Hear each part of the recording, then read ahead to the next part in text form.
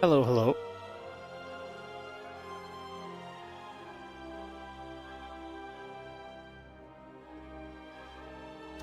How are we doing? Welcome to the stream.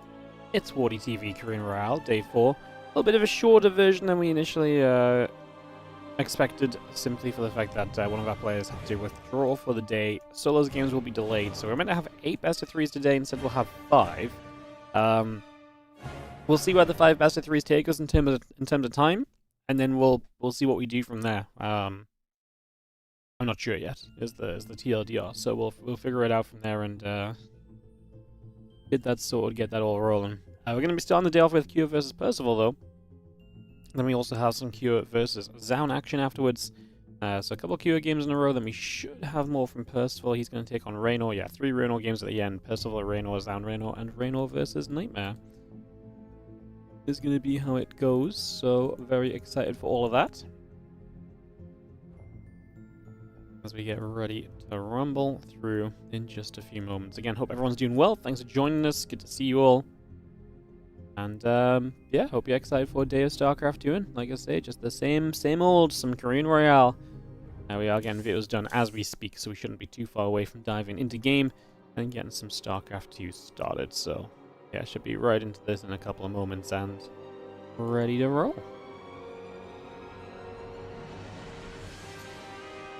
1, 2, 3, 4, 5, 6 maps have been vetoed, so one more map to be picked, and we'll have our first map. Well, all the maps to be picked, really, but one map to be picked for our first one, at least.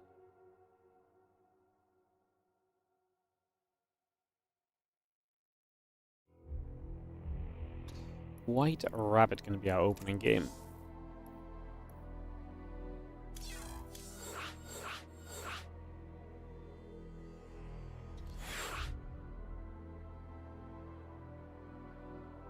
Alright, throw some lobby links down. We'll get this set up.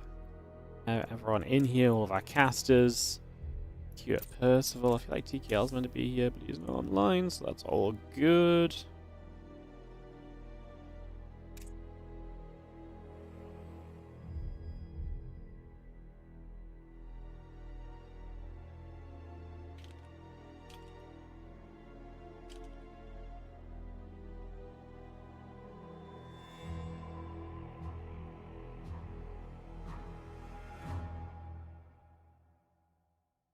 Alright, players are ready.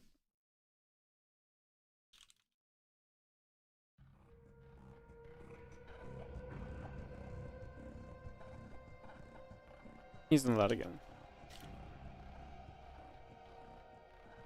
Alright.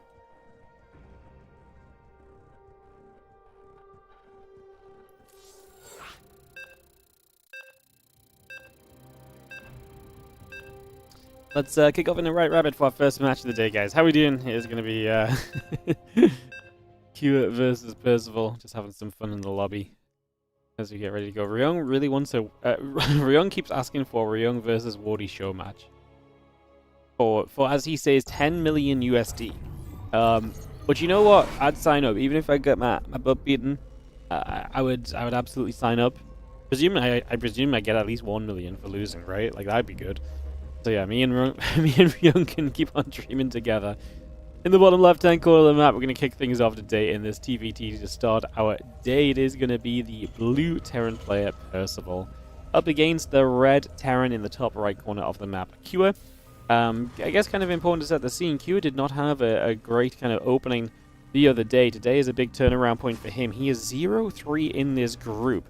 So this match is super important already. Lose this, you're 0-4 with Solar and Zoun left to play. Like, that is a brutal schedule. So this kind of feels like a must-win. Meanwhile, for Percival, he's 1-2. His sole win so far coming from the matchup against Ryung.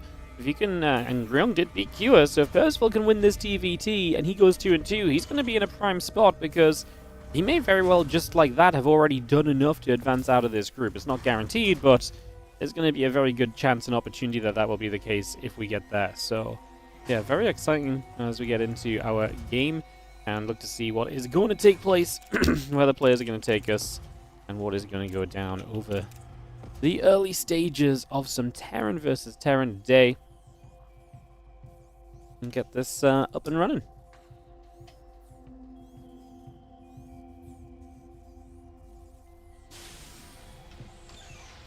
Reaper on the way from both players. Orbital command coming up as well.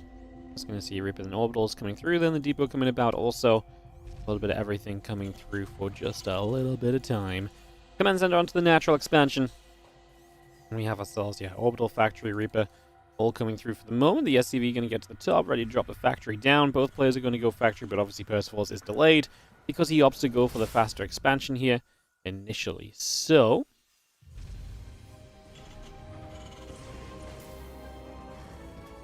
a little bit of action for a moment or two to just have the command center and so gathering up.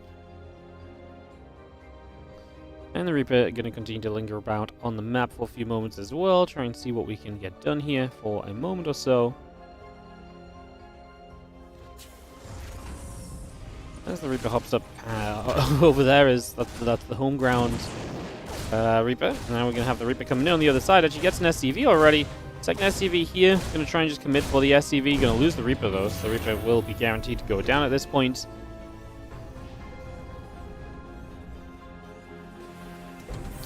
And yeah, SCV is going to get that command center finished up, it would seem. So we get that underway.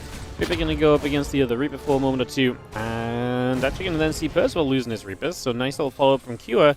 There's now an SCV and a Reaper killed for the Reaper. And he might be able to apply a bit more pressure, although 2 Hellions already on the way out. And that command center is now finishing. So probably not too much extra to be done just yet.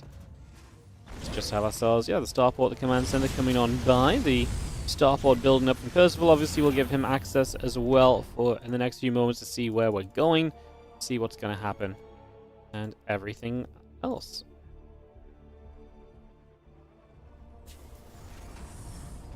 Now we have ourselves the orbital just starting up from Cure, so that's the expansion getting well underway. The Cyclone on the way through as well, and we just get ourselves all settled. A few Hellions going to move out onto the map. They're going to take that chance to move over the left-hand side a little bit, check if there's anything there. There is not. I'm not sure how aggressive we want to be here as Percival. He's still actually making Hellions.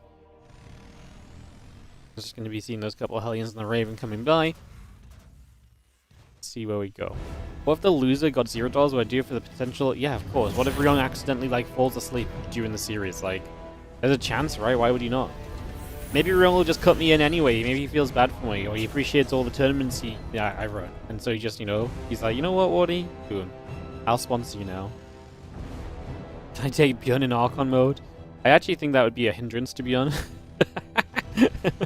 Bjorn having to think about what I am doing and playing around it would actually make Bjorn a worse player, I'm pretty sure, than what he sets out as, just playing 1v1. Just going to be seeing the couple of Reapers coming by. SCV going to take a few more shots.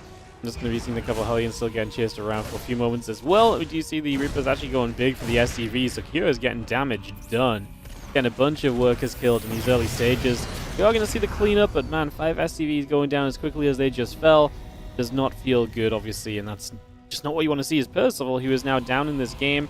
Did open with a faster expansion, but that's not really sticking around right now. Like, that doesn't feel like it's really going to be a long-term factor in this point, so, you know, having the earlier CC gave him some benefit, but now down 5 workers, 3 workers right now, 3 to 5, just in a negative in general.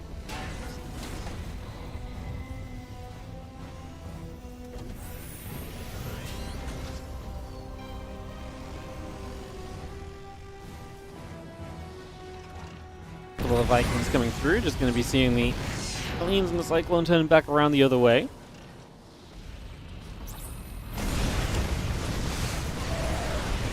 Maybe seeing the Cyclone going to fight, the Auto Turret going to come down. It's going to be looking pretty interesting with the Auto Turrets, at least. The Auto Turret's giving you a chance here to win this fight as Percival, and he will actually trade out. Actually still has the Cyclone alive as well, so he's even going to get a bit more chase potential on the Raven and the Siege Tank too, to be fair. Blocks on here, now you can't free yourself from that, so that tank goes down and the Raven has to go running, because obviously it's next up in the lineup of things that might fall here. So you can see the few Ravens still gathering together, and just going to have ourselves the couple of Vikings actually popping out. That's a shame, because Percival did a great job of preserving his Ravens throughout that, and that may have been an advantage into the later stage. It might still be, it's still 2-1, but 3-1 would have been a mass out-ravening, and for TVT, out-ravening your opponent is definitely one way to a victory, so yeah.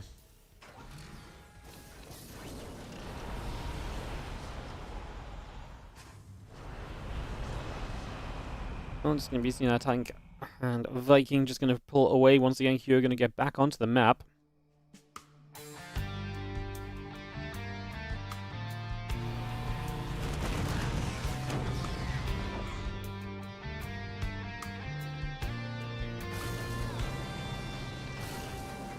Couple tanks sieging, a few Vikings and the Raven going to be right there. We're seeing a couple of shots going out. Just going to have ourselves the little bit of fighting happening. I mean, that's an auto turret and the Matrix, but we are going to lose the Raven. We at least get rid of one tank, but that should at least hold Q from getting any closer anytime soon.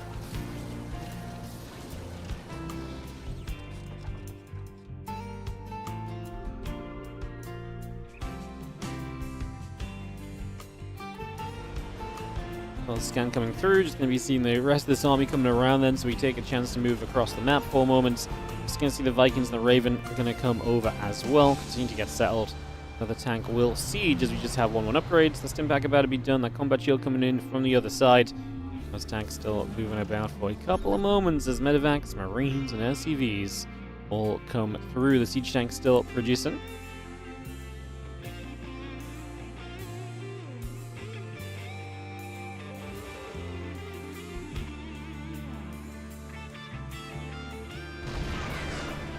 Combat shield obviously going to be a nice little advantage for Percival in some of these marine fights, so that's one cool thing we can kind of keep a look for here in the next few moments. Is just see the Viking count obviously going to be great defensively. Does get the stim in though and gets rid of the Raven, so you get rid of one of the tools that Q has still remained with. Obviously still has the air control and the Vikings, but yeah, at least one less Raven, right, is nice.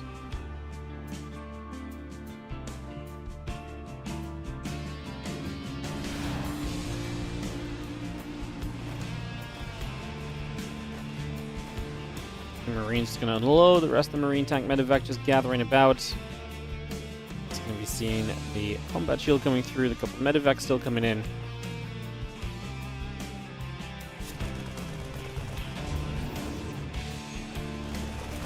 And look to push up the right side. Going to get the tanks forward very quickly via the medevacs. And that's going to be in reach of the orbital. So he's going to lift off pretty quickly here and try to evacuate away for a couple of moments, trying to minimize any damage being taken for the moment.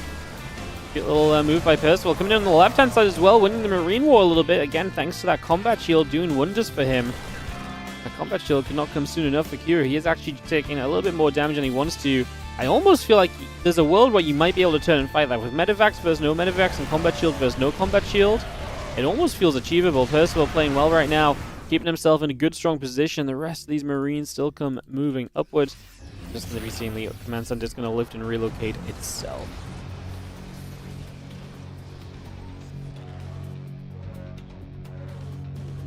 Again, 2-2, combat shield coming about, the Marine tank medevac all producing as well. We got a few more Marines in production right now, so just going to get that all on the way. Stimming from two sides, Marines. We'll run straight through, siege tank's going to be in some trouble. We're just going to be having ourselves a nice little defense from Q, though. I feel like he's overwhelming a bit defensively, and so Percival may not get as much progress here as he thought. Those tanks holding up strong. We do take a third to the top side now, but he will have to bring another CC out to the right side if he wants to retake a fourth, which at this point in time, Percival is already moving to a fourth base, so you kind of do want to start getting there. Love the aggressive push forward from Q, though. He's going to start clearing this area out, and that's going to free him to retake this right side base and get back to 4 base versus 4 base, which is pretty much what we're looking to really achieve here more than anything else. Marines unloading, tanks still taking damage, a few more Marines coming from the other side.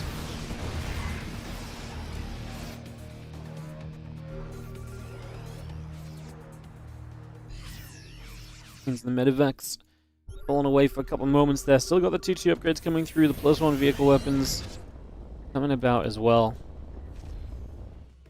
Again, the extra Marines all building by. The couple siege tanks will produce, and we just have ourselves a couple moments of actual calmness here. But Percival is still just rebounding strongly, and having been on 4 bases for a little bit already, you can see just 10 workers ahead.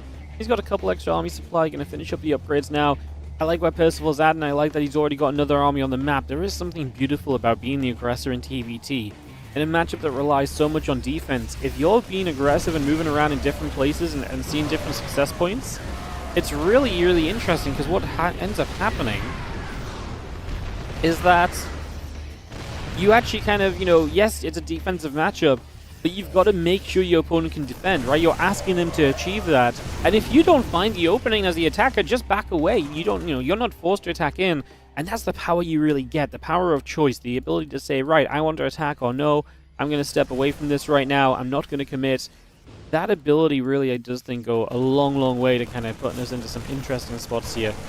I'm just going to be seeing those Marines going to be there to push that medevac back as well.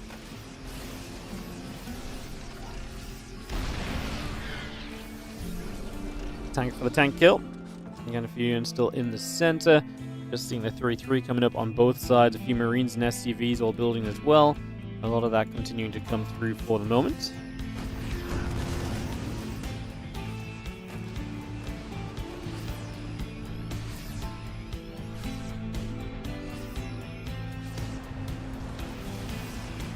You can see those tanks sieging up. Marines are going to be right there. Marines on the right side going to get through, and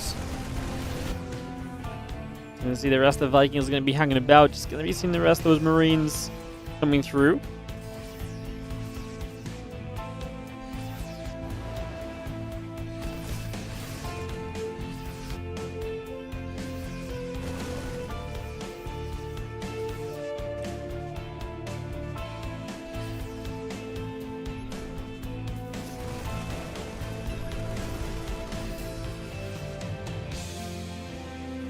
Going to be seeing the Marines continue to step by. Just going to be seeing that planetary fortress. I'm going to be in a little bit of trouble. Q are going to get a good siege, and Percival, for the first time in this game, feels like he actually might be in a little bit of a trouble against a shove. Marines and the medevacs pulling back around the bottom. It's going to see 3-3, the +2 vehicle weapons coming about as well. A little bit of everything else continuing to come through right now, and we just have ourselves, again, the 3-3 upgrades. Not going to be in play just yet, but it's true for both players. There's a lot of Marines. We don't have a lot of the tanks sieged up from Percival. He really needs them. There's a big Marine-based fight. Now the tanks are going to come through, and those Marines need to turn the hell away. As Q has stuck around for a while, the Vikings will take that opportunity to get rid of some of the medevacs here as well. Marines turn back in, but they can't chase too far. And Percival does find the defense. Man, that was looking to be a little bit of a scarier moment, but we're ending up in a great back and forth TVT right now.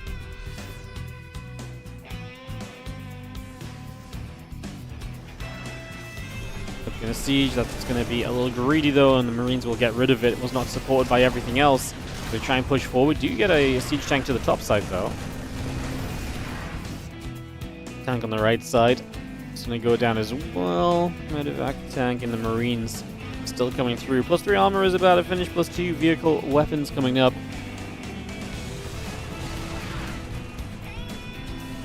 Vikings keeping an eye on everything right there.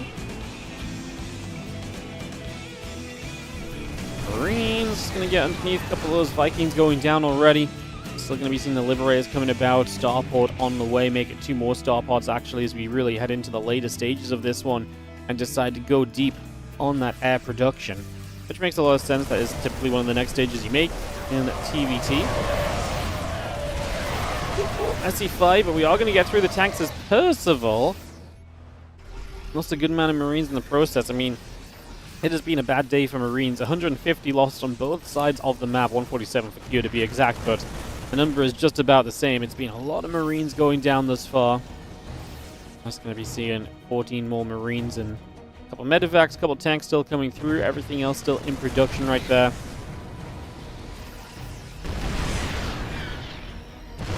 Tank's going to shoot. The Vikings going to get chased away as well.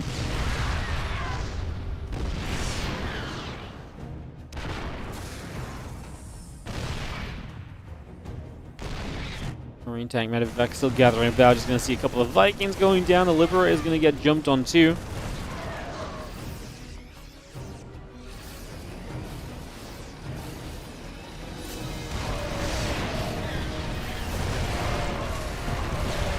Big trade in the center. We're actually going to send a few Marines forward. The belief in being able to get rid of that siege tank was huge.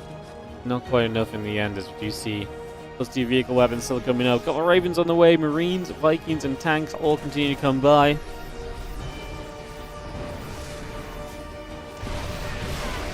Marines is going to stim straight to the front there. You see the siege tanks already taking damage. A bunch of them going down. Tanks continue to hold their own. Or at least trying to. The few tanks on that right side are just going to survive through that, attacking in unsieged. Going to break the defensive lines of Percival, who has a couple tanks still left here. Is that going to be enough? Honestly, kind of an interesting scenario because those tanks are so low HP. Anything getting onto them would knock them over, man. There's still going to be, what, like 7 tanks in total? I think it's actually 8. That's going to be brutal. The Marines are stim straight on in here. The tanks go down. The planetary fortress will not be morphed before it falls. And this forward base of Percival will drop as Cure wrestles himself into an advantageous position here in game number 1. Looking as though he is going to get away with this opening game in his favor now. 60 supply in the lead. Our first real kind of proper, kind of secure lead for either player this game. It's been back and forth. It's been scrappy. It's been, like I say, a bit of a wrestling match. Really trying to assert your dominance here and there with these big single-handed kind of heavy pushes in one location. We'll be seeing those tanks all going down and a few Marines pulling back as well. Left more Marines, couple tanks, and the medevac still building, +3 vehicle weapons coming up. There's a few Vikings will still chase. Medevacs getting pushed away. And the army gathering up on that right-hand side. A 5th command center trying to relocate here from Percival as he tries to hang on in. To be fair, army supply-wise, he's even right now. It's the 25 worker advantage from here, which you would imagine is probably going to put you into a bit of an advantageous position sooner rather than later. Well, Marines coming up, those tanks on the way. Add that +3 vehicle weapons onto play as well. Viking Raven pulling back over to the left-hand side. The medevac going to try and cover all locations by pushing a tank right up against the edge there. Can we secure a defense right now as Pure comes attacking? And honestly, he's going to find a straight open opening. He's just going to find an opening over here. No doubt, no word of a lie. Is just going to be seeing that orbital having to lift off and pull away.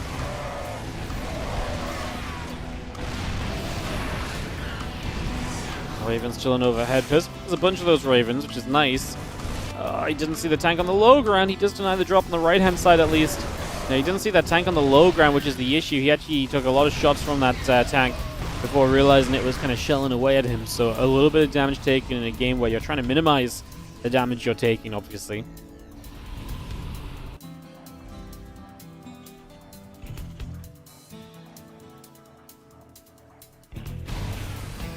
Marines and the tanks still moving about. Just going to be seeing the siege tank in the center there going down. The Ravens are pulling back over to the right-hand side. Medevac taking some shots from the missile turret. We are going to see the Vikings gathering up, and that air control might be the one thing that really keeps Percival kind of steady in this game still. But boy, is he going to struggle if he doesn't get to a 5th base and hold it. You know, right now he's just going up in the center again. That's clearly where Q is trying to make his way to. He's got a big army around that right-hand side. I think this 5th base is going to be a disaster for him, and you can see just dives on through. He's going to get a couple tanks in position, clears out the front tanks of Percival defensively, and the arm missiles helping. The planetary fortress will obviously stand its ground a little bit. A defensive tank comes into play, and I actually do think Percival's going to make the defense.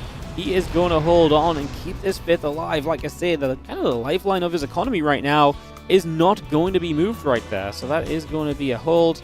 As we see 15 more Marines, couple tanks, and medevacs still coming through.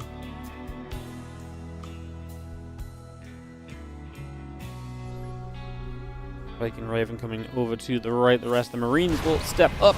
Just going to stem straight in toward the siege tank there. Auto turrets will go down again. Now going to be seeing the few Viking shots going out at those medevacs also, so a bit more damage being done. It's going to be a cleanup in the end. Just going to push that away and shove that back for now. Big army around the left-hand side here from QS coming straight over. A couple of those tanks immediately in some trouble. Just going to be seeing the orbital going to have to lift off. The Marines get underneath. Orbital command does indeed go down. The depots are taking some shots as well. We have the medevacs going to boost into the main base now as they look for further damage to be done. The Vikings going to get straight in after those medevacs, and we see one already going down. The second taking damage. The Marines still going to sit there. We got a little extra out of it all. Continue to go back and forth. Percival's supply just is not holding up, and I feel like at this point, Cure is in no trouble at all on his side of the map, so his bases just stay very secure. The mining is consistent, and as long as the mining is consistent and everything else looks good, he's going to keep on pumping out units and just really overwhelming Percival coming across the map. Now there's actually an army supply lead for Cure, which there was not before because Percival was at the very least keeping up an army supply, and it feels like it's only a matter of time. Like, yes, is Cure headbutting himself into this army? Sure. But does he genuinely have enough to do it? Absolutely. GG's. Cure 1, Percival 0. After a bit of a banger opening TVT on the day. not a bad way for us to start things off in the slightest. We'll be heading to a game 2 here in just a couple moments and get that ready to go, as we will have ourselves our second map going to be Ruby Rock.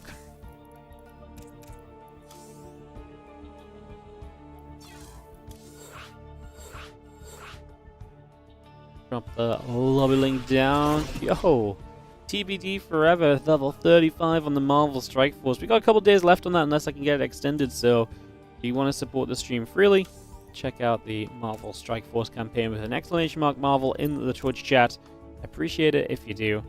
And like I say, thank you so much if you decide to do so. Players are ready, so we're not going to waste time getting into a second game here. Just going to get this started straight off and into action.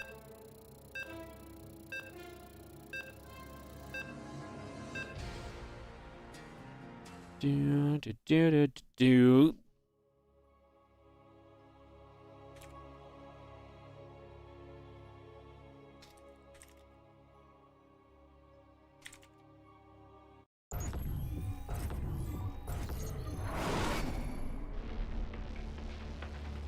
Alright, let's jump in. Top left-hand side, we're going to be up a game with the Blue Terran player from Team Liquid. It's going to be Cure. As in the bottom right, our red Terran will be Percival.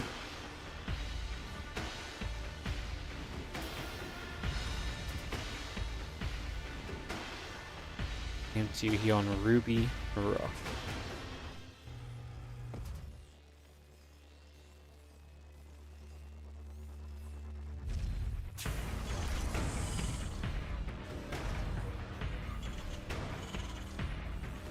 Marcus gas coming through.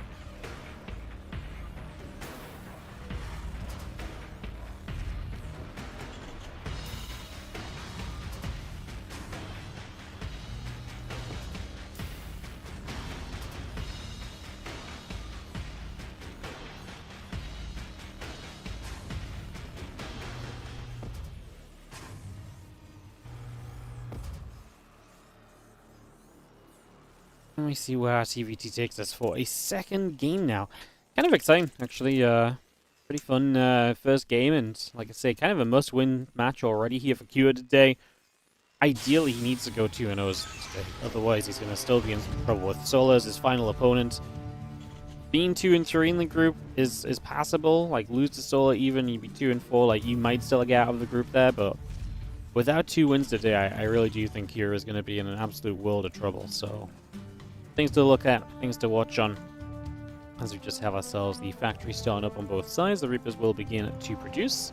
So we get that on the way, factory coming up, and we see where we will go here on Ruby Rock as the Reaper pops out and starts to head over to the upper left side. Alrighty, so yeah, factory coming up on both sides. Just going to be seeing the Reapers in production, and we take a few moments to decide where we're going to go, what we're going to do in the early stages here. On this one, just going to be seeing the Reaper going to start fighting, Command Center coming into place. So far, so good.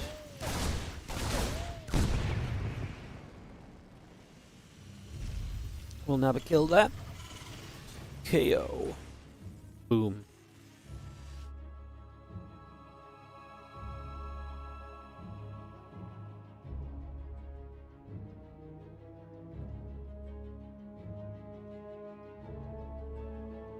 I'll stop out on the way from both players, looking pretty mirrored in that regard. Command Center's a little bit faster from Cure, but they're matching each other in most other ways. Cure has a little bit more gas, and maybe about the difference right now as we take this fight.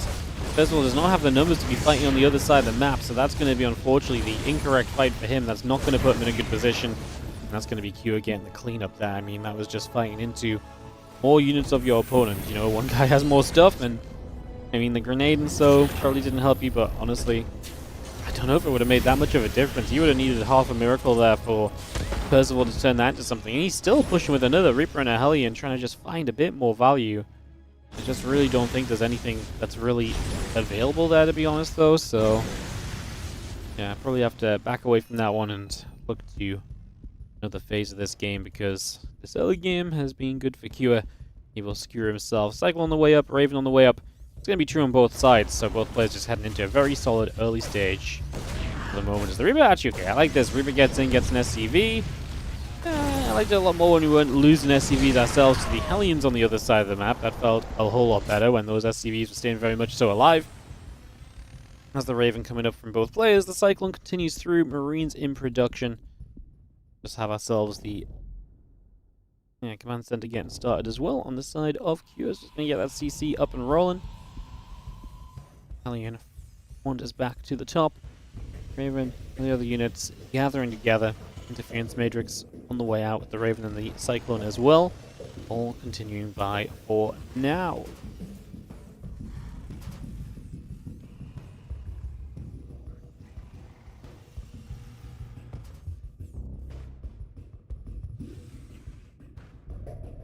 And CC building from both players. The Raven's on the way up. Interference Matrix is starting.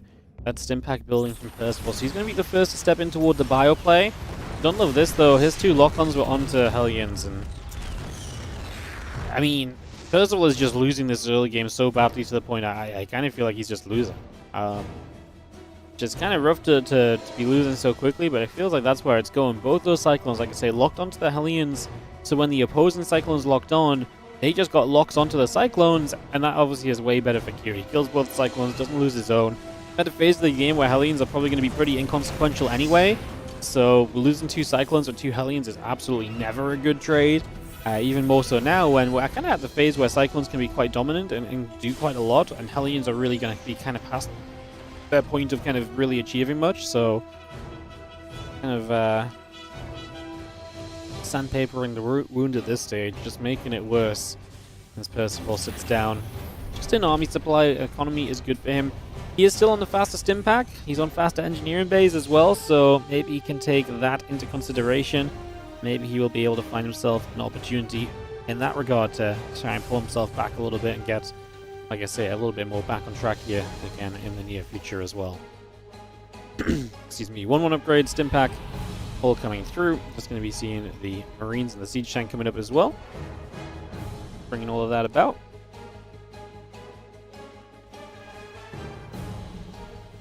Couple of barracks coming over. Just going to step through there as well, try and see what else we can get done. Let's just have a couple Cyclones going to try for a little bit of a lock-on action there as well. Not going to find too much. It's going to be seeing the Cyclone trying to lock on to the Marines again as the 1-1 upgrades and stim have finally started up from Cure, so he's playing catch-up on those upgrades. I mean, we've recovered this so far as Percival, getting a few more Marines out. I do feel like he's a little bit less tech-heavy, right? Yeah, he's down a tank, he's on Ravens. It's actually not too bad for him. I actually thought it was going to be looking a little bit worse for Percival overall. But considering all the numbers, yeah, I don't hate it as much as I feel like I was going to. So that helps you kind of, look at this in a little bit more of a positive aspect at least, if nothing else. I'm just going to see that armory on the way up from Percival here. So we get that going. The medevac tank and Marines all coming about. The 1-1 upgrades and combat shield will continue to come through as well, so we continue with that for the moment. A lot of Marines, the medevacs and everything else continue to come through for now, so just kind of a lot of that underway right now. Just going to be seeing those Ravens are going to step forward, though. A couple of Ravens coming through. Upgrades across the board. Combat shield coming by. There's a few Ravens looking to try and see if they can maybe get anything done right here. The couple medevacs are going to load up. They are going to take a jump toward the main base. So these Marines are going to unload over in that direction. As these Marines are going to unload and just send it into that main base. So I like this from Percival. We're going to create a little bit of opportunity. Got the reactor on the starport. I was going to say, could maybe get the starport, but it's going to cost you some Marines. I actually don't think you would have gotten in the end with the other Marines stepping forward.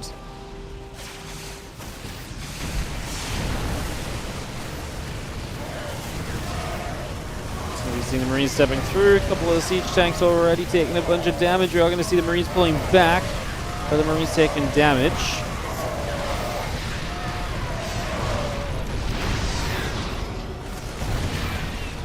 Marines will continue to just trade back and forth. We will have ourselves the 16 SCVs going down from here. That's going to be good enough from Percival. Wow.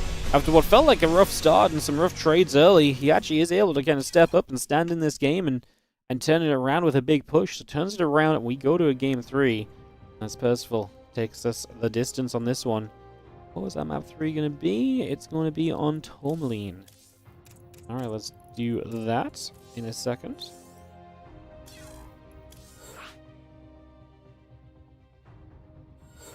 I just accidentally joined the chat channel of a map. How can you join the chat channel for a map? What even is that feature? I guess if you like right click an arcade map and you join the channel, you can talk to like other people trying to play it. How does anyone ever know to do that even though? Like, that is a little baffling if you ask me. Alright, let's jump in.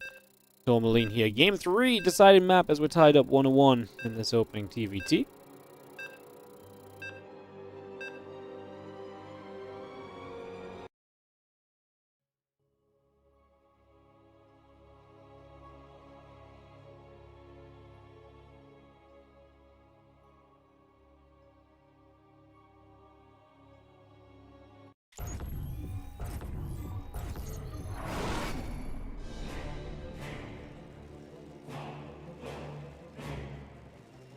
Alright, let's go in.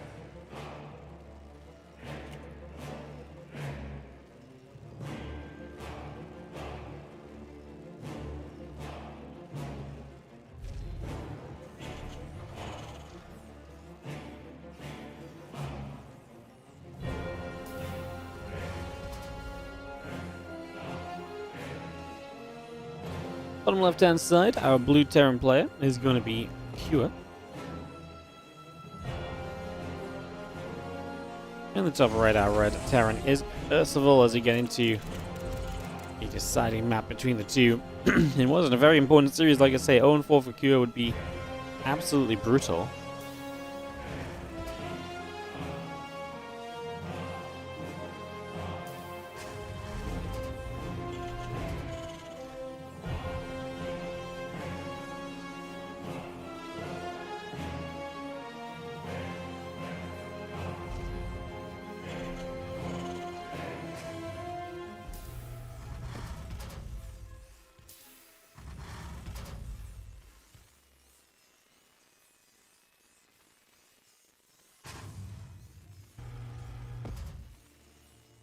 Excited to see if Percival can keep this up. That was a rough start last time around.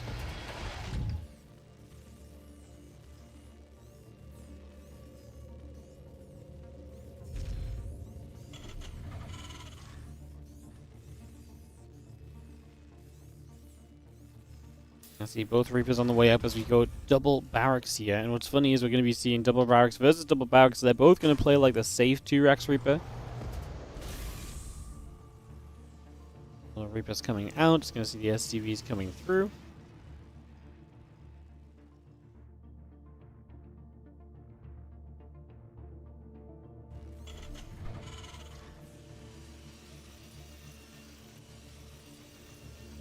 Factor on the way on both sides. And obviously this is a mirrored build order. Like I say, it's actually very weird to see 2 Reaper versus 2 Reaper from 2 racks each. Very strange situations. So what's particularly funny is that they probably both feel like they can be a little bit of the aggressor. They're both licking their lips at the fact the opponent is kind of running the Reaper out onto the map. But then the reality is there's going to be an equal amount of Reapers here. Nobody's going to outnumber the other guy. But actually, I thought took a pretty good first trade there as Percival felt like he got a good shot. He tries to drop a grenade against the retreating unit, so he tries to play a little bit of misdirection. I like the idea. Didn't quite work out. Could have worked if Kyo wasn't watching in that moment. Doesn't quite work. Reapers regather.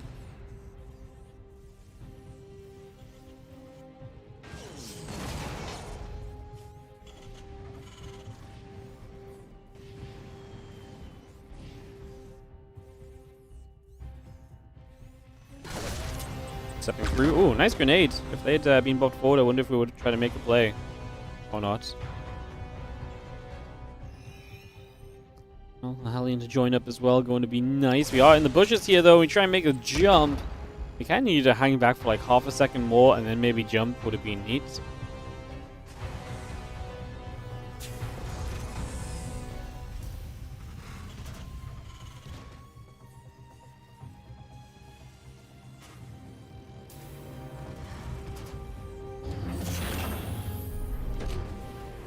Top swap's going to go to the tech lab, and that's going to give us some Raven production most likely.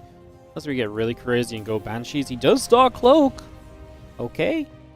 Going to go Cloak Banshees here for a little bit of action. What I don't love about Cloak Banshees in TVT, more than anything, is it does take away from your Raven production. And I always, it's so hard to just see anything that isn't just like, no, less Raven's good. Obviously Banshees do have potential to get some damage done. There is some work they can maybe make happen, but it is interesting to see the Banshees as a choice. Like I said, the Ravens are just such a solid way to open. Like, you can't go wrong by making Ravens. Having those Ravens is almost always going to improve your game experience, so it's almost always a good thing, pretty much.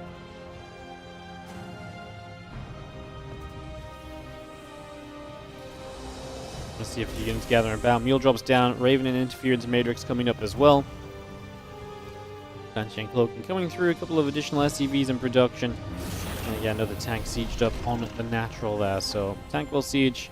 Correct, still coming by. The Cloaking and Banshee coming up. The siege tank producing as well.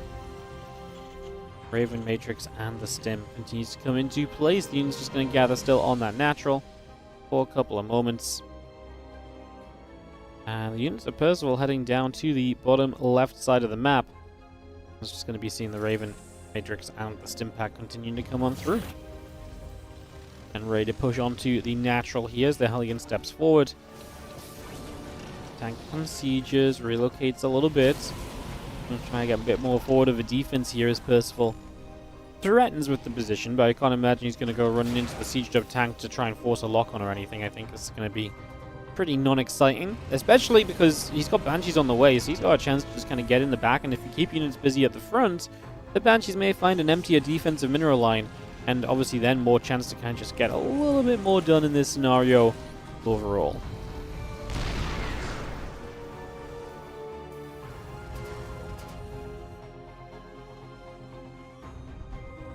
Full engineering bay building up. Command center, SCVs, the medevacs all underway. A few more Marines coming out. That impact still coming through. You have our Reapers joining up together, and a couple more Marines going to get there as well. The army of Cure ready to go and take a peek at what might happen during this. A couple of Vikings still very much so on their way as well. And yeah, kind of just curious as to where we're maybe going to just go, because right now we're just sat very passively. Not really a whole much of anything is going on. Banshees are still around. Get to strike. They're going to go into the natural now, so the Banshees are going to make their move. They're cloaked. They're going to get to the main. I like that a bit more, because that's going to be further away from the natural defensive position of everything that's kind of positioned up the front. Oh, that's going to turn into a great play. There's going to be a ton of SCV. They don't even run away quickly. Raven's on the way over. 10 workers dead already. Now, how well do we scramble? How well do we kind of maximize this Banshee potential here? Like, can we get a little bit more done? Tank Siege as Q is losing control of this army. He's going to let a bunch of his units wander into tanks and everything there from Percival. So not only do you kill 13 SCVs with the Banshees, but you do force a mistake from Kira as well. And Percival is going to siege up. He's going to step forward into this. He just finished his own stim. Was that a mistake? Yes, it was. His tanks get matrixed, and oh, Percival, it was looking so good for you, and you just stepped into the defensive terrain and got a little bit ahead of yourself right there. Just a little bit ahead of where he wanted to be. He does have triple orbital. I don't think he had to force the issue in that moment. I get it. You feel like you've got a chance, but that obviously was an absolute disaster compared to what maybe was meant to happen instead. The army will continue to push over. Tank, Cyclone, the Raven, the Viking. Marines as well continue to come across for the moment. One on upgrades going to be finishing on the engineering base. A few Marines will stem forward as well, looking to get straight onto that siege tank. Medevac taking a few more shots. The Vikings will get chased down. Just going to be seeing those few Marines still trying to get after. Will go after and will get the Raven.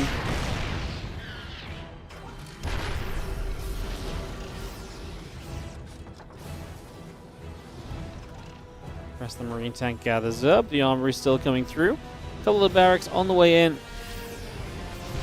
Going to be seeing the SCV is going to start pulling forward. A few Marines ready to stim up and take this fight. So he actually had to pull the SCVs in. Man, how did this go so wrong for Percival so quickly? Obviously, yes, behind on upgrades and so, but I mean, TLDR, he pushed in and he got punished, and he lost a lot of the defensive units he was going to need to stick around in this game, and this has now since taken a very downward spiraling turn. And I think, unfortunately, Percival, just like that, he's going to find himself knocked down a series here. He's going to fall to 1-3. Q is going to improve to 1-3, and that's why this matchup was so important, because it is really the leveling matchup between these two players in this group, and very likely has a lot of impact on the playoff picture, because I think one of these guys doesn't make it.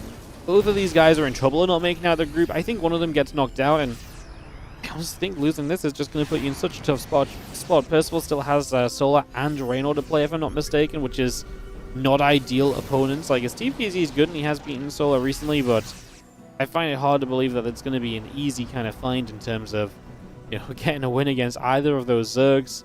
So it does feel like Percival's going to end up running into trouble. And this clearly looked like a very winnable matchup, just, again, a little bit too aggressive pushing forward when the opportunity was not maybe there. The Vikings continue to push that back, and at this stage, Percival sits down in supply, sieged upon, and Cure building a fourth base on location because he's that confident about his position.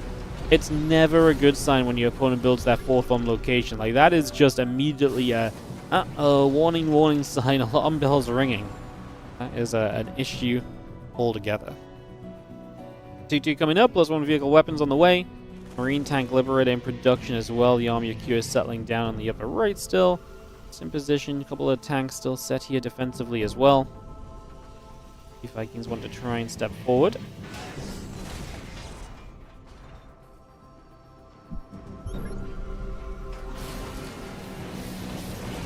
We're going to siege. A couple of tanks are going to step back. 2-2 in the +1 vehicle weapons.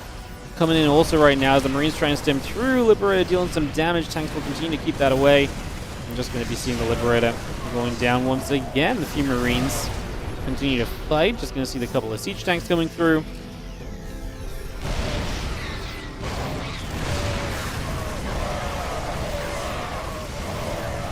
Tanks still shooting. GG, says Percival. We're just going to be seeing Kua taking game 3 of this series. 2-1 in victory is Kua. And that is going to be, like I say, a massive win for him in this group. Really sets him back on the right track.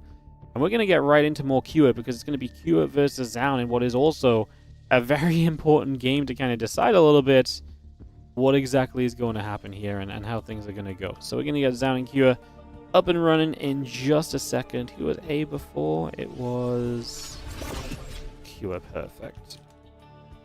Yo, Tyler, visit Air... that's as far as I can see on your name right now.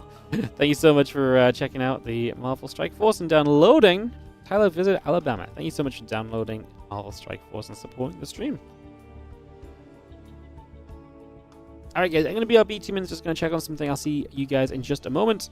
Stay tuned. It's Zoun Q at PVT up next. We've got the mirror match out of the way. It's all non-mirrors from here.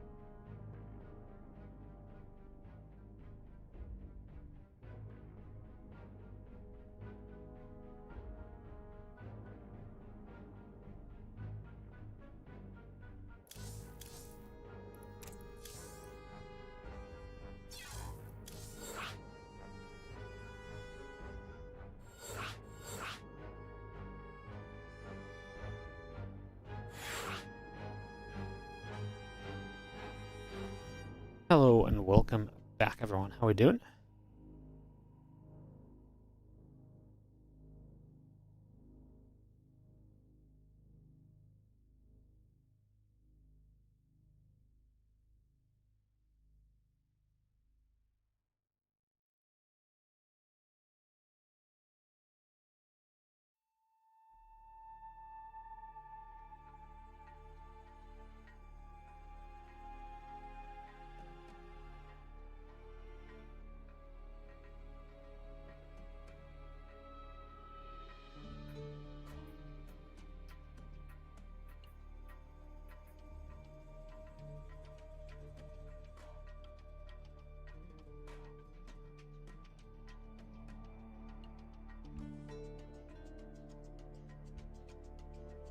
Alrighty,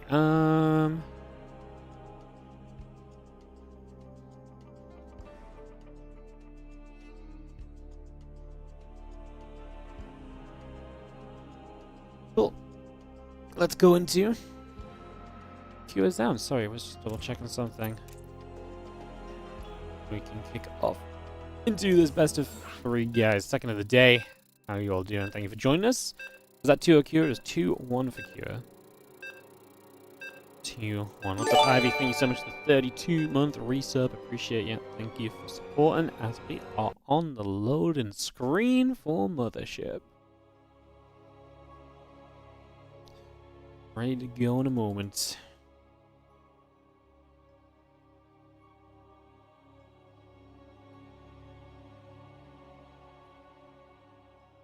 Countdown, countdown. And we are ready to party! In the top right-hand side. We're going to start things off with our Red Terran. Finally got his first win in this tournament. It is going to be Kira in the top right corner of the map. And in the top left, Zoun is undefeated so far, question mark? No, 2-1. He did lose the solo, didn't he, in the end? No, he lost to NightMare. I do not remember that series at all. Zero recollection of that. Cool, good to know that, yeah, good to know that was memorable. Alright, well, yeah, he lost to NightMare, so he's 2-1 in the group.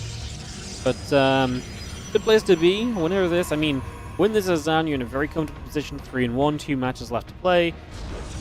Win this as Kira, you get to 2-3, and you've really dug yourself out the hole you started in, so that would be huge.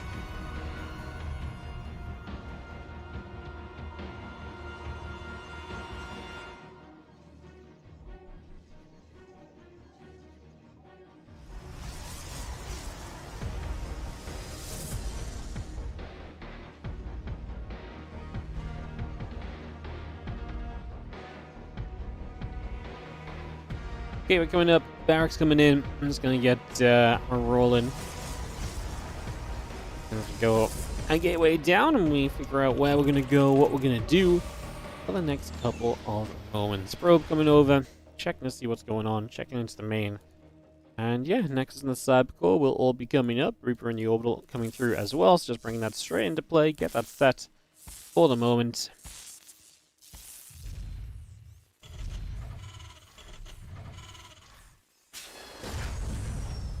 And probably just going to turn back the other direction. So pulling back over on this side, we do have our Nexus and Cybercore both producing on through the Assimilator and Pylon, both building up as well. So a lot of that coming into play.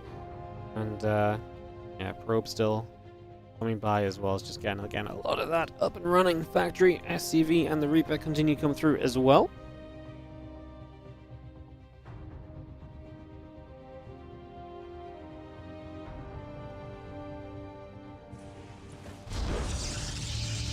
Just see our Nexus.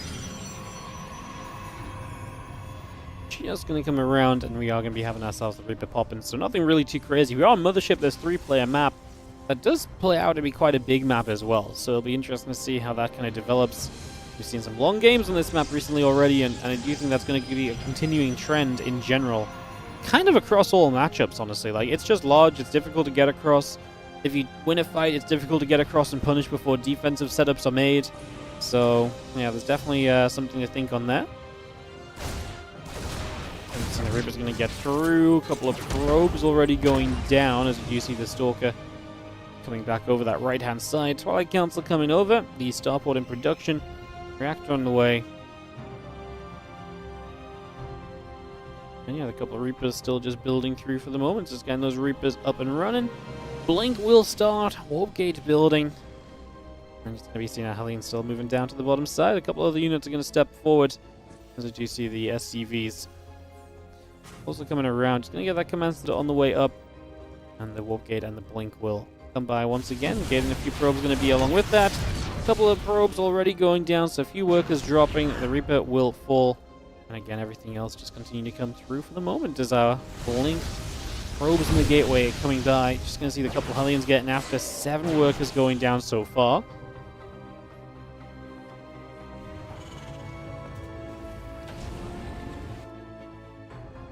As Hellions get back to the top, I'm just going to see the Blink and the gate coming into production for the moment.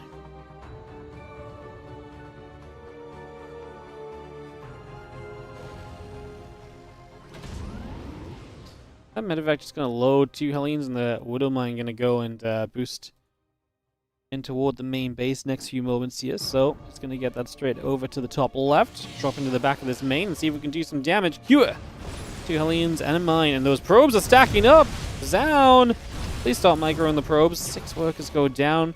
Not done yet, as we are going to get a couple more workers off the Hellions, to be fair, and 1 more at least off the Widow Mine, so this was an extremely effective play. 10 workers killed. Stalker's still chasing the Hellions as well, so kept in the main base for a long time. We try and get 1 more shot. There's nothing to be killed.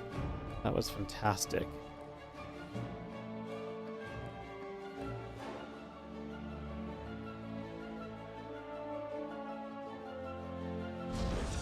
Going to be seeing the robo facility coming into place. Next to coming down, couple probes.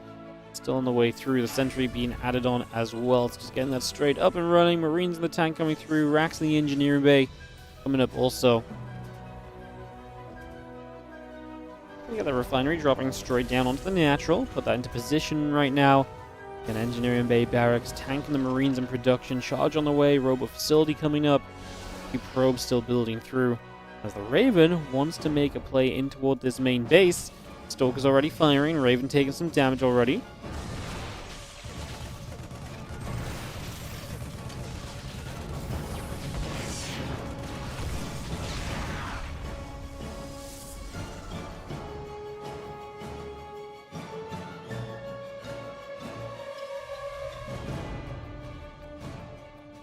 Again, +1 Stim and Combat Shield coming over. Charge about halfway done. The Ob still coming through.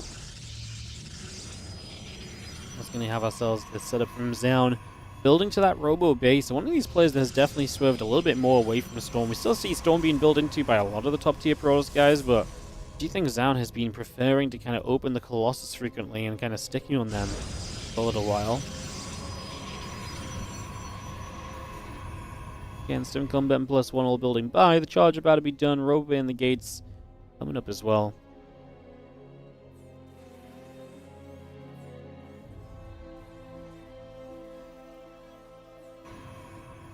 Again, Robo Bay, Forge and the Gateway is all producing through. The additional probes coming about. The charge is going to finish very shortly.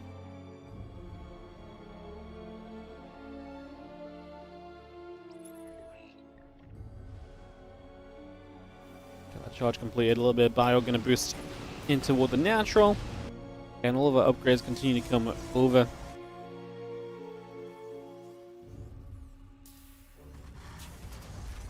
This gate's still building by, that forge still coming up.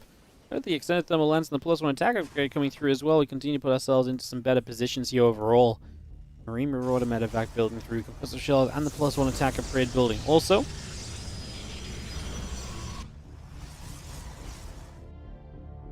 More barracks of Q just continue to come by, +1 and the concussive shells still on the way up. We got those couple of Widow Mines being added on. The Marine Marauder is still coming through. And just going to have the Bio Army heading over to that left-hand side. Viking building, Marine Marauder coming up. And we can take a little bit of a stim forward. The few stores going back the other way currently.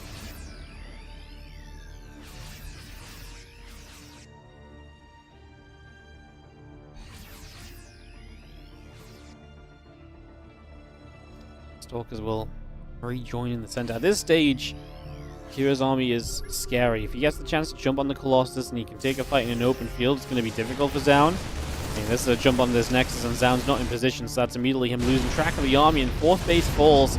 That opens up a drop pathway into the main base. Zoun recognizes immediately what's likely to happen. He's already moving over here. It will not take long to deal with this. I don't actually like what Kira does. He kind of takes this drop spread out.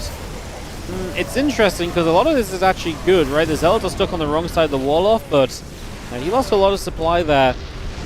I don't know if I like that part of it. Like, he does get some workers out of it. I think I would have preferred him to just drop all in the corner, and when the units show up, just kind of lift and leave. And then maybe try and push at the front, or try and hit a drop around the bottom side of the map now at the same time. Just because by kind of doing what he did, it makes it more difficult to kind of get up and go when it's time to. And, you know, as the units were pretty quick to respond, because Zoun was already walking into position, it just made it, I think, a worse choice from Kira overall. But, I mean, overall still doing some good damage. I mean, worker count's going to equalize here. And Zoun actually did a good job of playing cleanup, to be fair. The last few moments have been a little bit stronger from him, a little bit better, and a little bit more kind of committed into getting through this and into the next phase, whatever that may be, as the Colossus and Stalkers gather up together. And the Ghost Academy and the Viking coming online. A couple of Widow Mines are going to produce through. Prism and the +2 attack upgrade also coming into play.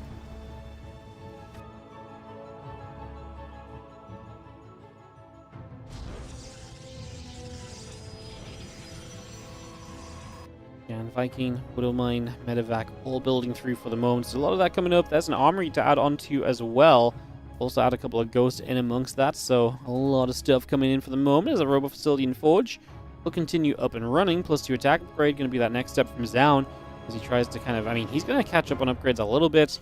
The armory and engineering bay, you could say late from Kira, but probably purposefully delayed in order to prioritize ghosts and other tech units initially. He's a little bit gas heavy right now. He could start 2-2, so maybe it is a little bit late. Usually it's not uncommon at 3 bases to kind of delay the armory and actually get like Ghost Viking production first. But like I said, the fact he had like 400 gas right there. He adds a little extra now, so some of it's spent. He probably could have started 2-2 though, I think.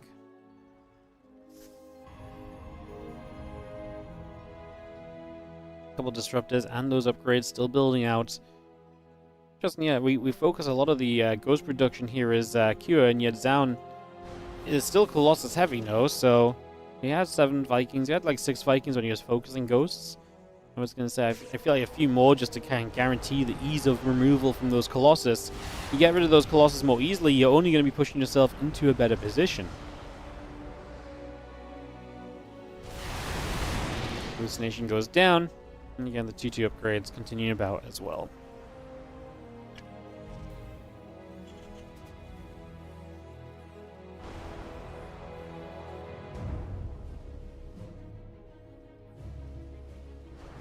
All those disruptors will be finishing. The next is on the way through. More Vikings coming up from Kira as well. Starport number 2 also going to be a nice addition. As you can see, just Zoun. That expansion right down to the bottom side main. So rather than kind of expanding forward a little bit, he wants to just keep kind of spreading himself kind of along this defensive line, which is a massive line to defend. The nice news is it's going to be difficult to play a lot of drop play around this. Like, it's not like you can get around the back of those bases or anything with the way the map is laid out as the Terran player. So what I do not like for Zoun is I do feel like if you hit the top left and the bottom of the map at once, like, how do you really deal with that as Zoun? If you're slightly outnumbered in one place, you're going to be very tough, very difficult, you know, very hard pressed to really bring other units into play from somewhere. Like, there's no magical kind of button to kind of teleport around. Well, there's recall, sure, but in theory, for the most part, there's only a, you know, once every minute and a half magical button to teleport you around the map as needed. So there's, you know, if you get the recall on cooldown, I feel like Kira could explode into 2 different armies and really start to pressure. Just kind of, you know, roll the dice a little bit, how much you send one way and how much the other, and there's a very good chance you overwhelm one position, and Zoun ain't able to deal with it.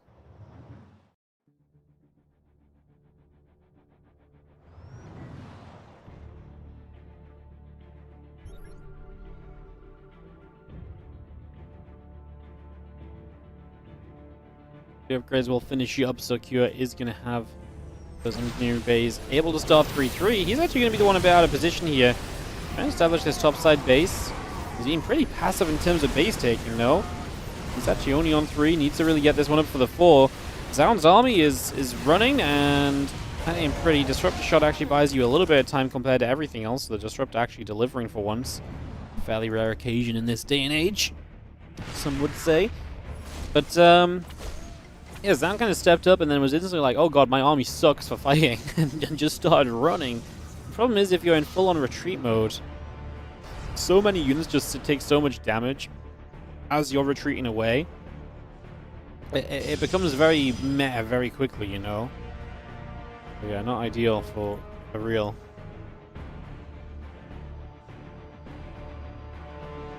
Missile turrets coming up, the army coming back in the center again from Zoun, who says, hey, I actually feel like pushing still. He's right in between all the Terran bases, and to be fair, this will allow him to kind of get away with all of his bases being spread out, because he's going to force the Terran to focus on one position and having to have everything over here. You've got to be super careful with Zoun. The moment you lose a fight, Kira is very likely going to load medevacs and, like I say, just go multiple different places all at once, and likely see a very good bit of success in the near future after following that as well. So, see how it goes. Got the Fleet Beacon coming through, Temple Archives coming up, Cybercore, now additional Stargates coming online as well.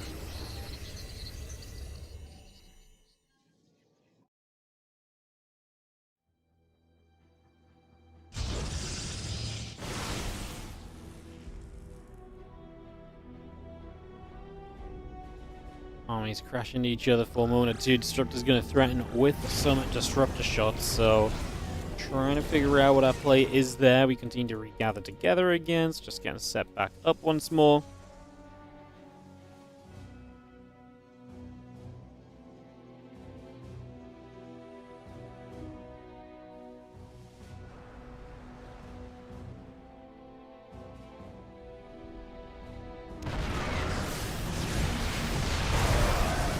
I got a little bit of a connection in again, trying to lead in with the Disruptors initially.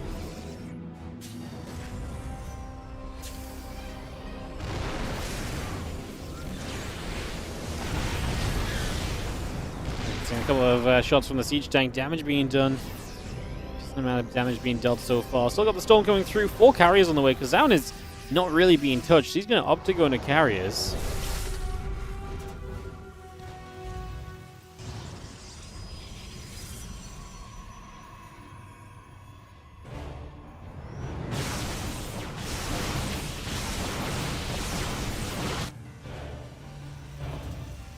We've seen the carriers all coming up, the Storm on the way, plus 2 air weapons coming up as well.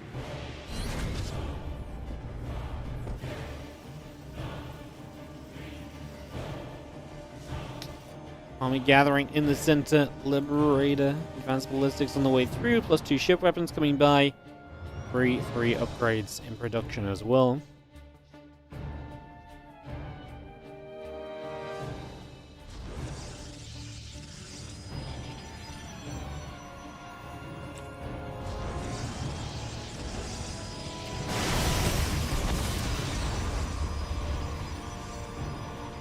Couple of shots coming through, a couple of starport and a couple of command centers coming up. Stalkers get pushed away. As the advanced ballistics and the plus 2 ship weapons still finishing shortly, plus 3 attack. Going to be coming by, a couple of disruptor hits coming into place.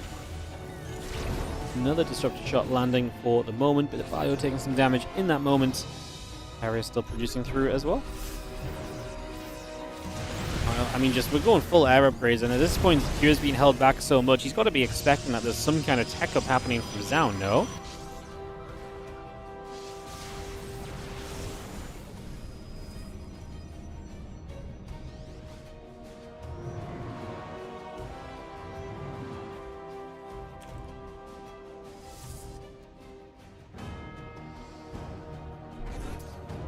This reactor coming through, CC's coming up. Carrier on the way with the High Templar still building. Bio still joining by. Well, Stalker's going to get in after the Bio Force there as well. Disruptors trying to hit a lot of the Bio too. I mean, doesn't quite kill the Ghost, but then you've got all these cannons. So the follow-up is there. The Ghost can't attack him. We actually lose a couple to cannon fire after.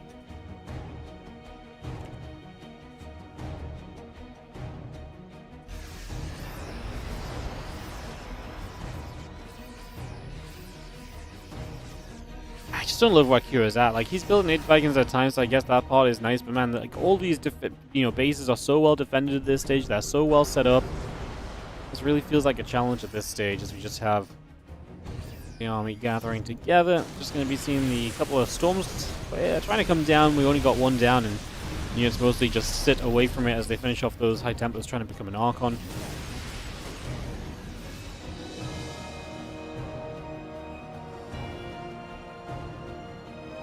Some more carrier Templars coming about. High Templar coming in. CC lifts up, these Zealots going to step through. It's going to be having again +3 ship weapons is well on the way right now. High Sec auto tracking finishes. Neo Steel Plating is going to finish soon as well. Missile turret still coming up. The Tempests in production. Additional Stargates building by for the moment.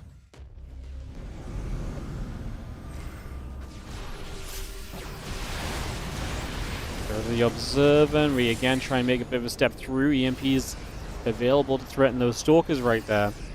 We have a couple more Vikings and that +3 ship weapons going through to Planetary Fortress still building.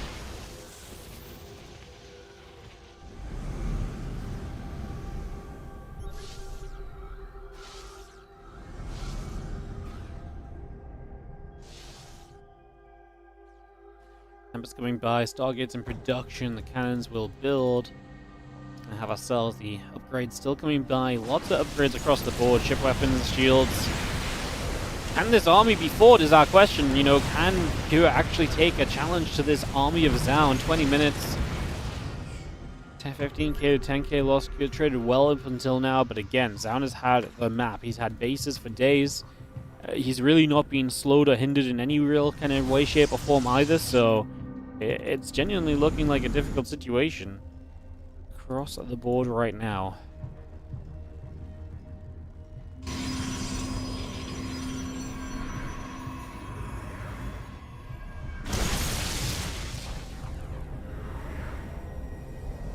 Pushing straight by, continuing to come across.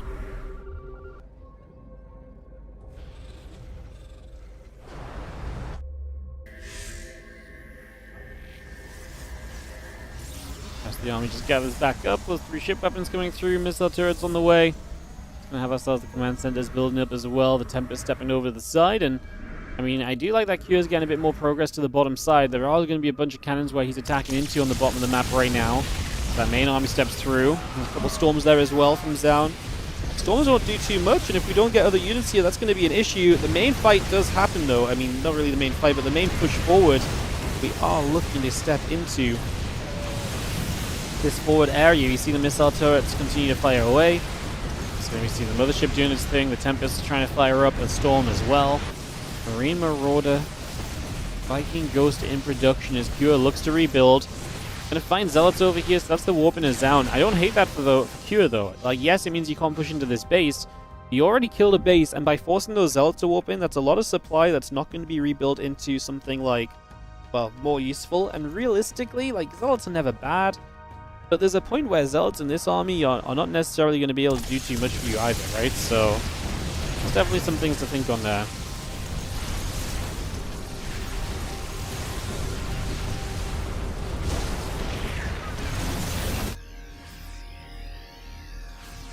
Zealots just going to step over, just going to be seeing the space goes down. We do have the Viking count obviously is high. Obviously EMP's going to be important after those storms. You want to make sure the storms are not dropping on your Vikings. We try and chase back. You're fighting back the other way.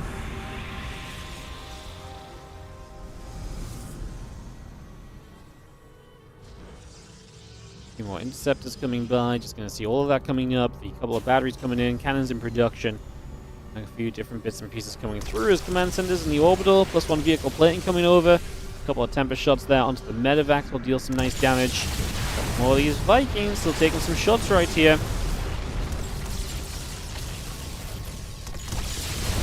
Vikings trying to get through once again. EMP's coming down. You can see that mothership getting picked away at as well.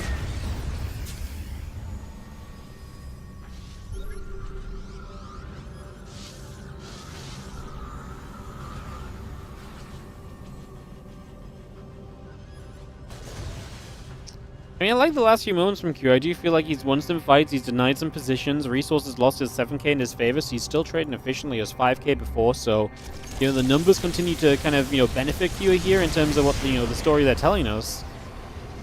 Well, Storm's coming down, warning shots going towards the front right there.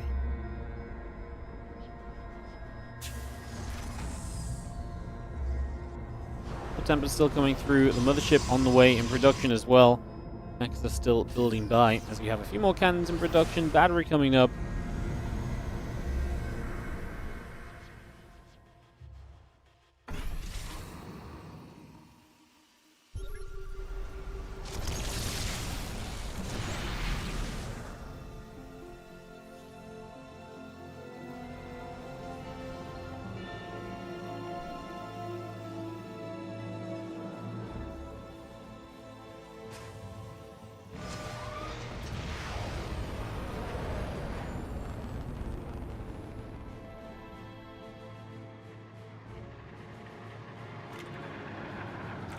Nuke, nuke. Just gonna get a couple cannons, nothing too crazy. It's the sort of nuke that kind of makes you look around a little bit.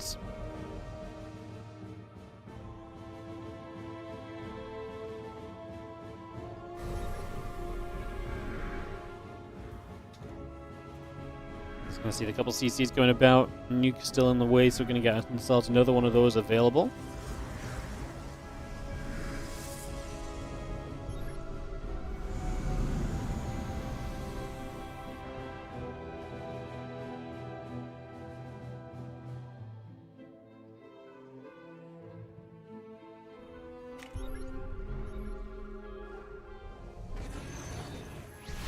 I see this recall going to come in. That's an offensive recall with the Mothership, so it gets you straight to the top of the map. So a positional change here from Zoun. Going to try and use this as a way to crack through the defenses of Kua. The Planetary Fortress will be in some trouble when units start actually targeting it down, which should happen soon. That place will fall. I mean, Kua's taking bases bottom right. I am worried about the long term here of how do you kind of clean up on the map. The Vikings actually going to take the fight here. Hey, there's no storm. There's no splash damage. The Vikings are going to go huge. Zoun supply is going to plummet. He recalls a bunch of the carriers about 10 seconds away as we just dive straight through. The Vikings are still here. What a horrible recall Zoun of all the bases to escape to.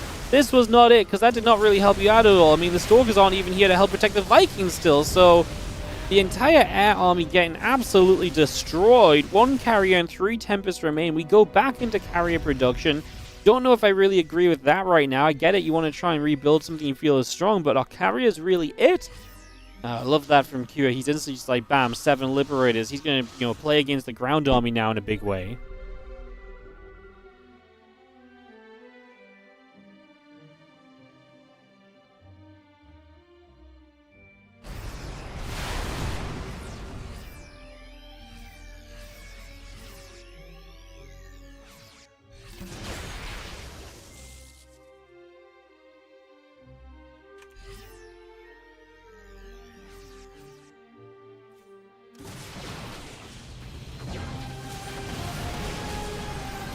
Well, Stalker's going to be pushed back the other way. The Templar is going to be chased a little bit. Stalker's going after the Orbital.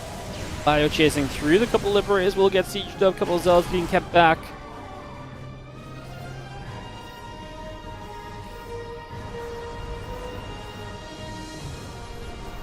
I mean, we're very maxed, of course. Kua, what's the resource lost after this? 26k to 37k. So still just opening like a 2k gap since we last checked on it. So still good trades, which we kind of knew.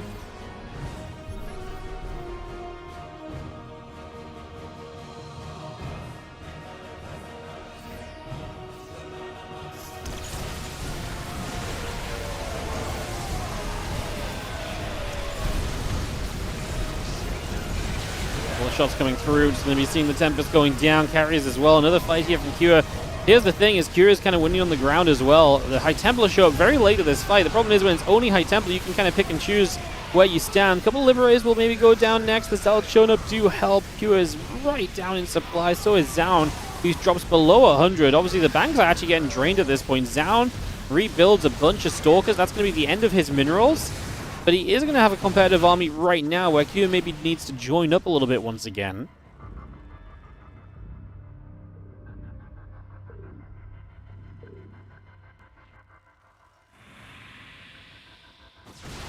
Focus and the Archon over to the right side. Planetary Fortress is going to be taking some damage.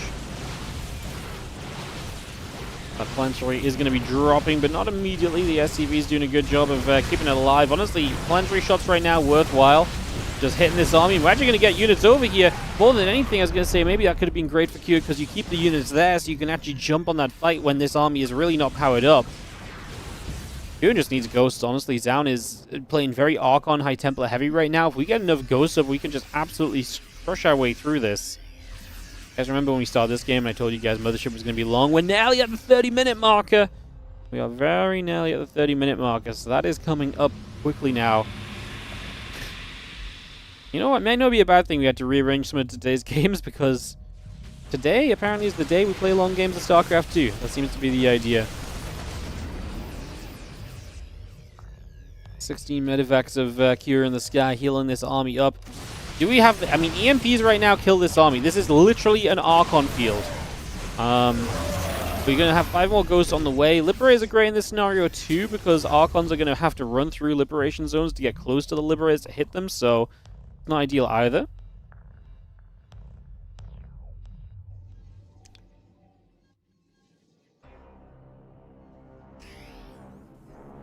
Areas coming up, Mothership building. Marauder Ghost coming through as well. Archons will go in after the rocks. Rocks taking some damage already, so a few hits coming through. Again, the extra Ghost coming about, CC's coming by. 5 more carriers, and the Mothership still building for the moment. Resources lost at this stage, 51.3 to 40.4, so yeah, 11k difference. That's a massive storm, to be honest. There's a lot of EMPs that came down, a lot of these Archons just kind of melt away. And the tail end of this fight is going to be very brutal for Zoun. Like, there's not a happy ending later on in this fight if there's still ghosts alive, because those Archons ain't going to do much of anything. Cure trying to reestablish a base in the center. It's probably big for him, getting to the point where he might just need another base more than anything else. At this point, the banks are gone, right? So the moment a trade happens, there is not that instant rebuild that we're used to seeing from the previous fight. So this is a very different phase of the game now. Playing without the bank works very differently. And Zoun's not going to be building a bank up quickly at all either, because Q's getting after some bases. Stalkers blink up after that planetary. It's actually probably not going to go too well for him, as a couple of EMPs over here as well will help nicely. Fend off the Archons. High Templars EMP'd. We actually need a few more EMPs. Again, there's just so many Archons from Zoun. I can't believe this was his conclusion, that this is the kind of army he had to get to. I kind of like him building carriers all of a sudden. Maybe with no Vikings on the map, a few carriers are actually going to be something we can contend with. And I think Q is realizing, uh-oh, maybe I went a bit too hard on the Liberators. I mean, Lips can still help against the Interceptors. We're going to get rid of a couple of Archons in the front there, kind of a free little connection. A nuke launching to the bottom side, knock down some of that stack defense. We've got an army from Q ready to fight down here that needs to be able to have basically just the chance to get through, and the stack defense is currently stopping that from happening. These Interceptors still going big, as we just have the Vikings and the Refinery still coming through. Yeah, the nuke did land, by the way, and just the side defense goes down. So this base bottom right will fall. Yo, that's like half of the work account of Zoun right there on one mineral line. Uh-oh, Time Warp into Storm is going to be big. The Ghost getting caught in that for a few moments. Messy affair up in the top once more, as we do see, I think just the air units are the problem right now for Cure. If he could get rid of those air units, this would be kind of plain sailing, but the air units are kind of sticking strong for the moment, at least. There's one more base over there. 26 probes, 31 SCVs remain as we enter low eco game. But Kira is up 40 army supply as it stands. And I think that 40 army supply lead is really just going to speak for itself. And he does have some units to help him deal with the air forces as well. There's a DT. I mean, that's nice. We're kind of late in this game. Mules are going to be important. Forcing scans with the DT is going to be a frustration. Even wasting an EMP here and there could be a factor. And it's just a distraction. One more thing that Kira has to kind of pull back and look at for a lot of the time, that you don't really want to actually be doing, if at all possible.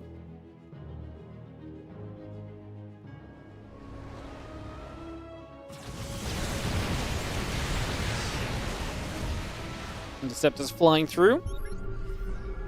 That's going to be seeing the Vikings and the Refineries coming up. Planetary Fortress will build. Going to see the Nexus and the Interceptors on the way through as well. And those Vikings continue to come by. SCVs in the Planetary Fortress making their way up.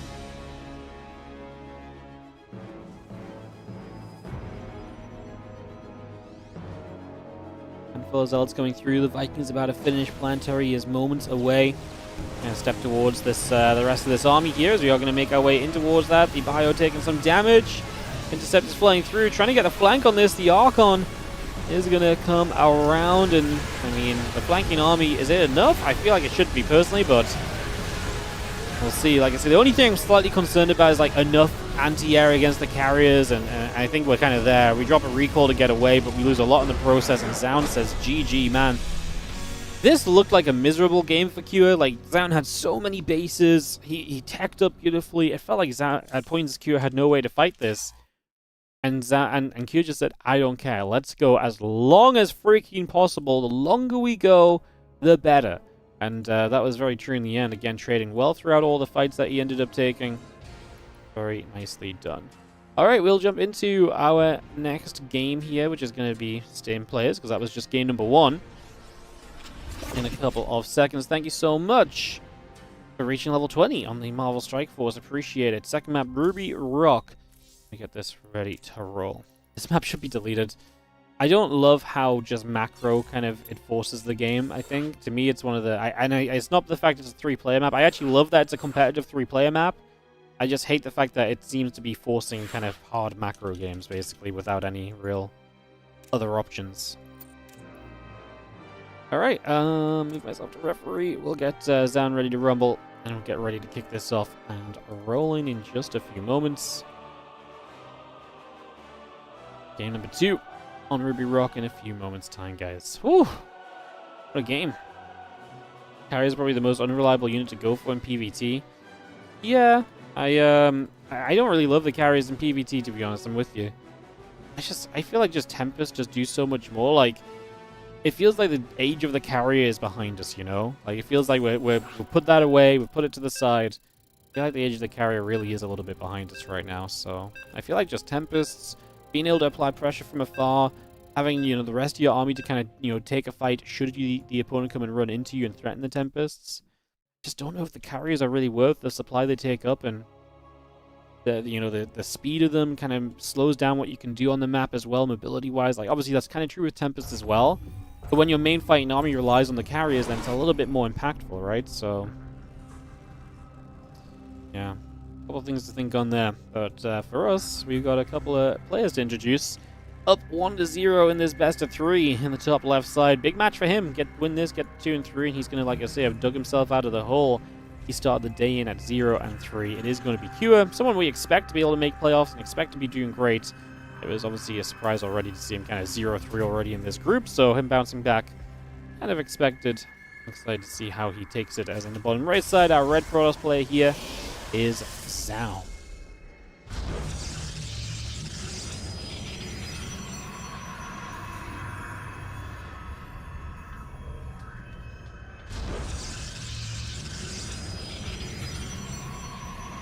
Game 2 of the BO3 as we get this up and running. Our refinery is on the way. Barracks building up. We get settled and look to see what our next part of this game is going to be. Gas on the way, Rax gas coming through for now. Bringing that straight into play at the moment. Gateway in the probe. Reducing by as well.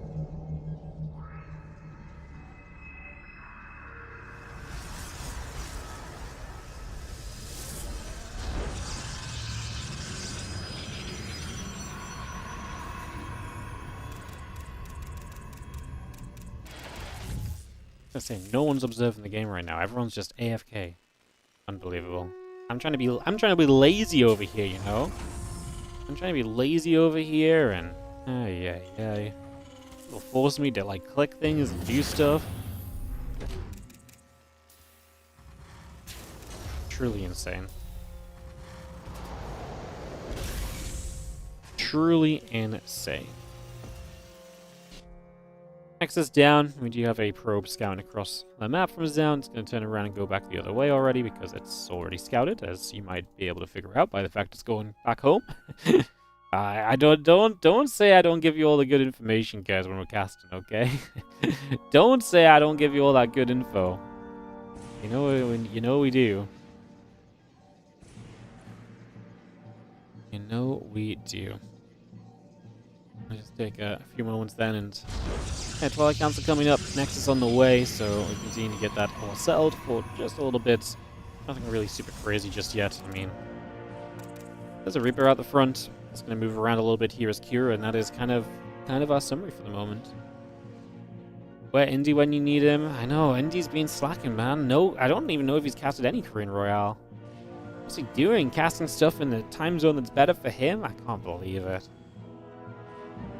It's funny because Inu's also a great observer, but Inu usually shows up like 2 hours or an hour or two into the Korean Royale. He casts like the second half sometimes, so yeah. You know what it is? It's like, I just accepted that I was not a great observer, and so I really kind of went hard on just using other people's cameras. And now, this is going to sound really bad, but it feels like such an inconvenience when I have to observe. Like, it really puts a minor kind of smudge on my day, you know? I'm like, oh, I have to observe? Like, I got so used to just sitting back and just fully focused on talking about the game, watching the mini-map, and not having to worry about how things look, and if something happens that the observer I'm watching doesn't watch, I can just jump to it. And when I actually have to go back to observe, I'm just like, oh, man, like, it feels so bad, you know? What is Solar Cure next? No. So Solar's games have all been postponed. It's on Wikipedia, the updated schedule. It should have been updated yesterday already, so... yeah, so all of Solar's games have been postponed due to a personal reason, so he can't play today. So we'll sort that out later on.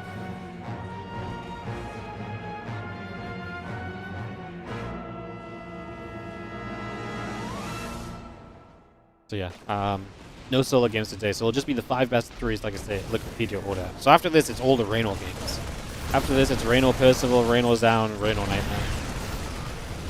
This does not look good for Zoun. After a long game 1, he is going to lose 8 workers, 9 workers, 10 workers quickly.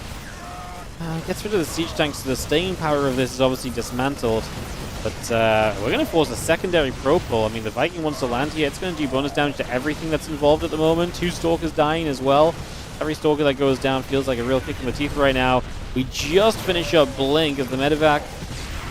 Maybe he's going to be one of the next targets too. We go after the couple Stalkers at the front. It's all well and good saying they can blink away, but every single Stalker's had to blink away so far, so they're all super low. Man, this Viking went huge at the end. 3 Stalkers dying at the end of that. That was a disaster and a half for Zoun.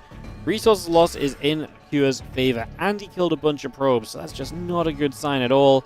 And that is just Zoun. I mean, what was it, like 7 Stalkers lost? Jeez, don't get me wrong, it wasn't cheap for the Terran player, but still efficient for the Terran player, right? So yes, like he lost units too, but it was in a very efficient manner, and Kira is going to be loving this early game. And as Zoun, you've got this awkward position now where it's like, well, do I build more Stalkers and replenish those numbers and try and do something with Blink, or do I not do that because that's going to take up gas I might want to use for other tech units and kind of, you know, progress in my game state?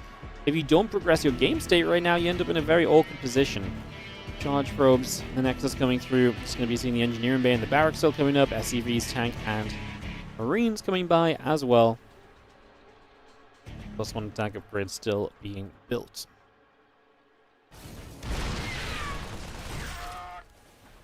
Stalkers turned around once again. Couple of shots coming about. Turning that out of here. The Forge still coming through, about halfway done. Nexus building, probes on the way. The charge going through as well. Our Stalker's going to try and get underneath the Viking for a couple of moments. The Viking gets turned around, pushed back the other direction once again. Still got those Stalkers still gathering together just for now. Couple gateways coming through. The Nexus coming up. So again, a little bit of everything on the way in for now. It's going to be seeing the +1 and the charge continue to build by, and the Observer coming up as well. Those few siege tanks still gathering in as the gateways will continue to produce on through. A few probes coming up, +1 attack. Going to be a part of that as well.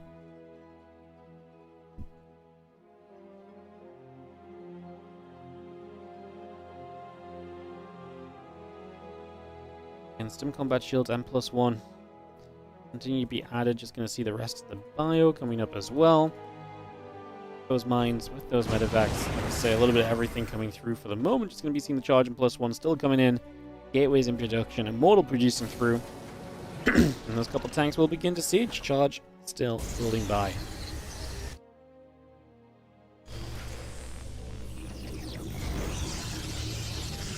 Viking lands, and again a couple of gates going to come about. The pylons coming up. +1 attack. Immortal.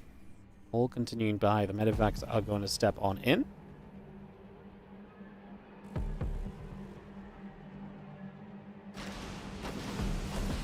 We got the rest of the upgrades coming about. The bio will join together. The couple tanks will be right there. I mean, we're just chilling. I mean, Kira is set up to be aggressive as upgrades finish. He's in no rush, but like, it's fine because he was in no rush because he was waiting for upgrades. But now he's in position to step forward as soon as they're ready, giving Zoun the minimum possible amount of time to really come up with a defense here. I mean, just gonna siege toward the main base. Has that drop up to the high ground option. Zoun's gonna run into this. I mean, let's see what the Widow Mines do. I think they're gonna be quite important actually. Tanks are not going to last super long. Kira decided for a moment there that he's just going to run away, and he was like, actually, maybe I should still try and get some trades. And I feel like he's not 100% sure exactly how that was maybe meant to go himself, but he's going to come out in a reasonable position as that Robo Bay comes up. A couple of Zealots continue into play as well, bringing those straight by for the moment. +1 armor coming through too. And yeah, the rest of the Marine Marauder Medevac all building up just for now. Stepping over that right-hand side with the rest of this army. And yeah, Colossus and a couple of Probies coming through as we speak. Get some extra Zealots on the way as well. So again, a lot of that coming up right now. The Bio going to go after those Stalkers, pushing it back the other way. A couple of Zealots will take that chance to try and charge forward as well. Not quite going to find success just yet. The rest of the Bio stepping away once more. Stalker still chasing. The Viking in some trouble, taking some hits already. The Zealots are still chasing forward. Widow Mine will actually hit the few Zealots already, which is nice. As we continue to again chase this back right there. The Protoss army still trying to step through, and a couple of force fields coming down. I mean, it's a valiant chase from Zoun.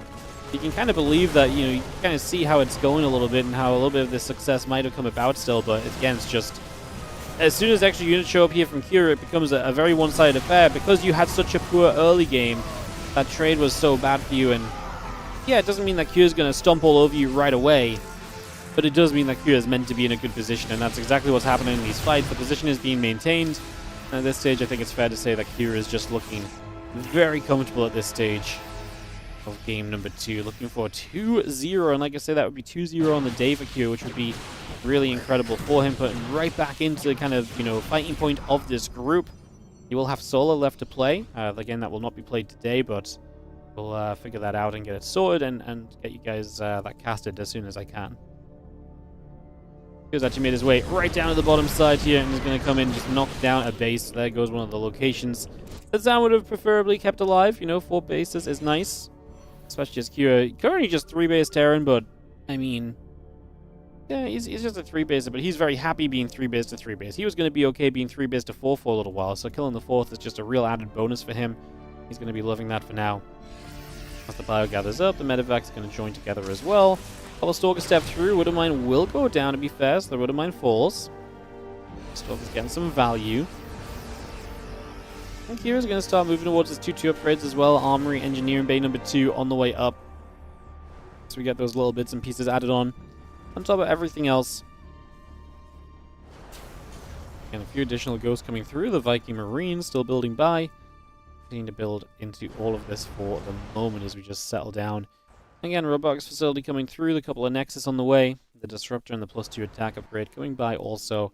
We just have our Ghost and Vikings continue to come through, the SCVs in production, Starport on the way out, Command Center is building, and soon finishing.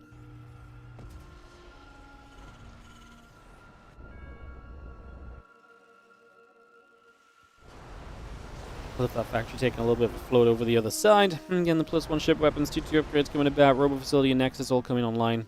We do just calm it down then. Everyone takes a chance to build. Zoun going to take the opportunity to build into some Disruptors as well.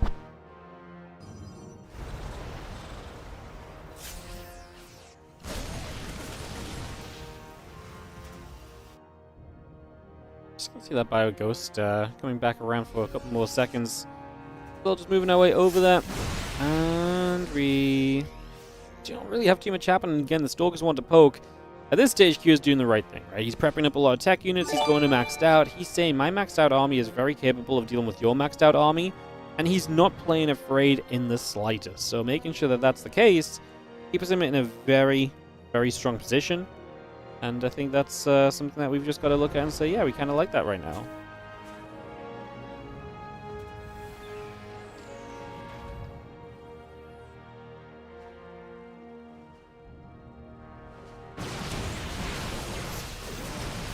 See the couple of Stalkers will come through. We have a couple of opportunities to fire up a little bit, get some damage done.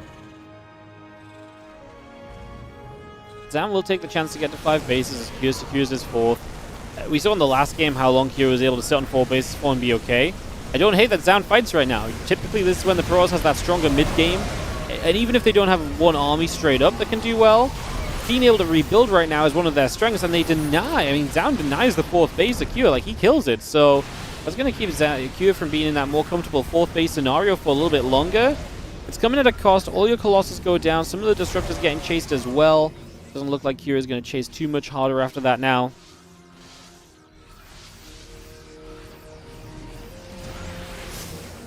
The Disruptor there going to die before it can get a connection. It was threatening a big shot. I mean, Q just runs across the map, so this may be dangerous because if he goes base for a base, even better. I thought he was going to be okay still, even if he kind of just traded out here and lost the base and then chased over. But getting a base in return really is nice. It's going to slow down a little bit of the economy of Zoun. The GC unit still pushing up through the center. Again, +3, +1 upgrades continue through. The Bio going to take a chance to get in. Disruptor's going down. One Disruptor connects, but that's going to be it. And Kyo may not be stopped at this point. Resource losses again in his favor, this time by about 4,000, which again, early makings. A lot of the fights in the last game, he was like winning out by like 2,000 resources every fight. And that would kind of track right now as well, as you do see that Disruptor landing the game. Immortal goes down. This front door is going to be blocked. We actually have to recall the Zealots home after a successful counterattack, so that 12 SCVs do go down. We're losing production as we speak. Robo facility gets shut down here. There, the Zealots. The Vikings are going to block those a little bit. We try and dive for the Disruptor, which is going to connect. Nope, it gets denied, man. The Balls of Q are just standing on that one and just saying, yeah, let's do this. I can take that fight. And you can see Zoun's army supply is not holding up. Great call by Q, just saying, I can absolutely keep on pushing through. He gets rid of each and every Disruptor that he needs to that threatened a larger connection.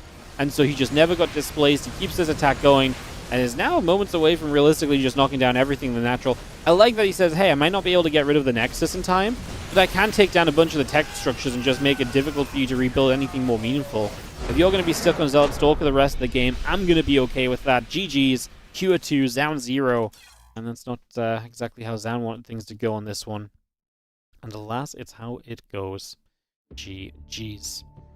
So thank you so much as well to Isa9. How you doing, mate? Thank you so much for the resub Reynor.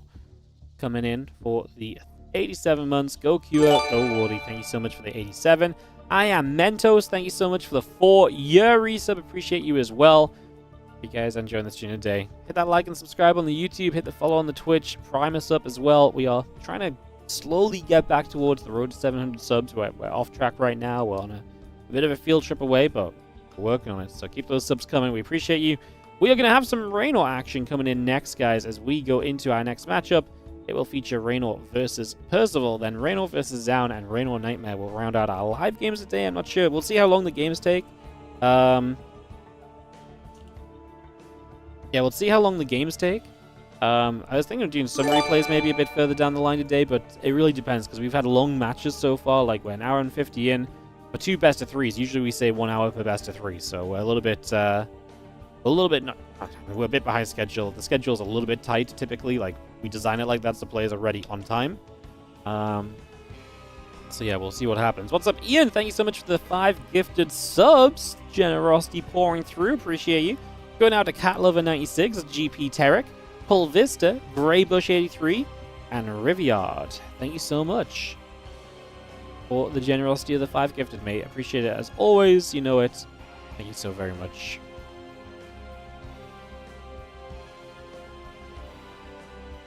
Alrighty, we will take a couple moments.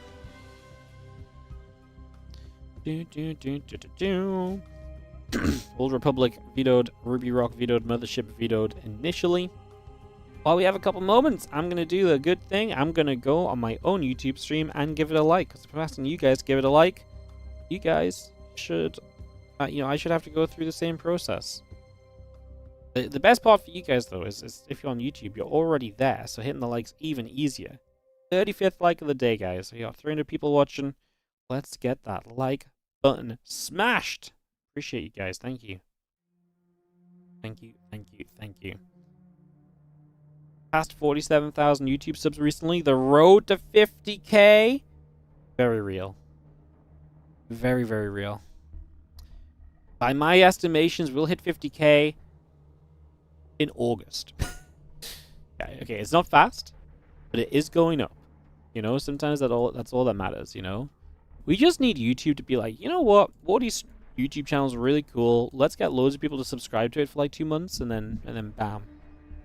You know, like, it does that sometimes, to be fair. YouTube do be like that. YouTube do be like that. Tourmaline and Celestial Enclave videos since we last mentioned the videos. One more video, and we'll have some map picks being made, and this next best of 3 will be starting up. It'll be TVZ into double ZVP. Reynor with 3 matches in a row. Reynor enters today with the 2-1 scoreline. His loss coming to Soul. Got 2-0'd in that ZVZ. So Reynor losing out in that Zerg vs Zerg. And otherwise 2-1 undefeated so far. And the rest of his matches to come here today. I already played Ryung and Kira as well. White Rabbit can be the last veto. I like it. They vetoed a lot of the maps that get played in like every series. So starting to see a little bit more diversity being kind of utilized on the map pool, which is neat. Love that. And Wardy gets 100,000 YouTube subs? Yes. If we get 100,000 YouTube subs, there is a space right there on the wall. Right there. We're going to put the freaking YouTube silver button placard thing. It's probably not going to happen, but just in case, there's a space. I mean, I didn't specifically leave it for that, but, like, there is room for it. You know, the rest of the room is pretty covered. There's not much space for many things in this room, as you might be able to see. There is a space up there for a silver button. But we just need to do our entire YouTube career twice, okay? A second time. Once, do it again, you know? We just need to do it again. If we do it again, bam. First map, Tido. Second map, Winter Madness. Third map, 10,000 feet. Fun little map pool.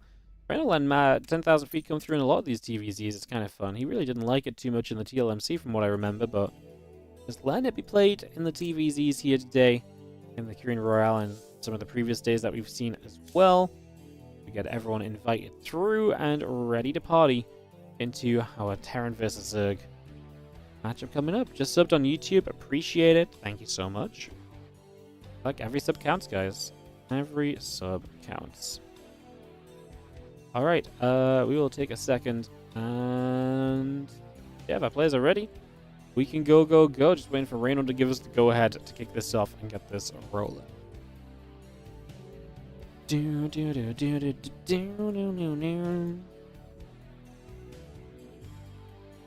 know, in theory, we get like tens of thousands of unique viewers on the stream every month. If we can just convince everyone to go subscribe to the YouTube, bam. If only it was that easy. Alright, ready and hi. Let's kick off into this Terran vs Zerg, guys, as Rainor will be taking on Percival to start a slew of 3 matches featuring Rainor here today. So, Rainor versus Percival, Rainor versus Zoun, Rainor versus NightMare. And obviously, by the end of this, we're going to have a really good idea of how Group A of this competition is looking. This is it for Percival. He's 1-3. Lose this, has solo yet to play. I can't imagine he's going to be in a comfortable place or loving where he's at. Yeah, it does feel difficult, especially without the tiebreaker against Kua, who's one of the other guys who's down. He does have the tiebreaker over Ryung, but Ryung's kind of the bottom of the table with all games played so far as well, so not ideal. Yeah, definitely kind of a win this right now kind of moment for Percival. Let's see what we can do. See what he comes up with, because he might just get a little bit tricksy in this matchup. He's got to know he's a bit of an underdog. Reynor has been playing amazing lately. Let's see what happens. Is in the bottom right, our blue Terran player is Percival. Like I say, maybe some cheeky kind of builds or so to try and give him a bit of an edge. Maybe a possibility. Maybe something we can kind of look towards a little bit. Top left-hand side, our red Zerg player. This is going to be Reynor.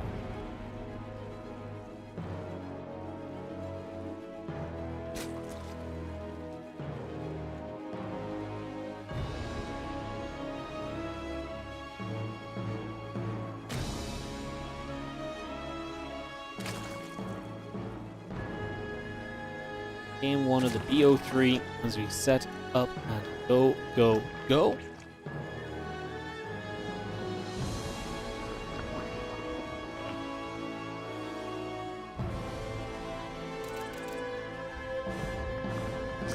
have a peek around, see where we're going. Hatchery down on that natural expansion. Nothing really too wild. Not really expecting Reynor to do anything super crazy early. Obviously, it is low ground barracks. And we're going to see some Reaper production coming up. Kind of interesting, though. Second barracks. Yeah, so just Reaper production, 2 extra, but never mind. Not kind of interesting. I just fooled myself. I read the production tab wrong somehow. So don't mind me. I'm just being a little silly. Yeah, very normal stuff. 2 Rex Reaper is absolutely something we see all the time, and the command center can come down behind it, of course, over the next few moments as well. Getting that ready to roll.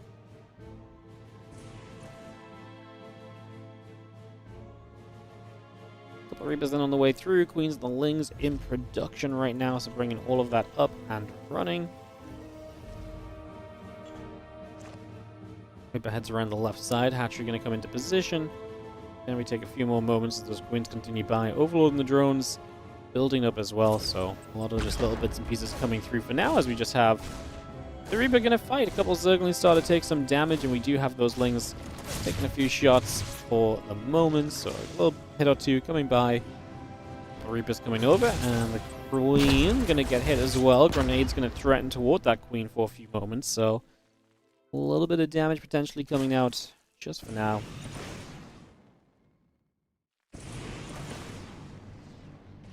Two command centers still producing through. Reactor in the tech lab coming online. Again, the Ling speed and the Lings all building up as well. So we got a lot of that on the way. The Reaper's going to hop back up towards the top.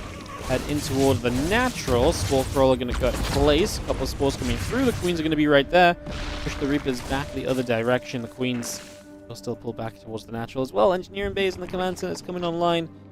The SCV and the Marine will be in that production tab as well. So again, just a bit of everything coming through for the moment. Link speed still building. You just got a lot of this coming straight on in.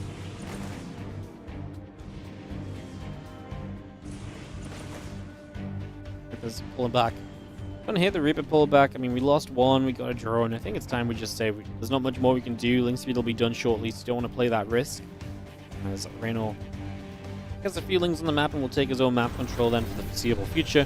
As the 1-1 upgrades and that stim pack building about as well, so we continue to get all of that coming through just for the moment.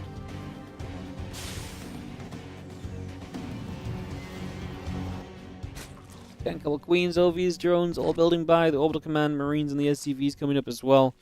You have the 1-1 and the stim pack building from Percival, so he's on his way to a good place. What are we expecting out of Percival? I mean, Percival's kind of an interesting one, because he's not someone that I think, I don't think he's a Terran player that necessarily relies on the 8 racks and the super aggressive plays or anything along those lines. I don't feel like he needs to rely on those things for this matchup. I feel like he can play a solid longer game. The problem is, do you want to play a solid longer game against someone like Reynor, who's just an absolute beast, especially later in the game? In a mechanical matchup like TVZ, it feels like you're just challenging yourself to a losing battle. So I do wonder then what kind of pathway we take as Percival. TVZ is such a difficult matchup to be the underdog in. And like I say, Percival's been good lately. He beat Solar 2-0 in the WardiTV Mondays last week.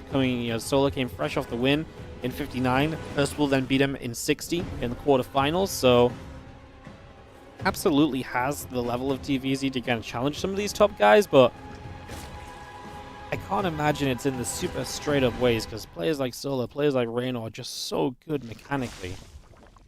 And then you open like this so far as Percival, and I'm left kind of, like I say, just wondering, then what are we going to do? When is it going to get interesting or exciting? Or not necessarily exciting per se, I think it's exciting anyway. It's just, when do you make the play that's going to show us your road to victory? Like, what is the idea of that, basically, is what we're asking.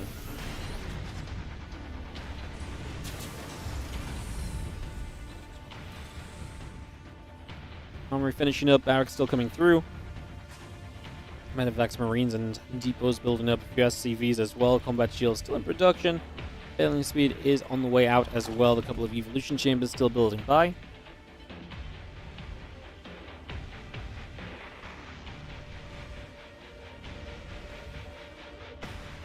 Feelings peeling off over to the right-hand side. Just going to sit in front of that hatchery for a little bit of time. Again, the 2-2 and the combat shields all coming up. A few additional SCVs on the way. Marines still producing.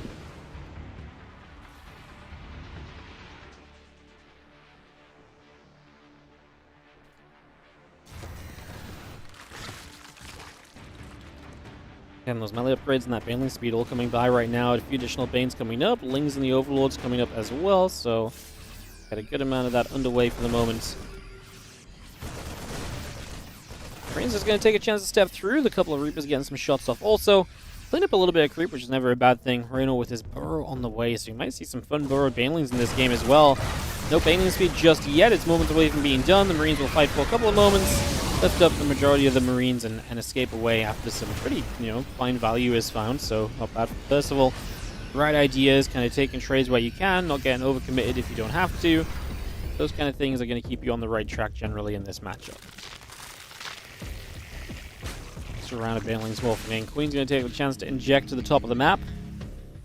Alley upgrade still coming through. The 2-2 coming about from Percival as well. Headed back to the Marines still building. The Marines step forward. The Widowmine going to try and burrow. Going go kaboom. Actually kind of dead center onto a lot of that Ling Bane. Did very well for itself there. So not a bad little Widowmine connection. Percival resource lost so far, 650 to 1692, so has opened himself up a good efficient set of trades thus far.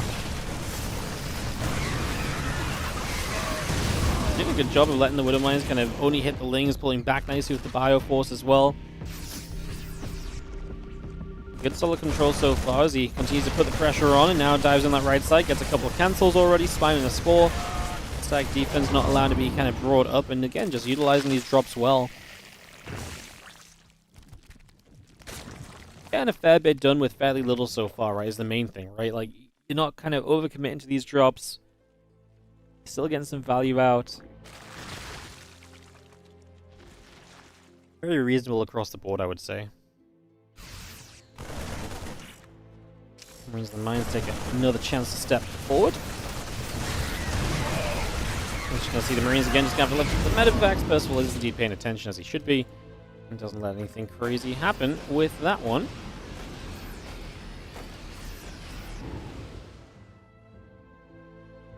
Three on the way through. Again, a little bit of everything else is still on the way up. The Hydras, the Lings, the drones coming through. A few drones going down.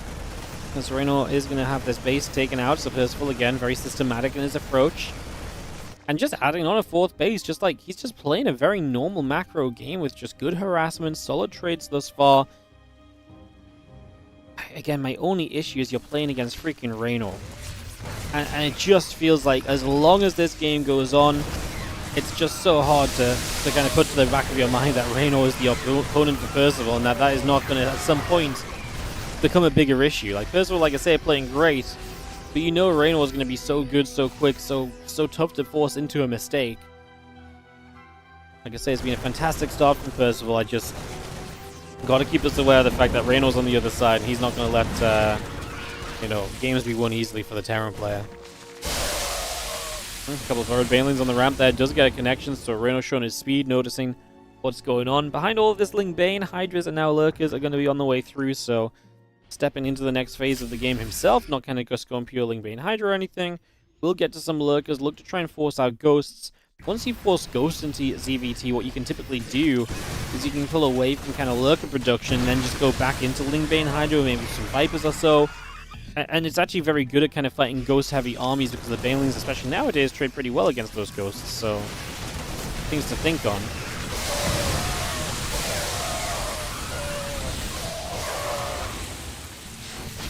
Yeah, I mean, the thing is, we're running through Widowmines to play the chase as well, and so we are seeing a couple more mines getting some kills.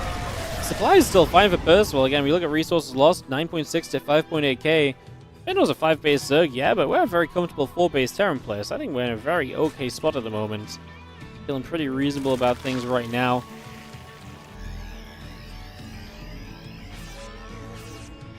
Hive is building up, finishing very shortly.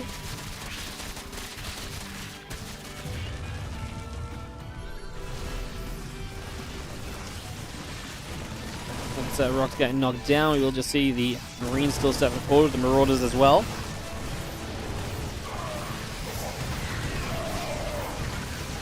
Involved over there, a couple of Widowmines still aiming at some of those Banelings.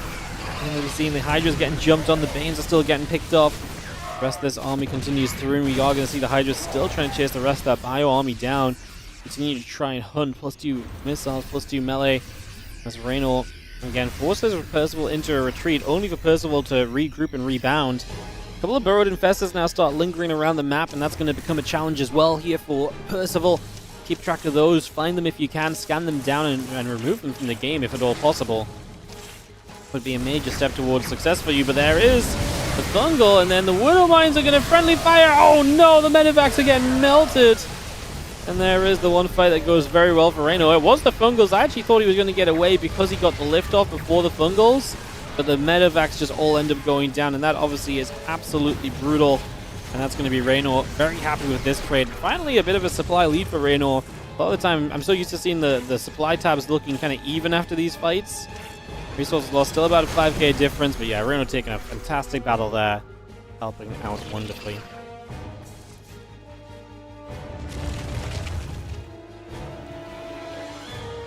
Infestor, Hydras, a few Zerglings all on the way through. The +2 missiles and melee still building up as well.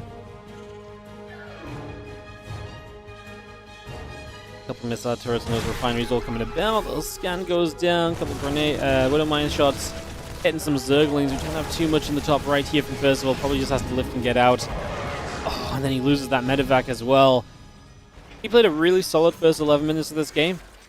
And then again, you're just playing against Rainor, and that's why you've just got to keep saying it's Rainor, right? It might sound like lazy commentary, but like it's Rainor. Like he's going to create opportunities for himself, and that's exactly what he did. As long as he's still, within the game, and he was absolutely within this game. Like he was not in a bad spot in the slightest. Like yeah, Percival was trading well, but Rainor was in a very playable position. As long as that was the case, it was always going to be, to me, a matter of time and a big upset if that never came around. I'm not saying that this game is lost either yet from Percival, but it's definitely now feeling a bit more as you might, like you might kind of expect a Rainor Percival game to feel, which is where Rainor is feeling very confident, feeling pretty good. Has a nice scan, gets rid of the Infestor, a couple snipes with some Hydras as well. Percival pushing back, and Rainor goes into another round of Banelings, 10 of them being added on for the moment. The Lings going through, the Infestor coming up. There's 3 missiles and Carapace on the way as well.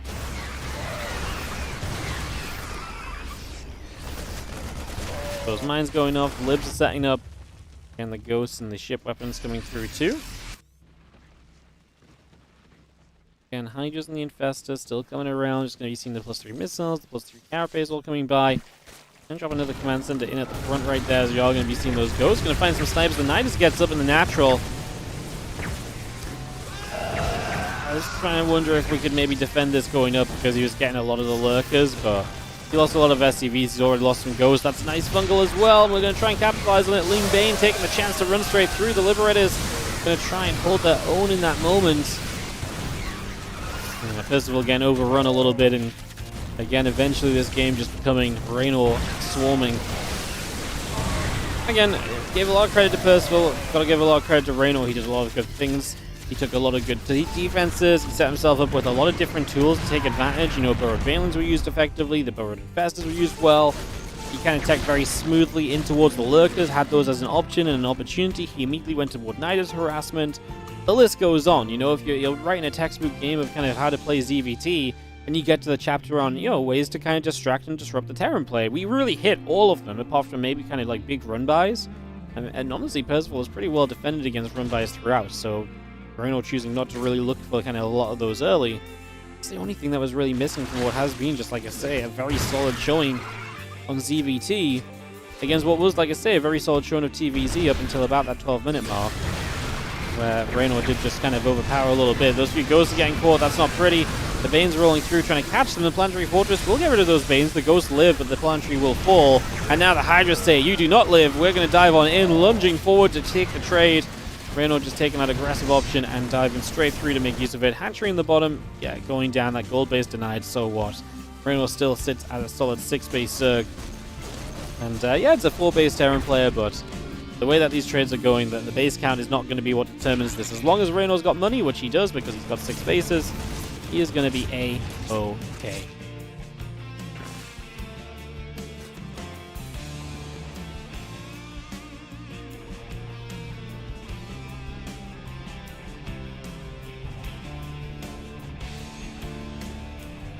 Water mines. Just producing through. 16 lead. Nice coming up in the main. Gonna see a couple of ghosts cloaking, and yeah, Reynor realized he doesn't have detection, so a couple of snipes, one lurker down. That part's a good defense for Percival, but again, you're almost 100 supply down now. That sort of level of... those sort of numbers don't, again, add up in your favor typically as time passes you by. Hansen has to pull away. A couple of snipes going through towards the Hydra. The Baneling goes down as well. The Infester scanned and found. Nice scan from Percival. Again, good to catch that earlier rather than later. There's another Infester there that was, yeah, walking into range as the scan disappeared, so that was an easy spot as well. Good catch from Percival there too. Continue to do the right things to give himself a shot, trying to establish the 5th base. That's going to be the real challenge, because it's some more open space as well. Somewhere you can much more easily run into as the Zerg. Just a more engageable position in general, and that base I don't think is necessarily long for this world. There's still a good ghost count. Like I say, nowadays the Banelings are a little bit better against them if they can close the distance. I'd say typically is a fairly likely scenario.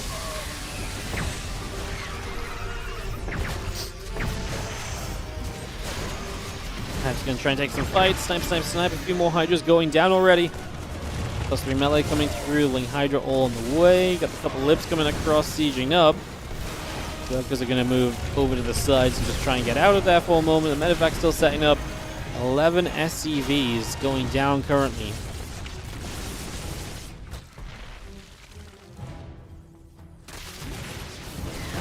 And it really feels like we are just a matter of time away from Reynor winning through. I mean, he's going to get rid of the 5th base this time, I think. Going to take a dive onto that. So that will be falling. The +3 melee upgrade coming about. Ling Hydra still producing through.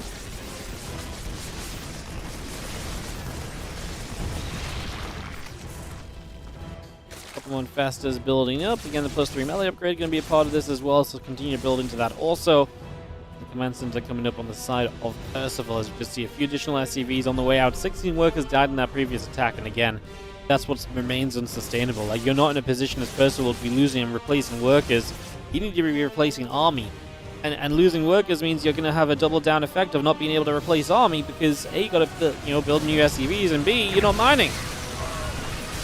I guess we had to spell it out for you. This time, the little flank from the right-hand side might be enough to catch a lot of those ghosts. GG gets called. Rainor will take game 1. 20 minutes, though. Tidal Citadel. Good effort from Percival. Like I say, I liked a lot of what he did. And even when losing, he did a lot of things right and put himself in a lot of scenarios where if the Zerg made a mistake, he could get back in the game. The Zerg just did not make said mistake, unfortunately for him.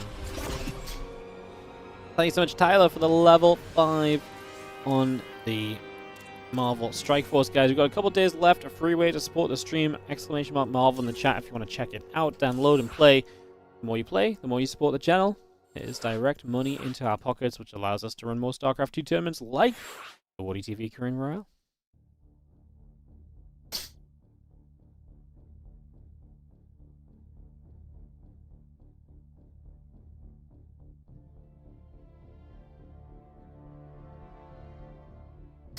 Alright, jumping into Winter Madness.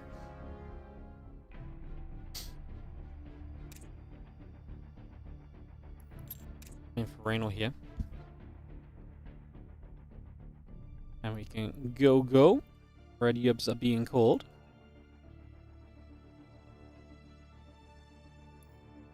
Ready says Percival.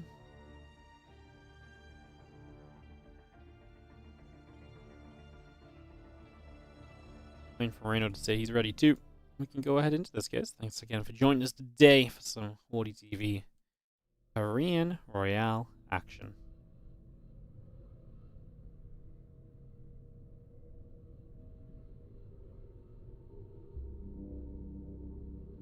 Oh, what's up, Travis552? Thanks so much for gifting a sub out to EarthHeal2. Thanks so much for the generosity of gifting a sub out to the community. Appreciate you. Thank you so much, and welcome EarthHeal. The Wardy fam. Alright, counting down into Winter Madness. Get this underway.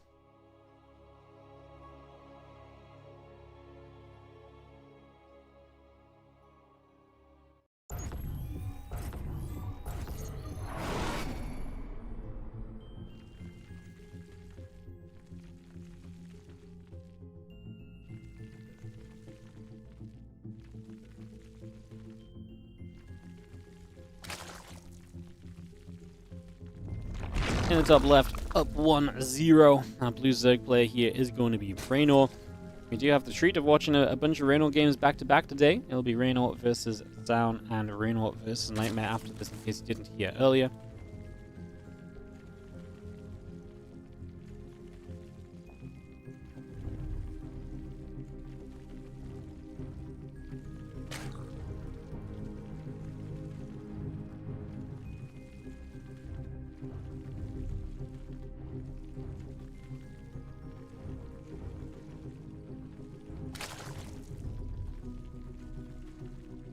Away we go. See what we can get up to early on in another round of ZVT. Like I say, I liked what Percival did last time.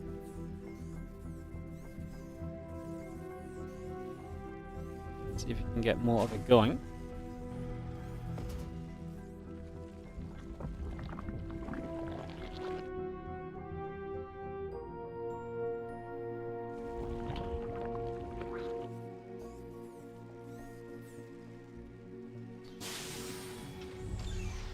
Chasm pool coming up, and drone on the way. Let me just get this rolling. Hatchery going into place, orbital and the Reaper coming up. And we get that moving into position right now.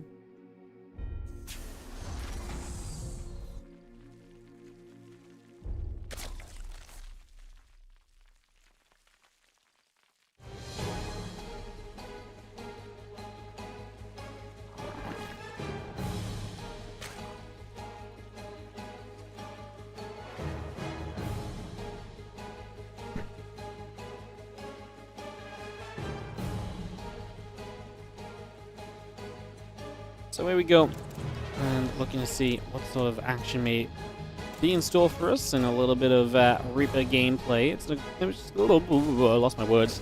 It's going to be a single barracks to start us off this time, though.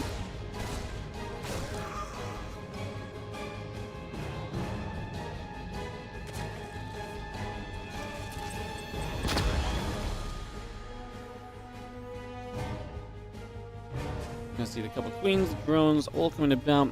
Commencement is building up as well, so a lot of that on the way through. Factory is about to finish. SCV and the reactor coming through as well. So just bringing a lot of that up and rolling for the early stages. So yeah, a couple of queens coming over. We just have ourselves the Overlord and the hatchery building through for now. So getting that all on the way up. Starboard on the way. Commands into building by. The grenade coming into position as well.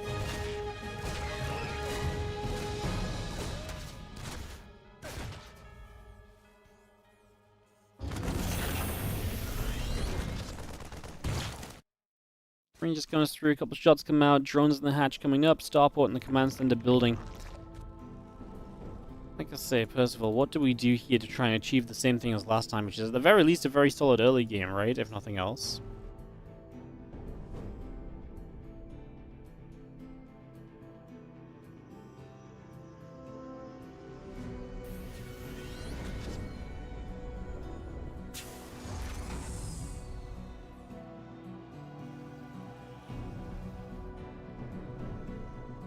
Gonna have the Rotron coming up, so it's gonna be a very different kind of game from Rainor.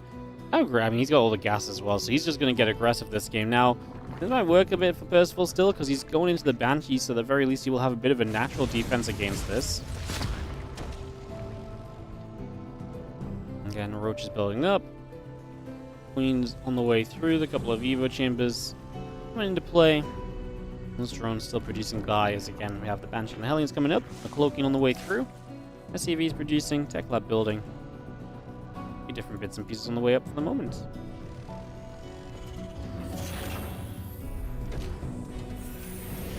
Orbital lifts. Factory going to move to a reactor. The orbital going to relocate down to the low ground. And a couple of barracks, SCVs, and Banshee all on the way through. That lair still producing as well.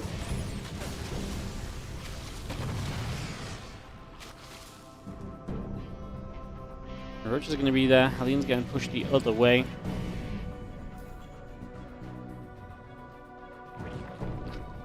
Yeah, those few spore crawlers still coming up. So the spores coming through, the drones and the links coming by, the queen in production.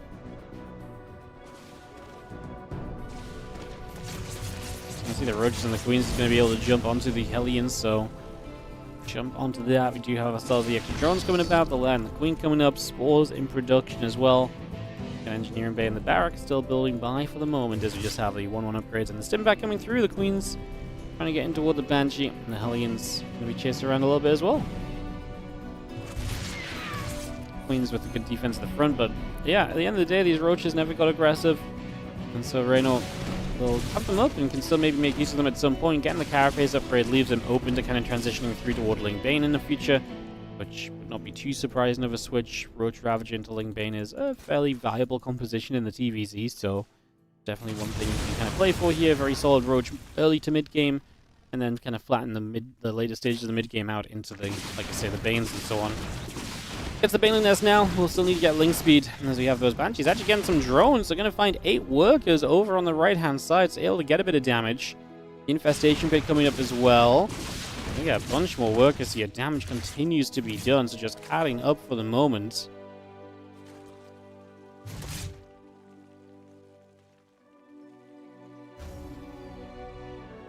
That's not bad at all. 11 drones go down, and all of a sudden Percival is on a supply lead here in game 2. Best of 3. And just get straight in toward the hatch, so get some damage done on that already. Again, Link's coming up, Carapace upgrading, the Link Speed coming over as well.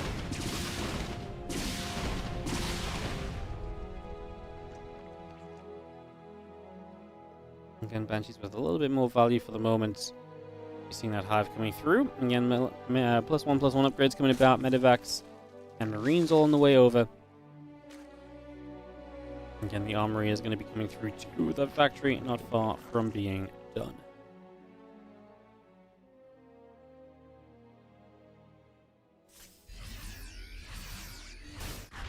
Marines on the right side going to start simming through. A couple of tanks are going to set up as well. You see the couple of Queens gathering about. This hatchery is going to fall instantly, so there goes the 4th base.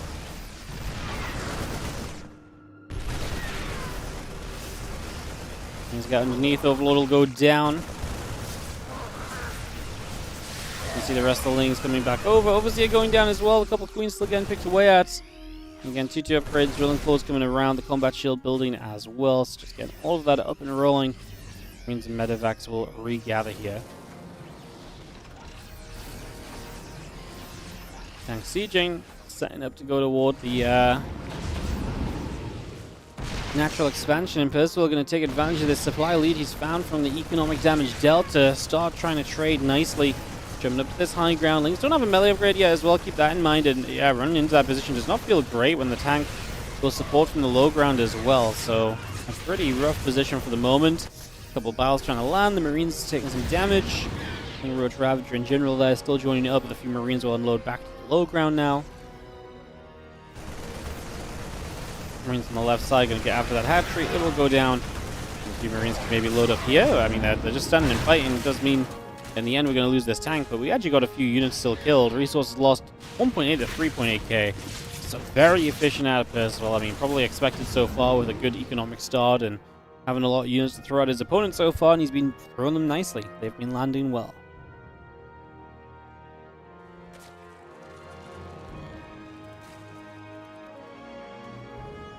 It's 2+1 building through, Roach Speed building up. Ultra Cavern is going to come in as well.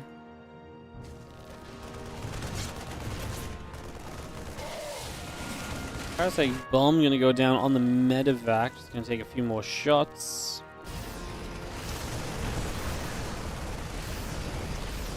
Just going to get rid of the hatcher on the side. Just going to be seeing the roaches. Couple battles coming down. Roaches and Ravagers going to try and hold on. The Marines stepping in. A couple of the Banelings going down as well.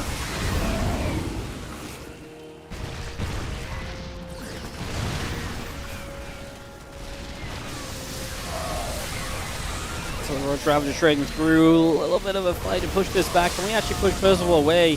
Reynor could do with a little bit of peace and quiet. Get that 4th base up and running. Lacking that is going to be an issue as this game goes on.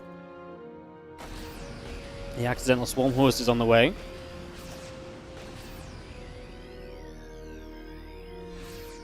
Ultra still building through. Chitinous Plane coming up. Roach Speed is finishing finally as well for those poor roaches. There goes the 4th base again. Nice stuff so far. And it's going to be seeing the rest that's coming about. Once more over to the other side. Marine's going to keep on trading. I mean, this just gets worse and worse here for Reynor, not recovering at all just yet.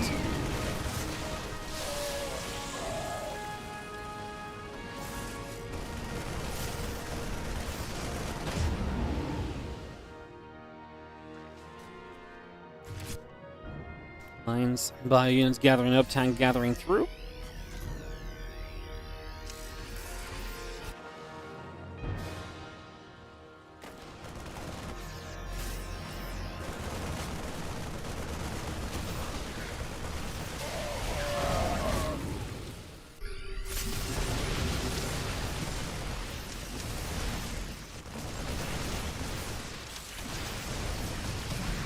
I'm still trading these ultras, trying to get around.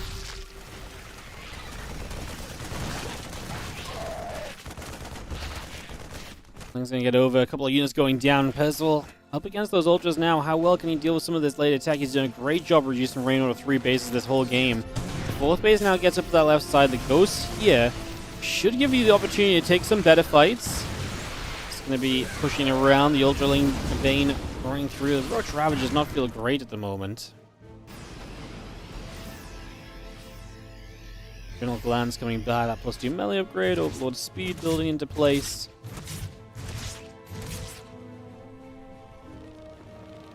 And if back in the top is probably going to go down, so that at least gets cleaned up. Reynor is maxed out, he's been playing from a difficult position all game, but this is why Reynor is one of the best players in the world, because in difficult positions he finds a way to win. If not win right off, then at least survive for now and extend the game to a point where he might find the win.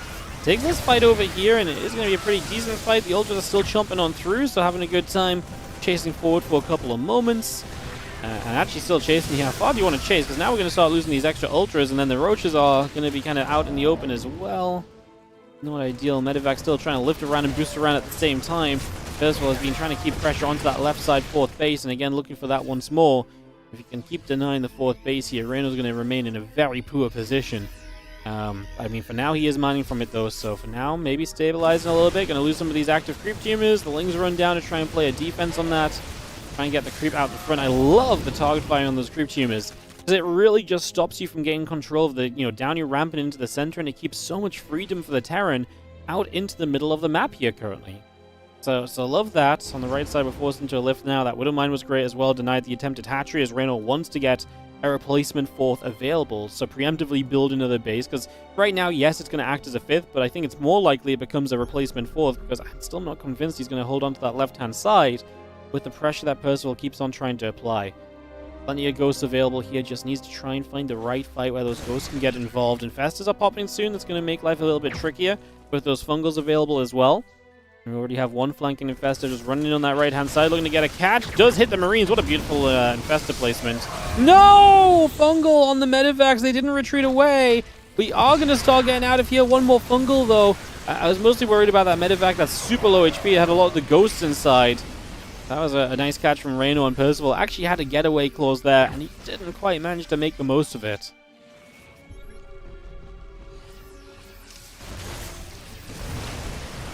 Go's going to line up some snipes again, but going to be forced to kite back again. Reynor needs incredible trades right now against a 5-base Terran player.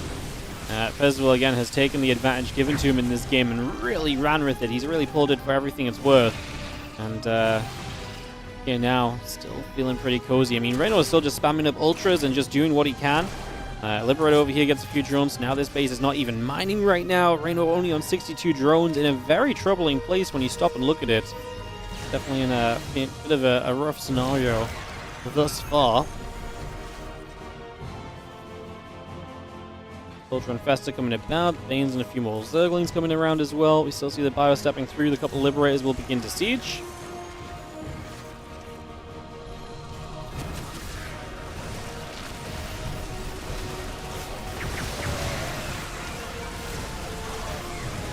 More snipes, the Ultra's taking damage. Gonna get over to the left-hand side. Some of these Ravages going down as well. A bit more cleanup being made. The Infestor coming around the backside. It's gonna pop up, drop a Fungal on a few of these Ghosts. Stop some of the snipes at least from happening. Give the Ultras a chance to actually make some distance closing in on this. The Liberators are just going huge now instead, though, and we don't get the Biles we need to get rid of that first Lib, so it lives. And the Libs are going to get into an even more oppressive position here. Reynor down to 120 supply versus the 160. It's another great Fungal growth that's going to give you some hope.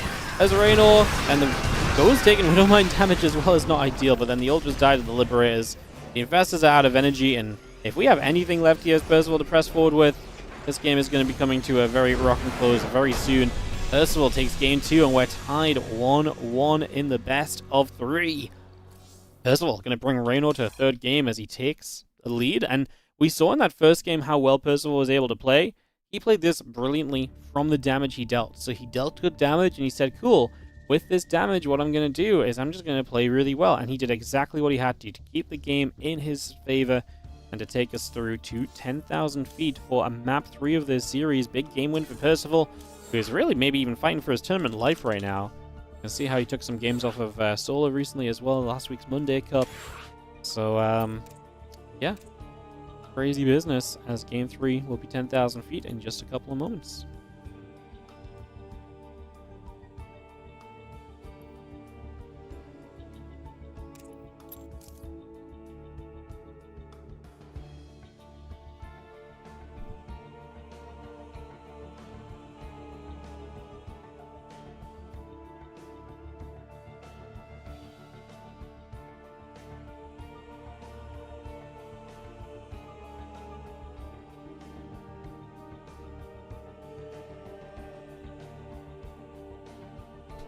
Alrighty, guys.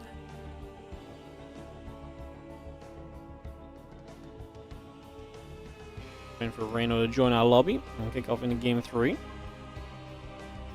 of this series. Again, thanks for joining us so far today. Appreciate you all hanging out with us for some Korean Royale action.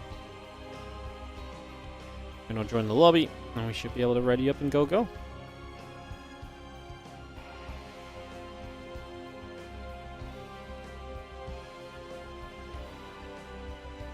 Ready, let's kick this off. Let's get this underway. Appreciate me hanging out with chat too.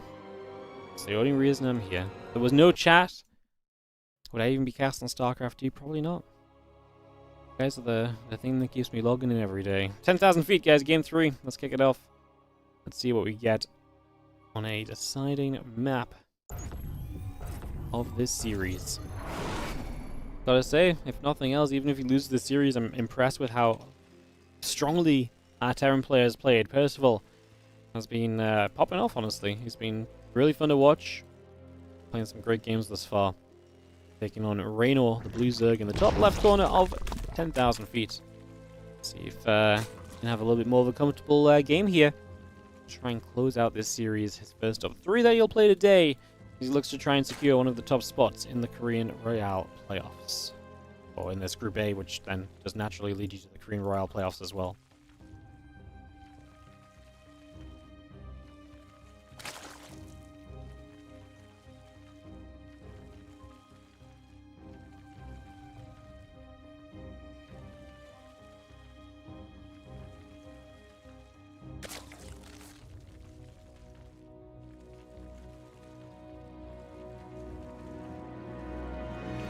Percival go under a different name? Nope, he is Percival.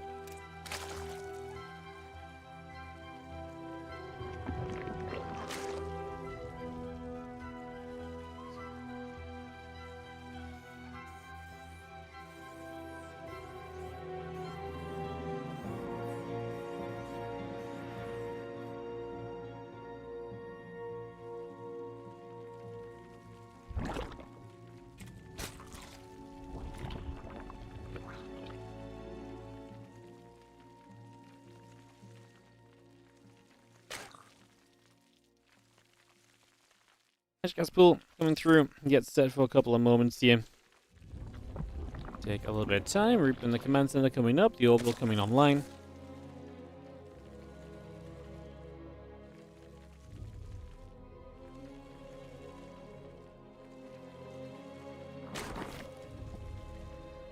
Let me just have a peaceful little opening. Nothing too crazy early. Drone going to move across that right side for the third hatchery. And it is just the single Reaper kind of setup again from Percival, so kind of akin to what we saw in Game 2. So every couple of moments, guys, early in this game, and we'll watch this Reaper harass.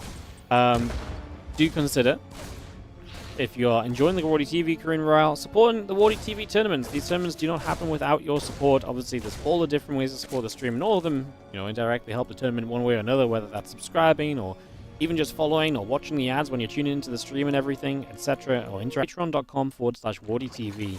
100% of every single pledge on Patreon goes directly into tournament prize pools, just like this tournament, the Korean Royale.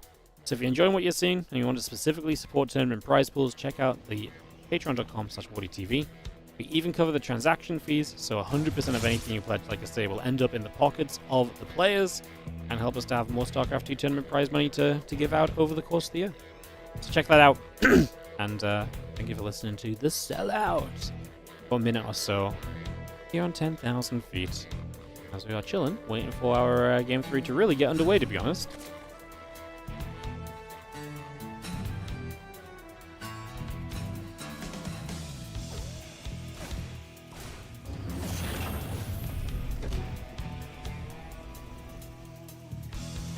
Links be coming through, the couple of Hellions will build. Again, peaceful few moments at the moment. And today's a day of big games, man. A day of big games. Long action, best of threes, going the distance. Love to see it. Some longer maps as well. Hoping that continues into the ZVP after this as well. Would be really awesome if it did. Here in the couple of Hellions turning around. The Queens are there. Just gonna see those going the other way.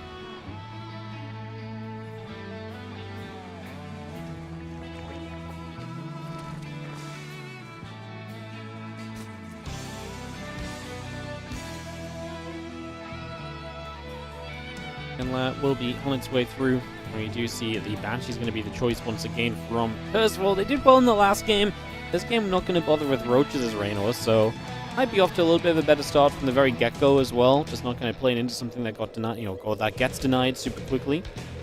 As we do have the Hellions and the Reaper just going to come through. The Queen's going to be there. Little grenade goes down. The Queens have to fall back for the moment.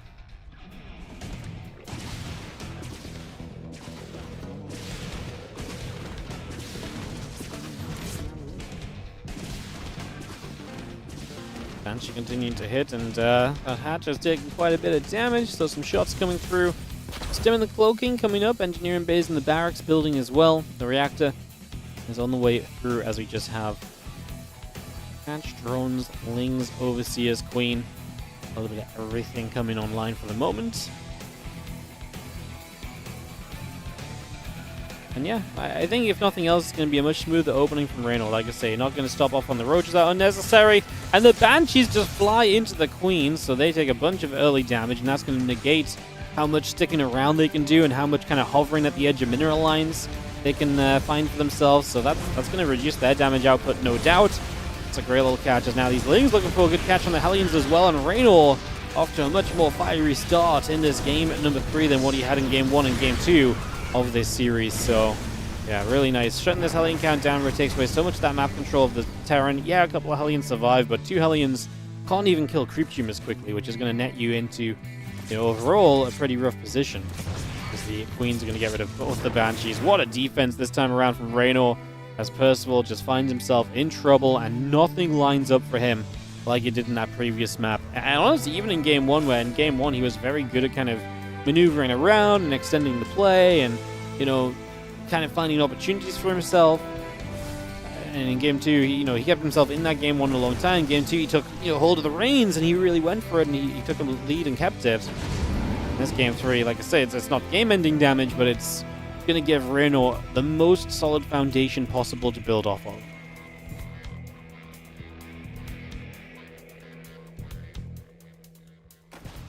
Medevacs go up the right side, a couple of Marines unloading. The Zerglin will take a couple of shots of damage. Some Banes are going to gather over. Queens are going to be right there. It's going to take a chance to go in after the set of rocks over here as well. Just going to pick through those. Once again, the melee upgrade's still coming up. The burrow is going to be done very shortly. It's about halfway at the moment. The Marines will load into the medevacs. Boosting back for now, pulling away down the right-hand side and getting out of there for now. So we escape out of there. And again, the 1-1 upgrades all coming up. The combat shield still building on in.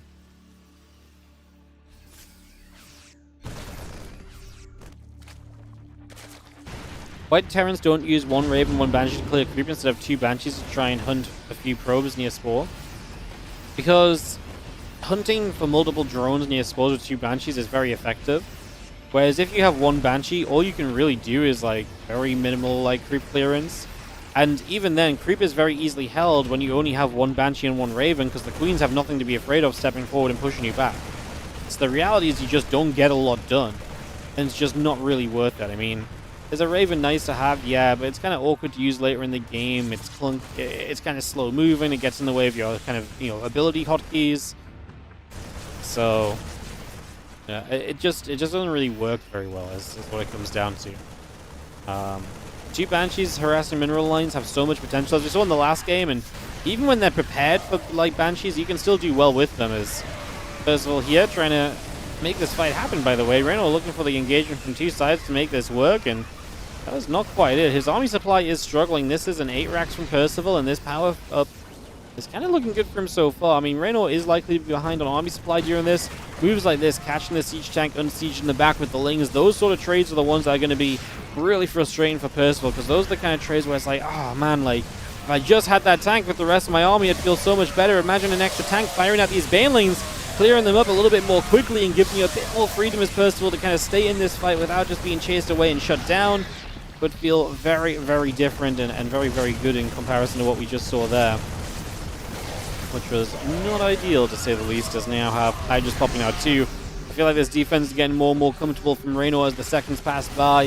The Hydras are going to be a good back line with the Lingbane still in good numbers at the front as well. Upgrades are going to favor Percival at some point, but right now it's dead even. As we make this dive forward and the Hydra Queen together, maybe even get some damage out onto the Medivacs, which would be lovely. Try and knock those units down, get rid of some of the longevity of this drop simply by removing the healing available and stopping them from regenerating energy by pulling them off. That said, we still actually have a good amount of Marines on the ground, so we're going to need enough to make sure that these go down right here. The Hydras need to do their thing.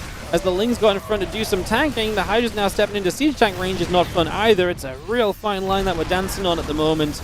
If you go too far one way, you're going to fall off and crumble. As the Zerglings, though, might break through the tank. No, still no. Actually, that means it is going to go down. Reynor has other bases, so he's not in a rush to kind of keep this alive.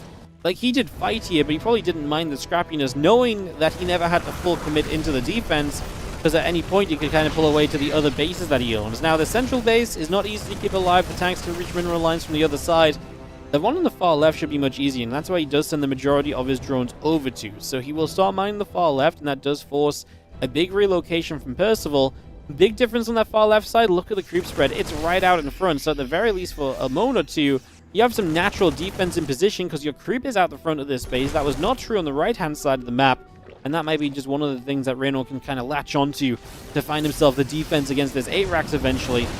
There's a 4th base going up from Percival, so he did get the 4th command center started, maybe feeling like he's done enough that he can actually just get away with an attempted transition at this stage is not a bad idea. Do not hate it. Marines still going in after the hatch, just going to have ourselves the factory still coming about.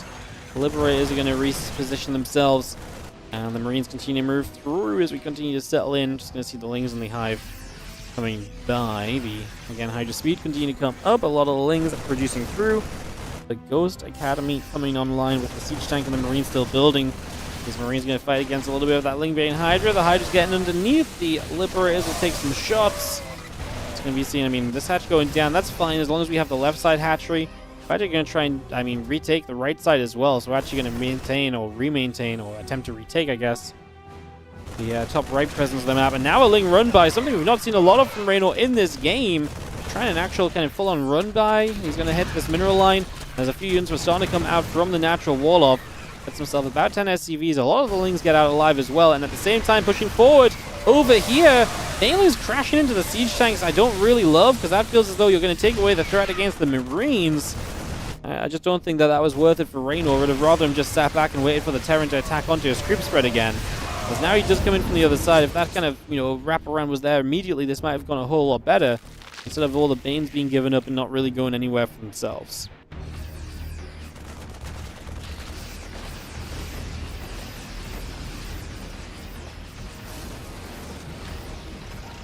Tank siege is up. We push it a little further forward. We will see the couple of Vipers, Hydras, and Banes coming through. Additional Lings on the way over. 3 upgrades in production as well right now. So we continue to bring that all online. And these Banes break through. The supply is still very close. Having a 4th base up behind this puts a lot more pressure on the Zerg player, where it's like, well, hey, like, I'm in a pretty good spot here, so I don't know about you. And also, Percival has 3-3 against 2-2. Now, Hive is ready from Reynor, but he does not have the spare cash to spend on melee upgrades right now. So, the upgrade advantage from Percival is going to keep him in a very good position. And he's going to allow him to take a lot of very good trades with these Marines over the next little while. You see that this hatchery is already getting very low. Reynor's launching Lings down the right side of the map again, where there is a bunch of units heading his way. So, good prediction of that. Those Lings going to get overwhelmed, though, and so Reynor pulling them back, maybe even a second or two too late. Libus are going to siege up there. There's actually not much for them to do. That hatchery is so low. It's so tempting just to dive for it. We're going to try and be responsible. Blind Cloud helping to push us back. And the tank target fire the Banelings? No, because it's blind clouded as well. Greens will stand and fight. That's where 3-3 will go. Great. Diving on the right side. Reynor with a chance to get through. Some of the Banelings trying to connect in. We have a few units left from Percival. Probably not enough to push forward with. And Reynor pushes back left and right side alike. Both positions denied. What a storyline that is turning into. What a defense from Reynor. Just clutching both sides of the map. Creep's still at an absolute minimum right now. Just going to be seeing the Liberator going for whatever it can at this point in time.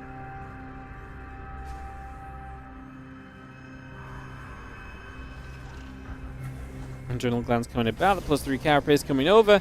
Ling Bane still producing, so we get a little bit more of that all coming online with the Ghost Marine, getting us into a better position as Percival. Supplies leveling out, but I really felt like Percival had the momentum there, and I really felt like he was maybe close to breaking through and succeeding. Not quite the case in the end, as Lingbane Hydra now chasing after the medevac. The medevac retreating away. The Royal Siege on the right side. The Marines and the medevacs hanging about. Ghosts coming through also. What's up, Scrollich? Thank you so much. 42-month resub on the Prime.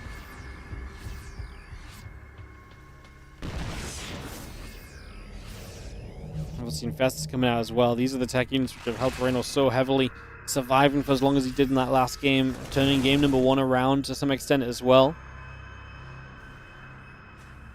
Now, what does he do from here? Where do we go? What sort of move do we make? Like I say, currently just reestablishing some creep. I like the pressure he's applying by expanding as well on that left-hand side, kind of inviting Percival to maybe feel like he needs to do something to deny those bases already.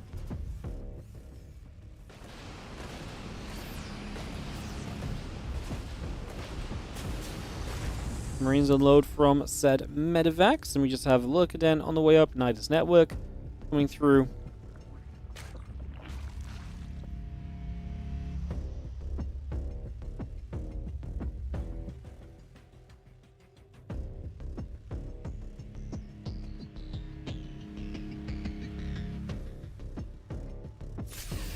Marines gonna come about. He's gonna see the Ling's gonna get jumped on. He's still playing high sec order tracking on the way too. Actually, can get rid of this base, so Percival makes quick work of that. That will not go badly just yet, as the +3 carapace, +1 missile still coming through. The Hydras get underneath. The Liberator will go down. On the right side, we deny, I think, an Overseer that was trying to get through. Maybe looking for some Nidus potential. Do we have Nidus right now? We do, so yeah, denying any possibility of that right away.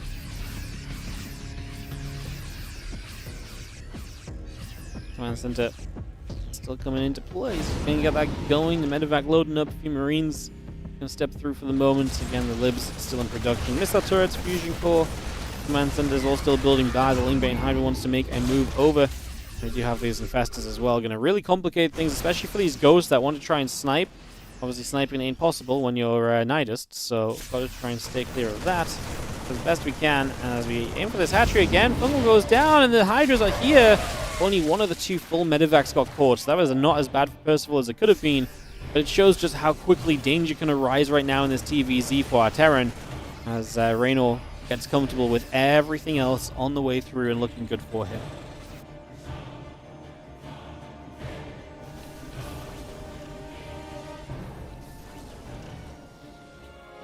Lots of shells are building about.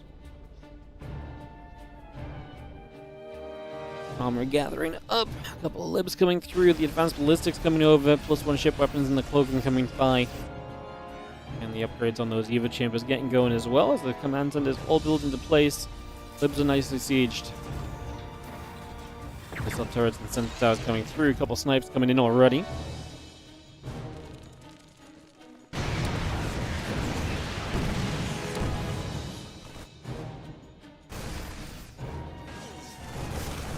Rain step up. A couple of creep teamers already dropping down dead. Some nice cleanups right there. Easy peasy for the moment. And you see our +3 melee upgrade coming about. +2 missiles coming by. About 25 additional banelings building right now here from Reynor. So just really powered up. And now the bank account is there as well. 5.5k, 2k. Man, Percival felt like he was a thread away from just snapping the lifeline of Rainor in this game and just didn't quite manage it. And now, don't get me wrong, Percival is camped out. He's set up. He's sieged up. It's an interesting map because it is a 7-base map, right? So it's very difficult for Rainor to steal a base off the Terran. So it kind of, Percival's kind of playing the right thing for the map, which is sit on 6 bases and just let this go. And that bottom left base is very hard to take. And if you do ever get mined out on the upper right side, then you just camp the left side and mine out that base as well. And you basically just say, hey, Zerg player, you're going to have to run into me. You're going to have to be the one to do something about this situation right now. Otherwise, it's not going to end well for you. So some things to think on. Is the stream lagging a bit, or is it on your side? It's the it's just the Korean server. I'm not dropping frames or anything. It's just here and there the video is hanging up. It's just that connection to Korea for a couple of moments. Reynor needs to figure out a way to try and break into this Terran army, but I do think it's going to be kind of difficult. I do think we're in a pretty tricksy scenario for this at this point in time. Not really sure what we're going to honestly kind of really make work from this point. Ghost's going to step forward. Just going to see the attempted snipes. All those ghosts stacked together is a dream for the banelings in this day and age. Load a few up, going to drop them a bit further back. Reynor loses some lings there. Instantly going to rebuild Ling Hydra. He's got so much money banked. Resources lost. 9k favorable for the Terran. And that's why Reynor does want to try and mine that bottom left side base. So he's going to start working his way over there. And it just puts a bit of pressure on Percival to pay some attention in that direction. Otherwise, you lose that base mining, and then Reynor really is in a fine spot. But like I say, it should be a very difficult base to really mine from. It's just, if you can mine from it while the Terran's distracted on this right-hand side, brilliant. Any resources you take off that location is going to help you in the long run. Because eventually, 10 minutes from now, that will be a Terran base. So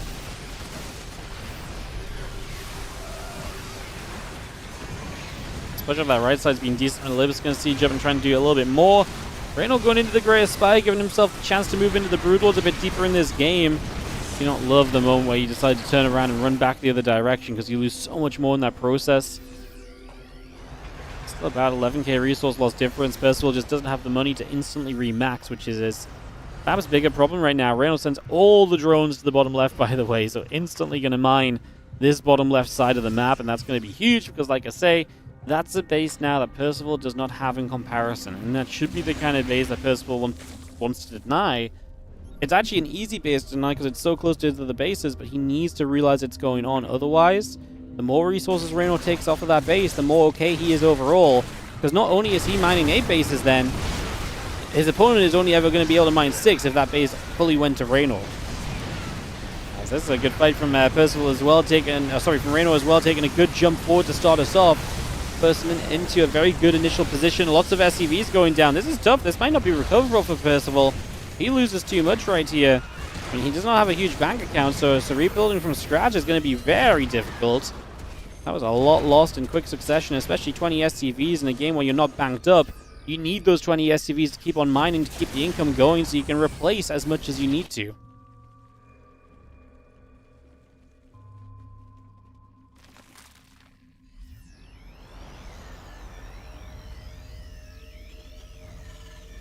Reynor adding on a lurker or so.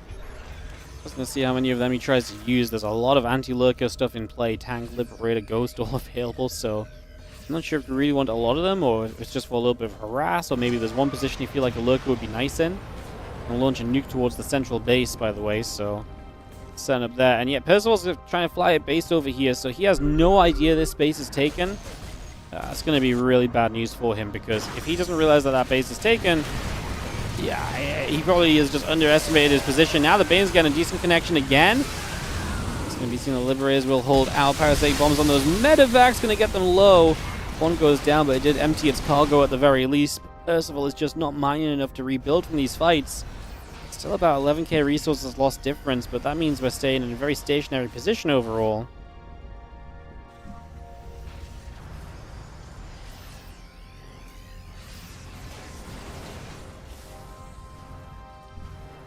Two more Vipers being added on. The Spellcaster's obviously going a long way for Reynor, helping him out massively this far in the game. Real necessity up until now as the Liberators teach this right-hand side, and they will keep those Zerglings away.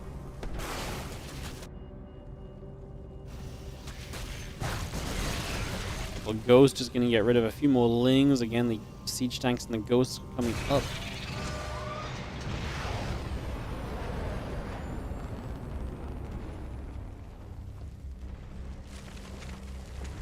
Going to start nuking the bottom left base. He needs to try and clear this area out. He needs to create some space over here. That nuke will land. Doesn't really do much. Build one of his own poor Marines. And I will deny this location, but if we put attention into the bottom left, does that invite Rainor to kind of change how he plays? Does it mean there's less in the top right-hand side so we can maybe dive in there more aggressively? We sent a ton of Lings over here, which, well, I mean, don't get me wrong, it's a lot of Lings. Is it okay to trade? Gonna give it a go, find some Ghosts, just gonna run through, get onto those tanks, and we'll probably be very happy. So SimCity is definitely holding them off a little bit, and that is gonna do what it needs to give Percival a continued kind of rate of survival right now.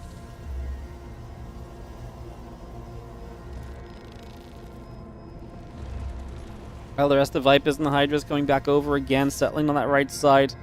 Lings gathering in the bottom left. 18 Zerglings in production, plus 3 missiles being added. Let's scan to the top of the map. The Ghost wanders over around. What are we looking for? Vipers? Oh, that's cute. Snipe. Snipe. 2 Vipers go down. That's a cute play with the Ghosts. It's going to get chased. It's going to die. But we got a couple Vipers for it, so not a terrible trade. Just walking through enemy lines. Not every day you get that opportunity, but he found it there. And Reynor going to try and retake this base bottom left. It keeps the attention of the Terran in that position. It's kind of what Rainor wants. And eventually you want to be able to mine that base as the Terran player. You don't want to let the Zerg mine too much of it, otherwise you might end up in a little bit too much trouble as well. So something to think on for sure. Plus 3 missiles, plus 1 flyer attack upgrade coming through. The Overseer in production. Command Center, Sensor Tower, missile turrets, and medevacs building by as well. Just going to see another Liberator getting sieged up already. And those Lings going to run into the bottom left side where the CC lifts off immediately. The few Hydras going to run underneath. Bit of Bio going to run straight across. The Command Center taking some damage. Just see our Liberators coming on through as well, trying to see what else they can do. As again, they plus 3 missiles, plus 1 flyer attack. Continue to come by. The Zerglings still producing. The Bio will get the hatchery in the bottom left-hand corner as the Lingbane Hydra is stepping through. The Viper's going to get a couple of Blinding Clouds down straight away. Abduct one of the Liberators. Vipers dying to missile turrets even. We don't really break this position, which is what I don't love for Reynor. Like, you gotta cancel on a building CC, but like, the orbital here lives and we continue to mine, and as long as that's the case, I feel like we're gonna be kind of okay with things.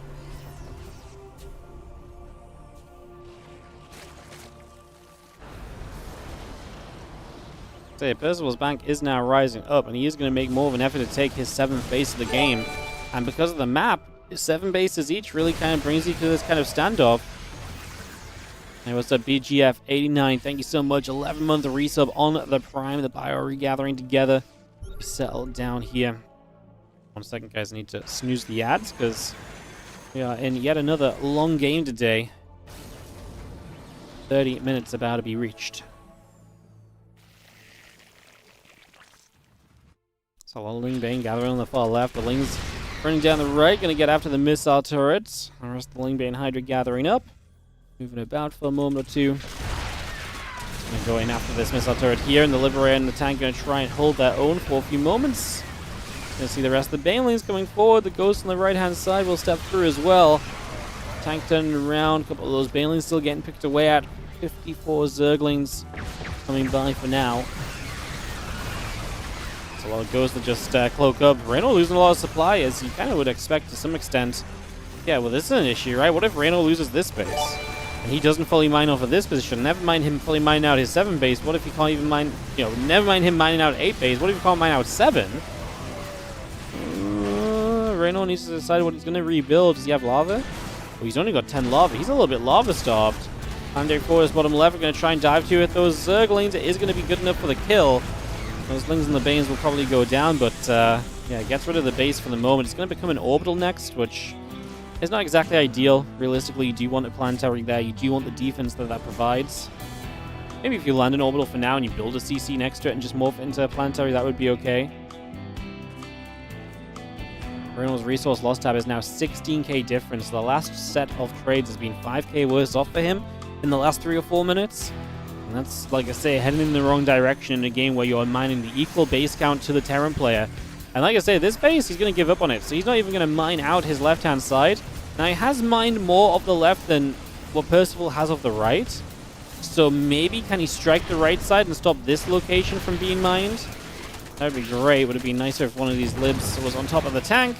A little bit of extra protection. Obviously, there are only really a handful of minerals left there. The gas might be a bigger factor. How much gas have we got left on this location? 500. Honestly, 1700 is not bad. Percival actually on a very good track to mine out that right side, and then he can focus more on the left, which is going to be a more important side of the map anyway, because that's really the only side of the map that Reynor has resources remaining on. So then you're going to be in trouble. By the way, this entire series, Percival is more or less fighting with his tournament life on the line. He's 1-3 in this group. 1-4 is almost a death sentence with solo left to play.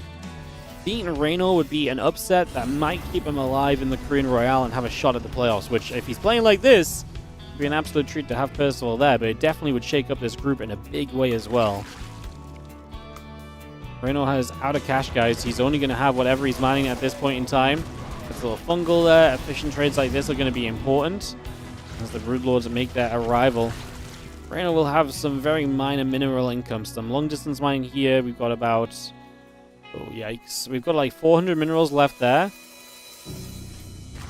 What's the long distance in here? There's about 2,000 or so, 2,500 minerals on the left-hand side. So what we're playing for right now is Reynor. I mean, he's on his last legs in that regard. These ghosts just make a mistake, stepping too far forward. Percival still has that bottom left base fresh and rich, and that's the benefit of, again, mining equal base counts while trading as well as you have traded. Everybody's going to set up. The ghost looking for some snipes.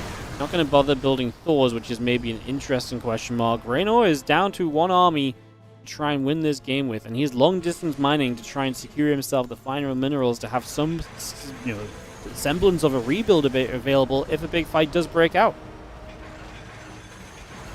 What's going to mass siege the ghosts. If they can just start sniping, anything you kill right now is going to be of extreme value. 5 additional Vikings coming up, plus 3 ship weapons, plus 3 vehicle plating coming about as well. And the MP goes down, a couple of infestors get caught, the Broodlords are going to step forward.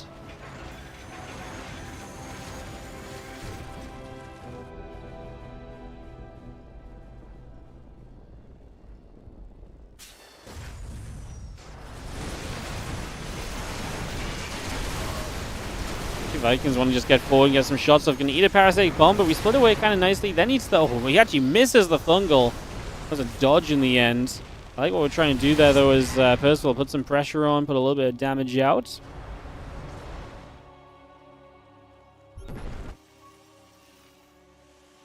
Two more Vipers on the way through. Just going to be seeing the rest of the bio still being built up. Bank account's not huge, but Reynor will have less mining than Percival. Well, he's actually mining, yeah, a little bit less, but he is at least mining out that left side. That is going to get mined out in the end, it seems. Vikings trying to find their shots from afar. The fungal growth does not connect, and the Vikings keep themselves safe. Slowly draining infestors of energy. It's energy that we have to put a lot of reliance on right now as Reynor. He's running out of other resources, so if you're running out of other resources...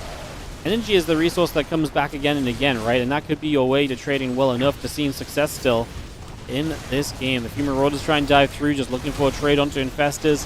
More Infestors on the way from Rainor, who is very gas heavy, so Infestors are very gas efficient units, so They're the kind of thing you can get away with making a lot of at this stage.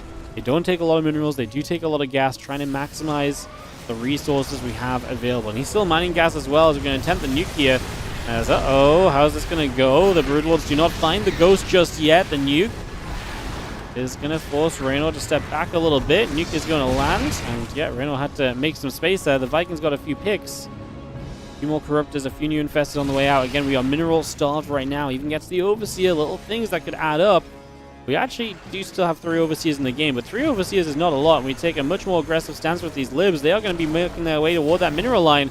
We're very close there. We are hitting the workers on the gas at least, so we're going to start denying economy. Fungal does land on the Vikings, going to chain that and look for value there. 2 new Vipers coming up as, again, the Liberators cover the mineral line, and we should, I mean, maybe one Liberator could have sieged a bit more to the left and actually got the mineral line, because any resource you stop from mining right now is going to be absolutely massive. A little bit of biostimming through, but he can't hold position because of the Infestors. Another Fungal coming down. The Ghost going to get caught in it. We're going to take a bit of a bigger fight right here. The Vikings trying to hold their own. We do have a lot of Vikings being reproduced. That's where all of Percival's money's been going to. Keeping these Vikings coming into play. Resources lost 71 to 53,000 difference at this point of time. Another nuke coming down. We're at the point where players are not going to be able to remain maxed out, but Percival has 142 to 106 army supply. That's a big deal in this stage of the game. As a Spore Crawler kills a Liberator, another nuke trying to land, but doesn't do much. Another one starts to build. Again, it's a great positional unit. We've got a couple of mineral patches here and there that can still be mined as Percival. And so you're going to see the snipes going to try and come off. We do not get Fungals down on those ghosts initially. Now we do, but the EMPs have come down. The Infestors have to step away. The Lingbane Hydra is not ready for the fight. G. Percival is going to take down Rainor. And gets denied. Rainor from continuing to look great in this group, because his match score was looking great, and now Percival saves his tournament, perhaps even with an unlikely, unprecedented win. Crazy business. Percival 2-1 Rainor. That is absolutely the upset of the group, and that's going to turn this group on its head. Players like Kua, Ryung, who are hoping to maybe edge out Percival in the playoff race, they're going to be looking a bit downhill. Maybe even Zoun, depending on how this goes. I mean, Zoun and Reynor are now both 2-2, and they're going to be playing each other next. That will be a wild time as well, I'm sure. All right, guys, we'll take a couple moments. Up next, Reynor versus Zoun coming through. We'll be back in just a couple after that epic best of 3 TVZ. If you enjoyed, hit the button, support the stream, support the WardiTV, Korean Morale. I'll see you guys in just a few. It is going to be Reynor Zoun when we return.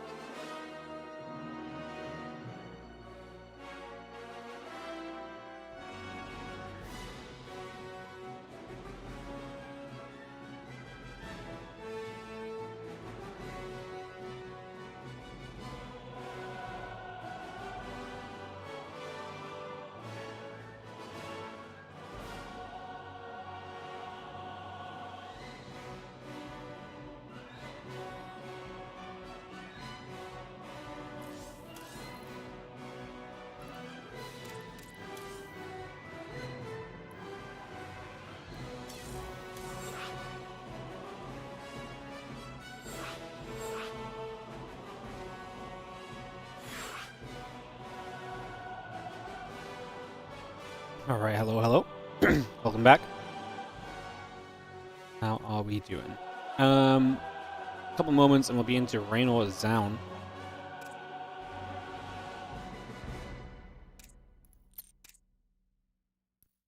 Get this ready to roll out in a moment or two. Alright. SCT2, thank you for the subs, but please stop fighting the mods. Or I will just... I don't see what happened. Just chill. Don't need to be fighting people. Just chill chat. StarCraft. It's calm. Appreciate the gifted subs. Readying up. On both sides. Reynor Zoun coming through for our 4th best 3 a day, man. It genuinely seems as though the freaking reallocation of solos games today might be a good thing, because today's games are just long and banging, and there's nothing wrong with that. I also had Catless God, thank you so much for the 85-month restub as well on the not on the Prime, just on the resub. Thank you so much. Appreciate you. Alrighty, guys. So, getting into Winter Madness.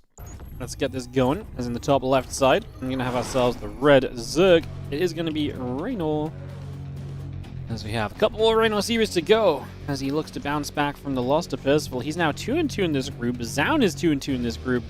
Obviously sets us up into a very interesting place.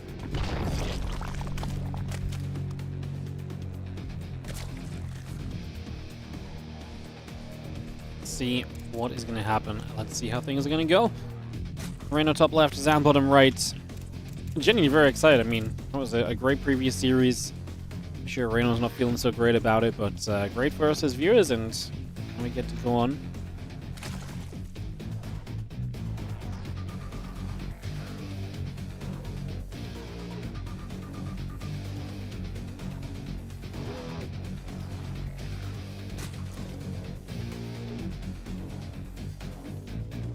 See what's gonna happen. Alright, hatch coming through. Onto the natural. You get that up and rolling, and it takes some time to settle after, like I say, a bit of a crazy prior game.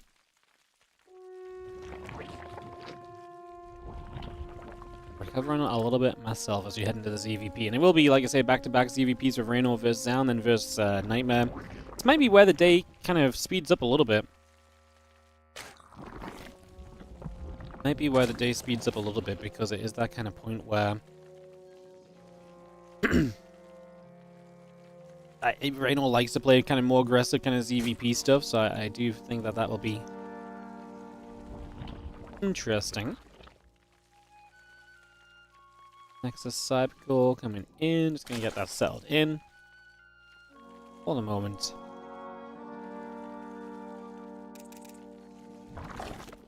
Everyone just AFK? Ay, ay, ay. Everyone's just like, hey! Last game was 30 minutes long. I'll watch the start of this one. Ay, ay, ay.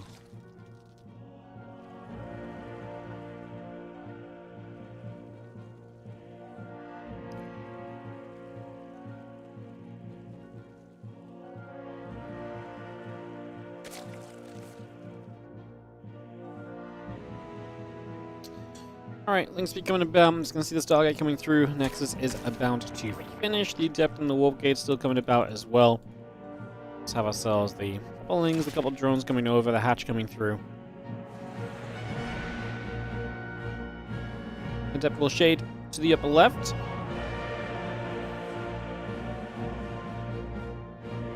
Again, Stargate about to finish. Link speed coming about.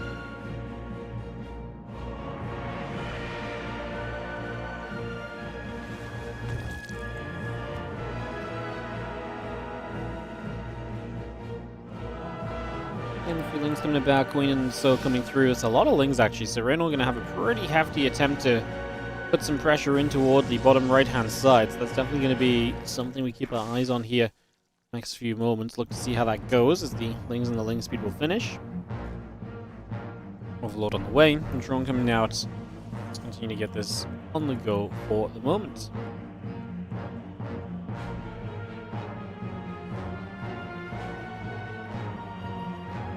Quadray building by, the warp gate coming up.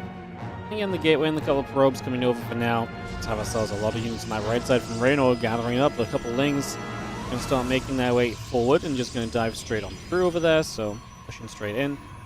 Drones going down to the Oracle harass, but pretty well defended. And like I say, this kind of spam of lings that Reynor made is exactly for this purpose right now. As we arrive onto the third. Let me take that down, so just going to take that down immediately. And the Oracle coming back through. Probe's going to take some damage. Just going to see the couple of adepts coming up. I'm just going to be seeing the assimilators building on the natural as well. Next it drops onto the third base, and we have the pylon building too, so a little bit more coming about.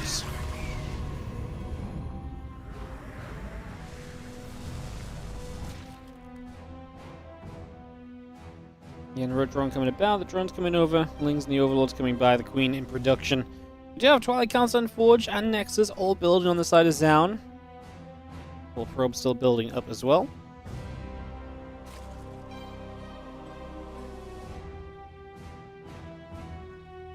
And Twilight and Forge continue to come about. Still got that pylon coming in.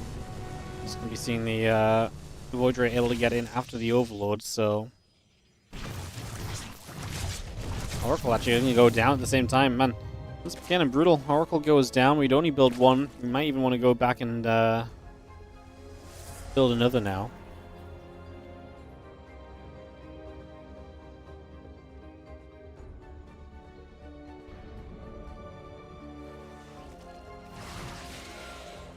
Well, depths will shade. Just going to see the couple of lings going to get pushed around as well. It's just going to get shaved off over there for a couple of moments. And yeah, lings will continue to gather up. The roach is coming about. Drones in the lair building through. Evo chamber being added.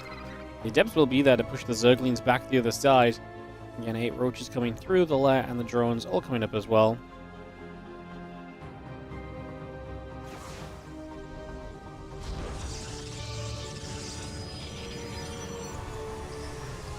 Get those assimilators into place. Roach speed, +1 missiles. Again, the Stargate and the Fleet Beacon coming through. The couple extra gates coming about. The Adept's going to get in after those Zerglings.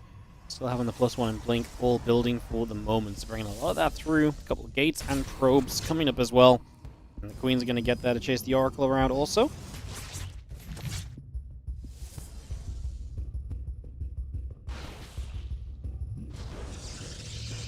There's the Fleet Beacon on the way, so Zoun going to play into this double Stargate quickly after the +1 and Blink, so very quickly going to rapidly kind of get himself to additional air units. What is it with Protoss players? Yesterday, Heroes trying double Stargate openings. Now we're playing Blink into fast double Stargate. We're just going to rush Tempest. It's crazy. Protoss players are loving the rush to the later game.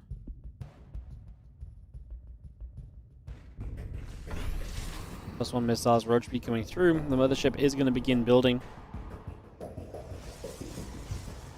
4 more cannons producing by as the battery comes up as well. Again, plenty of roaches on the way right now as that +1 missiles and Roach Speed will finish. But Reynor's just throwing down the infestation pit, so he's not going to get aggressive.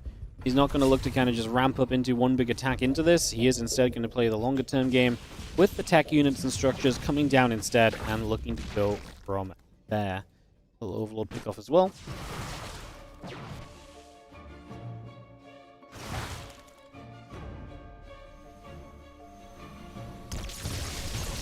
Tempest will go in after the Zerglings. Roaches will not really be able to do too much, right? Like, the Storks can blink, Tempest can do damage that the Roaches can't contest. I mean, you're teching up, you may as well wait for the tech units to be here before you take a fight. Reynor's got a good economy with 83 workers, and he's heading into the, Spire to get the Corruptors out, and the Hive for the Spellcasters as well, I'd imagine.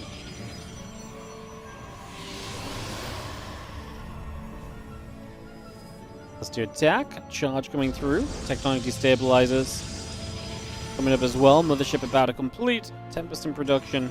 Templar Archives, Gateways. And the Nexus all still coming by as well.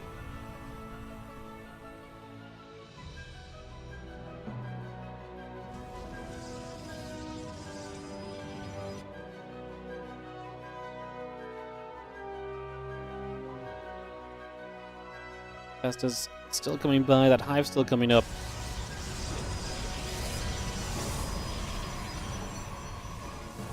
Then we set up across 4 bases right now. Neural Parasite will be on the way. +2 missiles, +1 melee, +1 carapace. When you get through for the moment, still getting that Overlord speed up and running. The Hive is not far from being done. I honestly thought we were done with kind of sit back and not much happens games, but apparently not. Today just has a vibe for those, huh? I mean, Zoun if you hear early on Mothership was a very sit back and wait for 20 minutes kind of situation as well.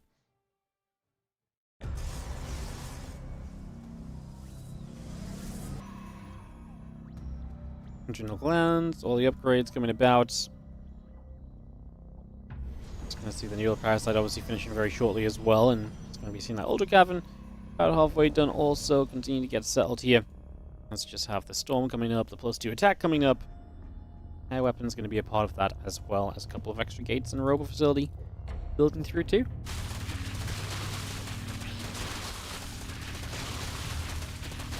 I think Roach will take down the rocks, opening up a little bit more space in the center of the map. There's so much creep everywhere.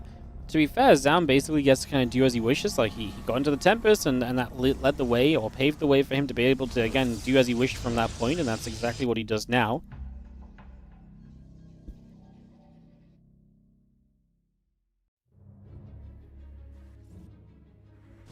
Roach on the right, Hatchery up the right side as well. The Void Ray just going after a few Lings. Got Ultras on the way from Reynor, so going to have an improved army from him shortly. I mean, he's got all the things on the way. Chitinous Flame, Nightmare Shroud. Giving himself a lot of different options to be able to more or less kind of deal with this, yeah, just kind of deal with this, army of Zoun in the near future.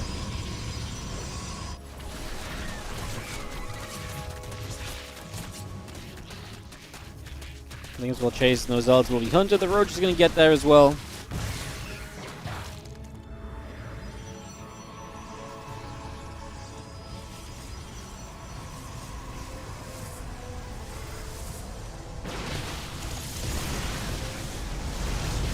The ship just nice to obviously help out. Still, my issue for Reynor's army more than anything might just be those Roaches. How are you going to trade out those Roaches even half reasonably to kind of clear space for other things? I'm not quite sure.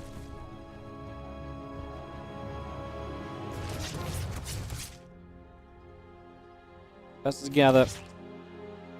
Well, Queen's going to shoot Observer, taking shots. Again, +3 attack, +2 air weapons, shields coming by as well. Maybe seeing a couple of gates coming through too. And a couple of cannons still coming about. Spire is on the way. Things will come over.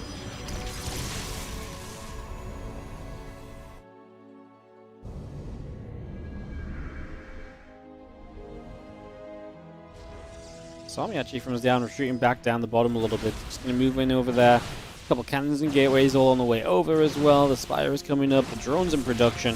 You're going to see the big army on the right side. So this is going to be where he tries to use the Roaches behind the Ultras. That might be a reasonable way to get something done, but as the Archons show up, it feels like we're really not going to get anything done quickly at least. So still doesn't exactly feel great. The Stalkers attacking on the other side are going to get cleaned up as the Infestors catch a fungal on them. We replace Zealots immediately here, and 4 new Ultras and a bunch more Lings on the way from Reynor.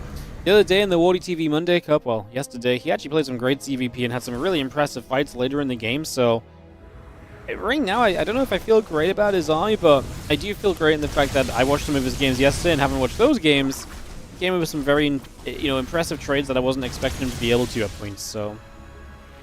Is it an issue that he still doesn't have Corruptors, though? Is that maybe a problem? He's up against 5 Tempests and 1 Void. And the Mothership, it's kind of rough. It's like if you make Corruptors, they're only really good for fighting those units, but then if you don't make Corruptors, do you just get overwhelmed by the Sky units eventually as well? Yeah, maybe you just kind of play around ignoring the air units for now and then rebuilding to Corruptors if you need it. It's an interesting choice to kind of decide on because, like I say, you don't have endless amounts of army supply free, so if you don't have endless amounts of army supply, you can't just do everything. So it might just be worth trying to win out on the ground specifically at first. And then, using stuff like just the Infestors and so to try and fight the Skies in whatever way you can. I mean, to be fair, enough Neurals, and that's going to be a way to fight the Skies as well, to be honest. So, yeah, maybe this is just fine. Ignore Corruptors and then just kind of get yourself in a position where you Neural some of the Tempests if you need to. And just ignore the fact that, because again, if Tempests are in a fight, they don't do a lot of DPS, as the fight is going on. It's usually their poking power from afar that is really effective.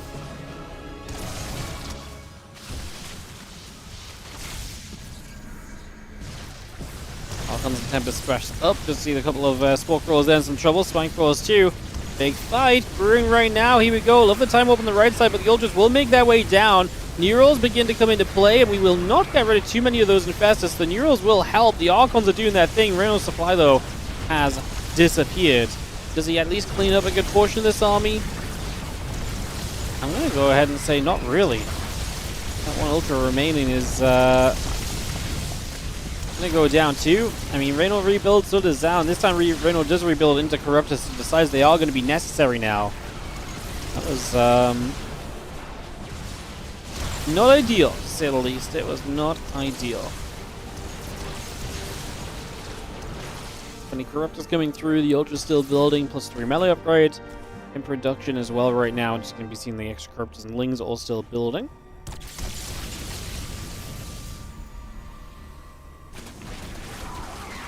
This is a base top right as well, just salt in the wound right now as Reynor is definitely hurting. I'm not sure if he's going to be able to recover from this. This feels pretty dire for him. Lost his army, had to rebuild. I mean, his rebuild is fine. It's just losing the bases on top of that, then that rebuild just feels extremely rough and difficult to kind of step away from.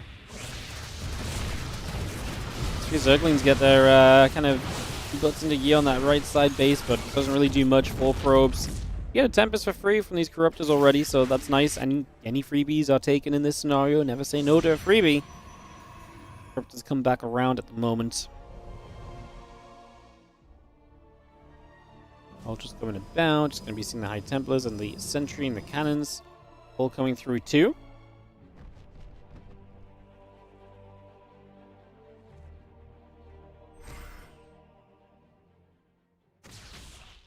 Stalkers just going to go in after those Zerglings, so a few Lings taking some damage. For Aspire on the way, Reynor definitely looking for some possible answers as this game progresses further. Seeing if he can find a move into Broodlords would definitely not be a bad thing to kind of end up on eventually, so definite possibilities there. Another few units just gathering up.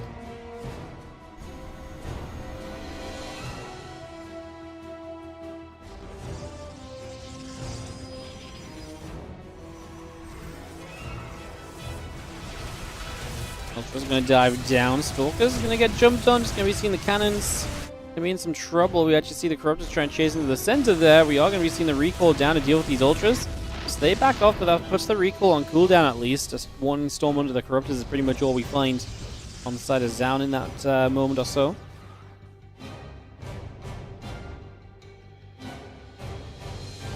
And a few Infestus coming online. The few Lings are coming up. The +3 Carapace is on the way through as well at the moment. Dark Shrine, Stargates all building. The Lings get caught in a stasis ward. And the Ling Ultra army wants to figure out where it wants to go to. A few Lings on the bottom just going to run in. The Corruptors end up making their way over to the far left-hand side at the same time.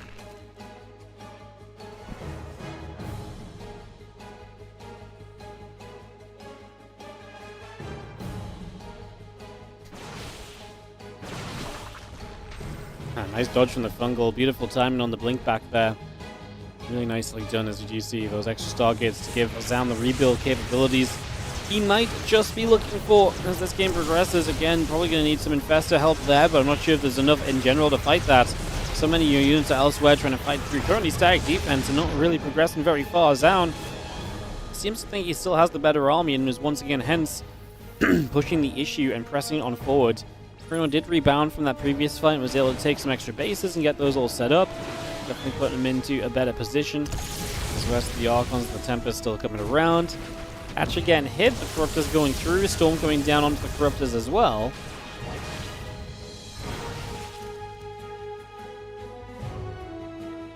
Lings, 2 Ultras, all coming by. The Ling's going to take a chance, jump in toward the Stalkers on that right-hand side.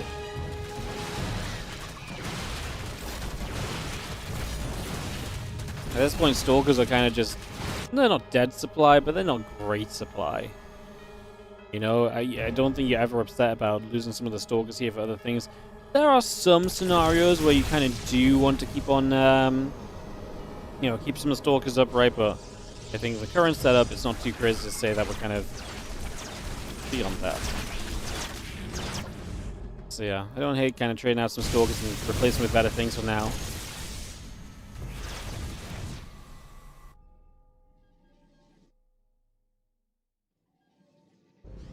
+3 flyer attack coming through here currently, as we just have again another Nexus and the Archon coming up again. We back around to the right hand side.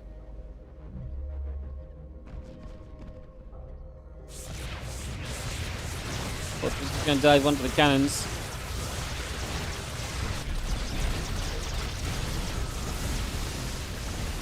We've seen the Archons pulling back over the Ultra, taking some shots.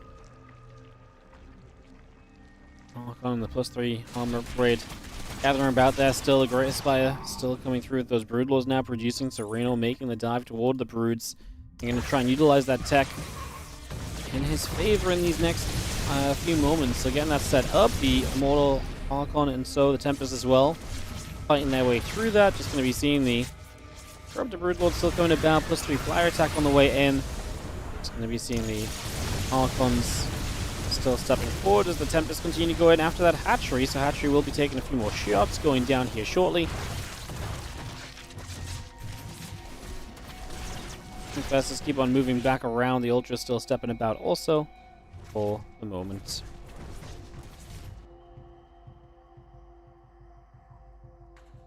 Tempest building, Oracle on the way. +3 armor upgrade coming through. The Viper is producing. The Corrupt is on the way. The Ling's coming out. +3 flyer attack coming by. Is just going to be seeing this single probe shall fall. And this game not seem to be going really anywhere quickly. I mean, Zoun sat back. Reynor's kind of sat back a little bit as well at this point. A little bit of a standoff here on Winter Madness. 21 minutes deep.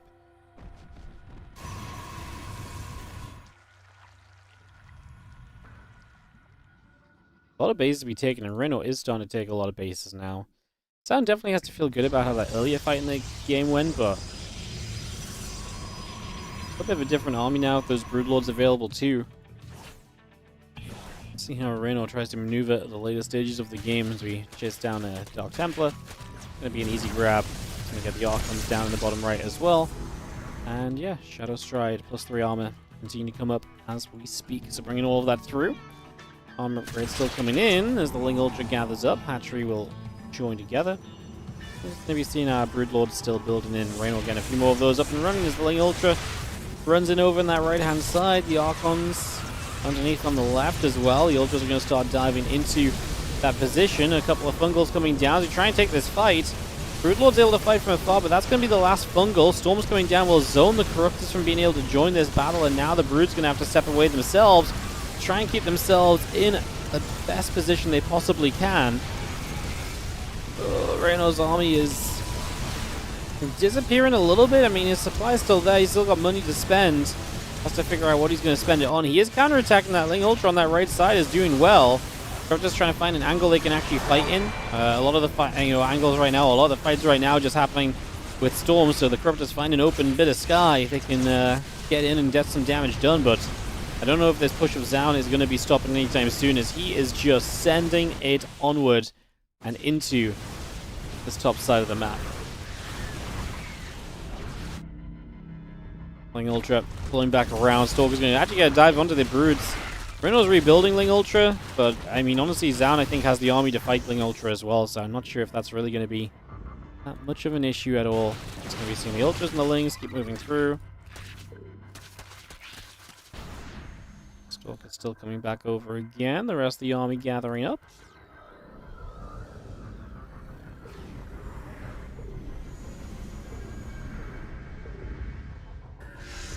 So Ling's coming about. The Ultra's in production. +2 flyer carapace going to be building as well. Currently, just going to see the few Lings coming about. The Broodlords stepping over. Just going to get that Ling Ultra army stepping over, and the Stalker's going to take some damage. So a bit more damage being dealt on that one. Again, cannons coming through, the DTs and the High Templars coming up. 3 Archons already on the way in. And Reynor's just sat at like 160 supplies, so he's unable to really do too much in the next few moments. I don't think he's going to be able to break through this position. The Broodlord count is not what it once was. He's mostly mass Ultra. He is not going to make this work, and Zoun is going to take game 1 of the best of 3. Zoun, getting it done. What's up, Trickmill? Thank you so much for the Prime sub as well at the end of the game. As we'll get our game 2 readied up on 10,000 feet. Took a while to get there, but we got there in the end.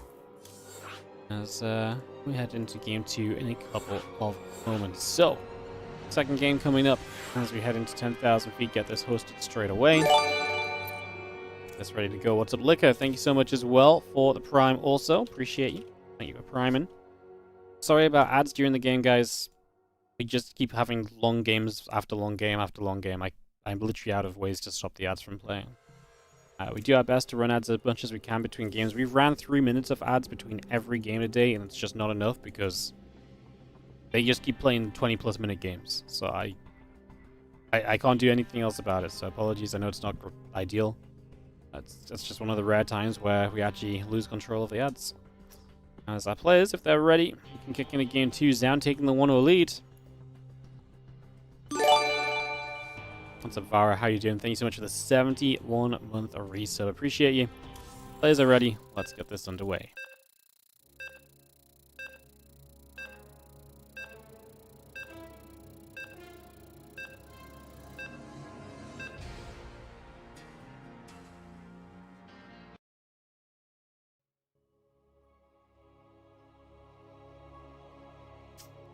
Alright, so heading into 10,000 feet. And Zoun goes up by 1. Reynor just kind of ended up in a position where I felt like he couldn't really do or find much of anything.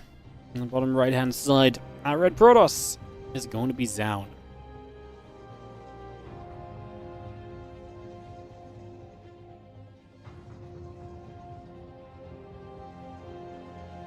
In the top left, our blue Zerg player is Reynor.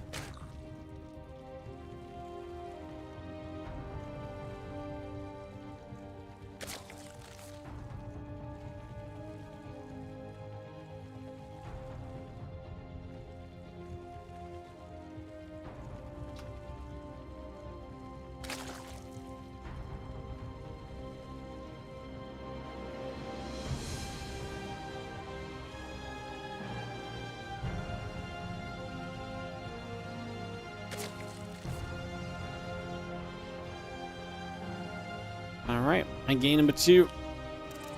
Get up and rolling.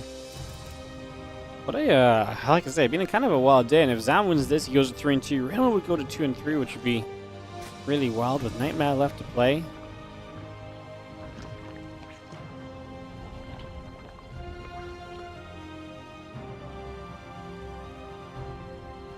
Punch Custom Pool coming up, a couple dronies coming by. Just gonna have ourselves the Gateway and Nexus coming through for the moment. Taking a couple of seconds to get ourselves settled in. Game 2 of this BO3.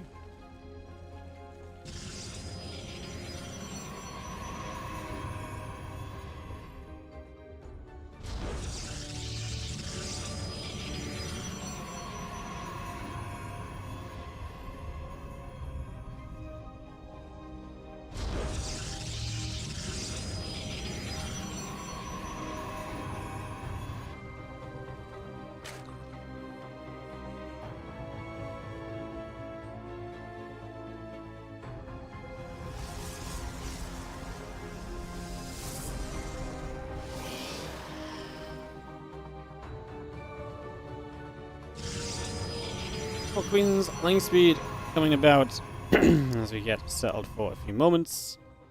Take a couple seconds to settle down right here.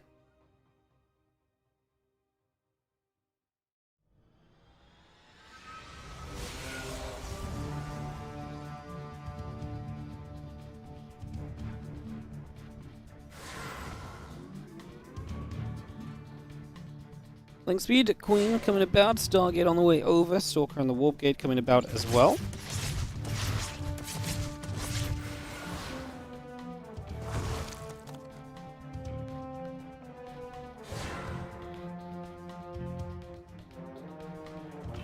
You can see that Link speed coming through, Warp Gate and the Oracle coming about, a couple of the Probies coming over as well. It's just going to continue to get that going.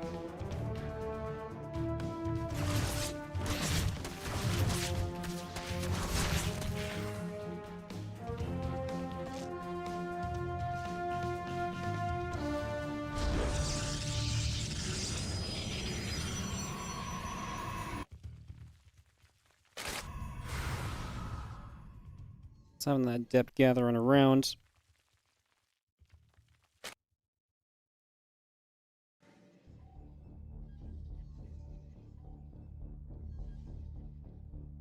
Let's see the Oracle and the Warp Gate then.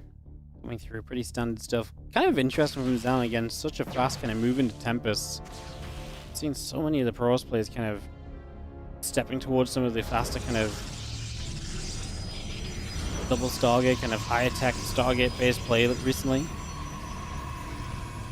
wonder if there's anything it's particularly kind of like open to assault to, like, or weak to, per se. Gotta be a couple of things where it's a little bit weaker. Just that we're seeing kind of a few players, like I say, playing around with it. Feels like they're pretty confident about it, so it's interesting to see. Anyway, just gonna have a couple oracles moving on the map. There's a Twilight Counselor and a Forge behind this, which is not really too surprising just yet. Get that on the go once more for the moment, so bringing that straight up. Moving through, a couple of Spore Crawler shots coming down.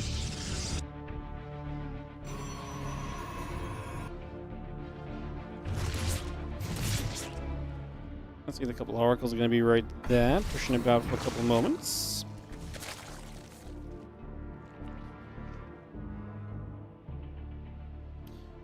Again, Roach-Ron building by, the drones and the Overlord in production at the moment. Again, +1 and Blink all building. And that's set up.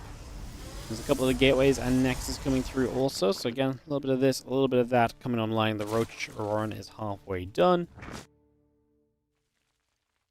A couple of oracles just going to fly up through the top side, and I see the Queens gathering about, the Lair coming through, the Roach run building.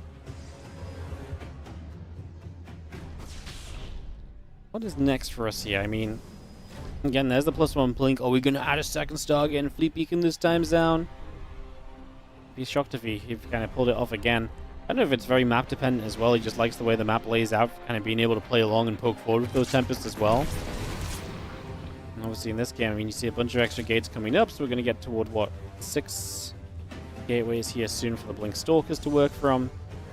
Just going to go from there and see where we might go, as we just have, again, Lair, a couple of Overlords, the drones all building through, bringing a lot of that up and online.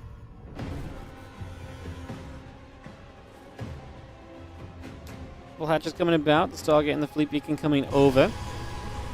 Still got that +1 on the Blink coming up as well, as just have the couple of oracles coming through, dropping a little revelation down on the hatchery.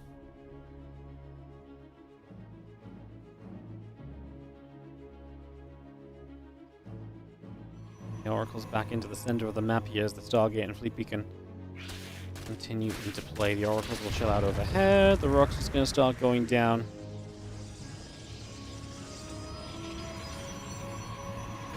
Seconds will pull it over. The Stalkers will take a blink and just going to go in after those Lings for a couple of moments. Again, +2 in the charge coming by. And Battery going to finish up all of those cannons on the way through. The Tempest still in production as well.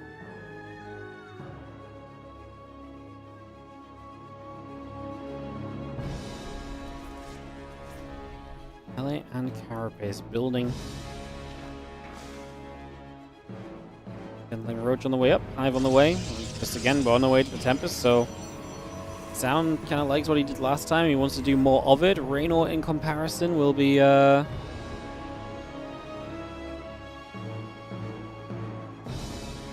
well, sat back and wait to see what he can do about it instead. I mean, last game he built a lot of roaches that were kind of unnecessary. He's on way less roaches this time around initially, so I wonder if that will help him just have kind of a smoother entry into the later stages. But I mean, the game went on long enough that you've got to be concerned about more things than just like, wow, you built a lot of roaches early last time, surely that's not going to be great for you. So it does raise a couple of questions there, as Temple Archives finishing soon, Robotics Facility coming up.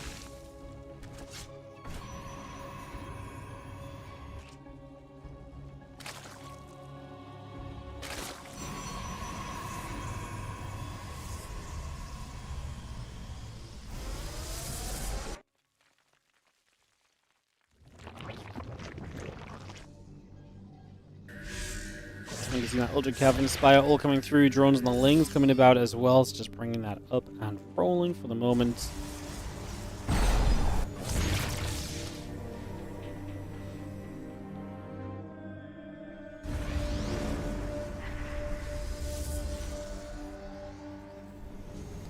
And +2 attack, Storm, +1 air weapons coming about. Just going to get ourselves all settled. The robot facility and a couple of gates going through as well.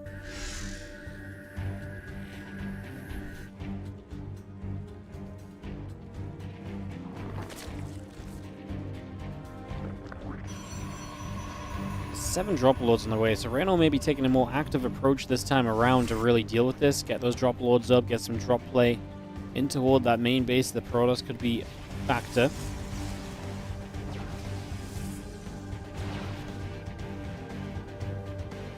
Storm already completing, just having ourselves again the +3 attack upgrade, +1 air weapons. All building by as well. Still got those couple of gates coming through, the forge coming up, cannons and a battery on the way in as well. So again, a lot of that just coming straight online. +2 melee, Titan's plating, +2 carapace. Some little bits and pieces coming by at the moment, basically, but mostly just upgrades in general from Reynor, and he is going to be maxed out, so time to start seeing what he can do with that max out and see if he can start finding enough value to run around the map and make some things happen. We have the drop lords currently heading down to the bottom right-hand side, already making their way over in toward that main base. Let's see if we can, like I say, get some damage done and maybe start pulling Zoun around a little bit in this matchup. Start putting some work in initially. Tempests could be there with the Stalkers underneath them to support. New Immortals producing, the High Templar coming out. There are the Overlords ready to make the play in the main. There's a few Stalkers here, but not enough to get rid of all the Overlords. Now the Tempests on their way over pretty quickly as well. The problem is Tempests do not deal with a lot of the Lings and so on very easily, but we'll see if we can maybe just hold off for a while. At the same time, we're going to Ling Bane our way forward. Another base right here. High Templar there in the front goes down. There are other storms available. Got to be careful where you run the Ling Bane at this point. At the very least, we're going to get after those probes, and that's a lot of those probes going down. Don't get me wrong though, Reynor gave up a lot of units to do this, but hey, 28 workers. It's a pretty good starting point of some aggression. Now we're going to follow up with Ling Ultras. The drop lords never got away, which is maybe the biggest shame of all, because they probably could have just flown away instantly if they wanted to, and probably would have got out of there if the Tempests weren't going to target fire them. So, best opportunity to just maintain and sustain. Again, the 5 Ultras currently halfway done, still building up, +3 melee, +3 carapace, coming through too.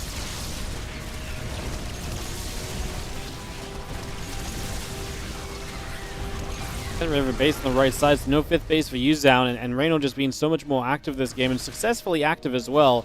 He is going to kind of continue to headbutt in, and the idea is you're going to kind of chip away at this Zoun setup, with the eventual goal being, like, if you chip away at him enough, boom, you will have an army that can eventually trade out nicely against this Protoss force. That's going to be the end goal here. As the storm comes down, the Ling's still trying to surround from 2 different sides, looking to come on in. Going to recall away because we don't like the fight.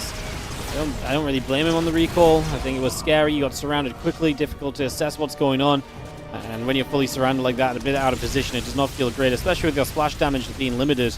As High Templars were not able to get storms off there quickly either. And obviously Ultras starting to get close to his definite concerns.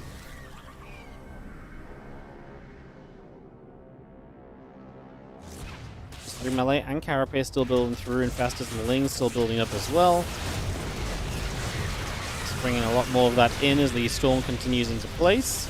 Again, the Overseer is going to step to the front. A few more probes going down. A bit more damage being done. The Zealots are going to get there. Zergling's getting picked away at.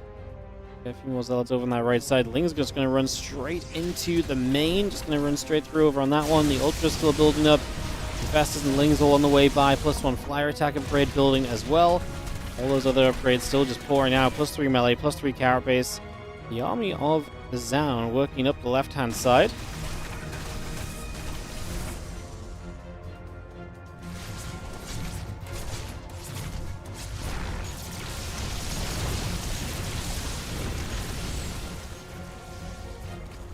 There's 30 probes going down right there. 3 drones only. As obviously we get rid of a hatchery. I mean, the counterattacks from Reynor still being great. Is he ready to fight this larger army? I mean, Zoun, army supply-wise, is equal with Reynor. I mean, getting rid of a base of Reynor is nice, but Reynor's obviously done serious work himself. Zoun is very near to being a 3-base Protoss play. If that right side location goes down, you become a 3-base Protoss. If you're a 3-base Protoss, sticking around long-term in this game is not going to be ideal. You've got Lings in your main to deal with as well. So Reynor definitely has the chance to fight, rebuild, and fight again, but you got to make sure that fight is somewhat effective, otherwise this could be a disaster. Zoun backed away. As those Lings in the main base continue to fight against the Zealot 2, the Dark Shrine goes down, which is a nice grab, removing some of the options that Zoun will have to harass you as this game goes on, so no more DTs for the foreseeable future. And the Ultras are marching down the map once again as they look for a fight in on the left-hand side. There's a few units looking throughout on the right, but that base is low, and that's why Zoun's army is preemptively protecting it.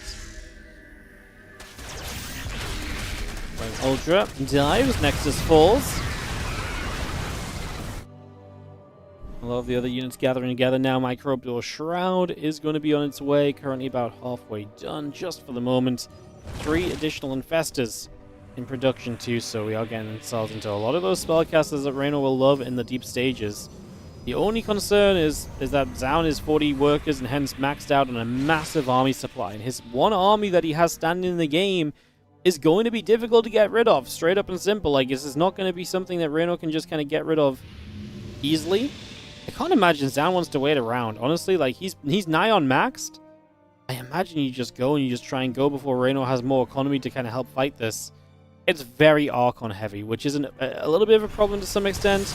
Great against the Lings, not so great maybe against the Ultras in some kind of degree. Obviously a little bit susceptible to the Neural Parasites if they come in from far enough as well. Reynor will just give up the top right base.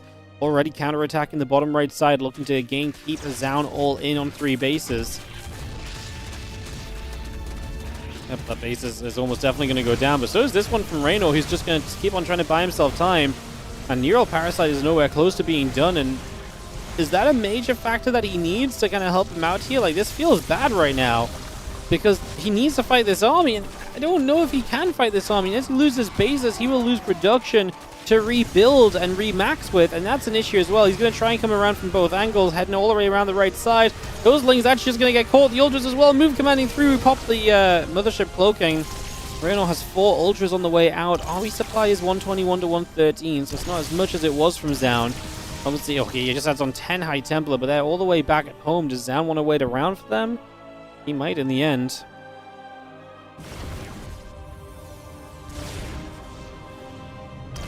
Tense couple of moments, couple of drones begin going down already. As Zoun pushes around the left, Reynor clearly has not felt comfortable picking a fight. Zoun is still trying to find an expansion as well, by the way. Like, he is still trying to expand, he's just not being allowed it. So Reynor doing a great job of maintaining this scenario. Is he going to be able to take this engagement through? He's got so much money to spend. He does not have lava to rebuild with, though, so he doesn't have the bank. He can't actually spend his bank, so he has to win this right now. There is Neural. That's one of the things he was waiting for. Help him to push forward here, as the Archons will fight against the rest of this Protoss army, but Reynor's supply is low, and like I say, no lava to help him out right now. Oh, it's very close. 7 Corruptors on the way, as the Tempests are maybe going to become the issue in the end. Those Immortals in the back not being touched, and Reynor's army is not getting it done. The Mothership recalls the reinforcements across the map, jumps onto this hatchery, and Reynor is going to lose his natural, and I just don't see him winning a fight from here. Anything he rebuilds right now just feels like more of the same that wasn't quite good enough before. The only difference being now, there's not enough Archons to really fight against the Corruptors. We recall back to the bottom side, and Zoun will just reset for the moment, as he will just say, okay, well, I think I may have done enough. Reynor is now on 2 bases. There's a 3rd hatch still alive on the right side, 31 drones only. It does, I mean, Reynor actually is going to get a chance to spend his money, though, right? As some of the lava kicks in off these bases, he will actually be able to build some stuff. Like, he had money. Lava was the larger problem, and actually just finding a location to take a proper fight in. Hatchery down on the left, 7 additional Ultras still coming through.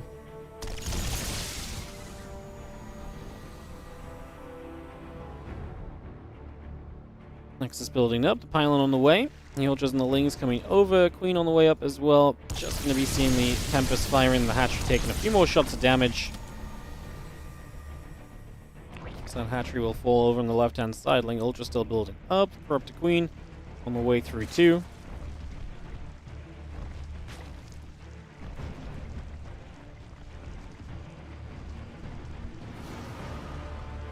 All those Ultras gathered together. Zoun into the center of the map here.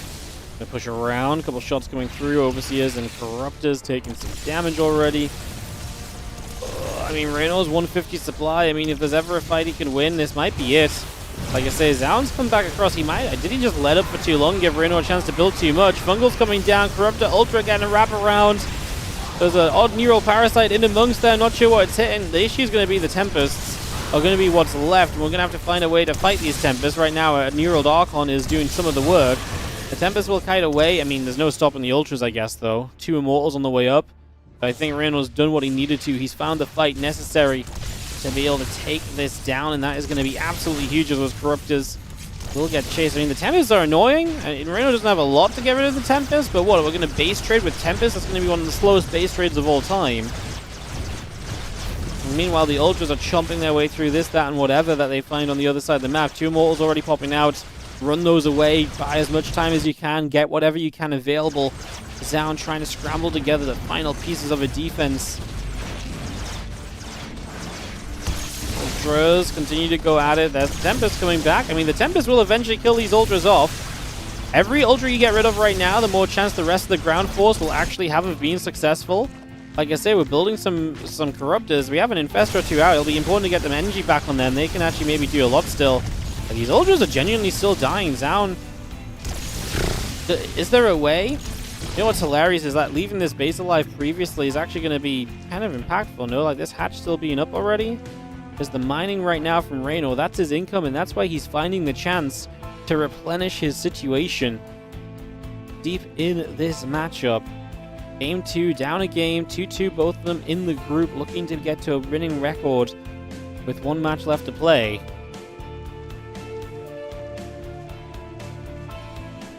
Match is coming up. Flings of Purpose coming through. The Ultra's going to try and take a dive forward. A couple Neurals coming down. The Tempest getting jumped on. The Neurals are kind of huge, honestly, and the few Corruptors will then be able to do enough. Zoun is going to say GG. Reynor is going to be able to get it done. And that is going to be a game 3 on the horizon between Zoun and Reynor. It got very scrappy. It took a lot of effort, but he got there in the end as we'll go to Ruby Rock for our deciding map between Zoun and Reynor. Like I say, in just a couple of moments, we get that kicked off in a second. Oh, breathe a little bit.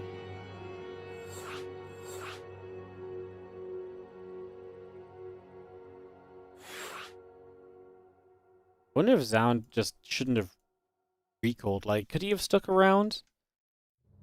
It's really tough to say. Like, it's really tough to say. Like, did he give Reynor time? Like, yeah, but did he have to? Maybe.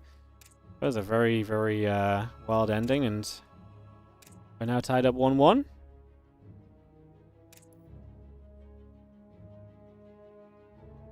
Zoun in the replay, Reynor in the replay, both of them figuring out what the hell they just had happen.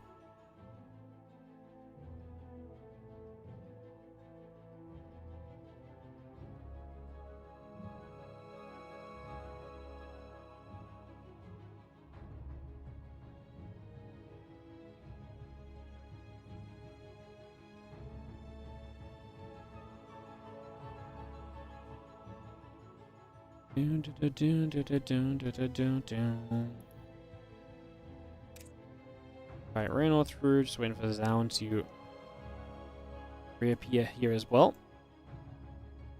Get this game 3 ready to begin. And we've got Rainor NightMare after this as well, guys, so like I say, pretty crazy set of games today.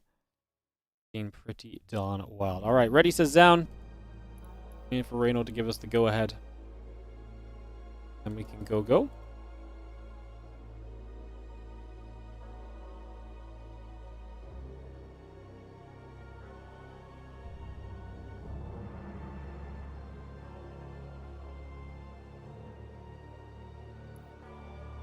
Reynor just needs a moment before we start up this final game. No worries there.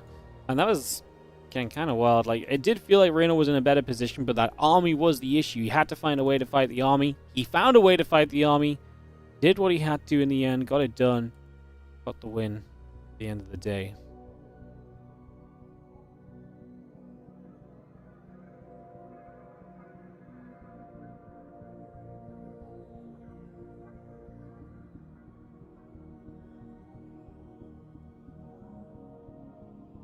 Alright, just waiting for Reynor to ready us up, guys.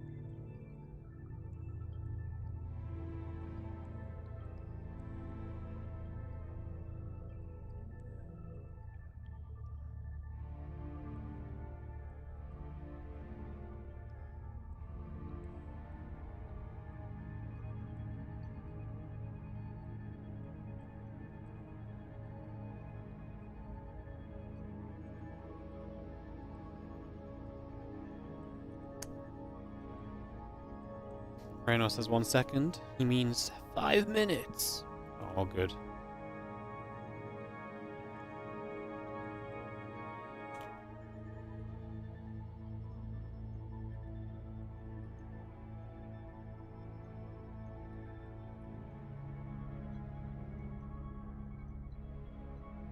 Alright, Reynor ready. Zoun still ready. And we go into game 3. Alright guys, let's kick this off. Let's get this going. Jumping into Ruby Rock for our decided map between Rainor and Zoun.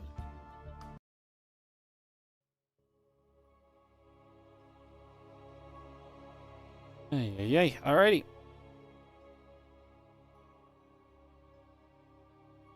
Again, after this, Rainor versus NightMare, best of 3 coming up as well. We're going to have in the bottom right-hand corner, the red Zerg player, able to turn it around in that previous game. It is Reynor.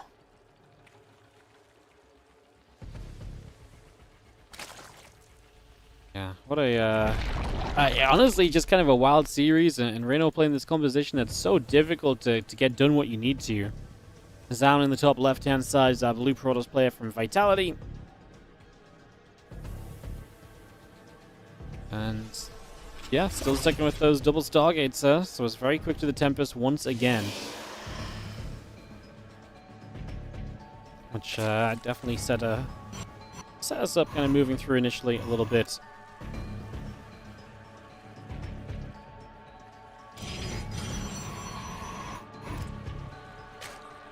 Where we get to on this map 3 then, as we all get a rolling. Overlord coming across the map, getting some scout information, looking to see what's going on.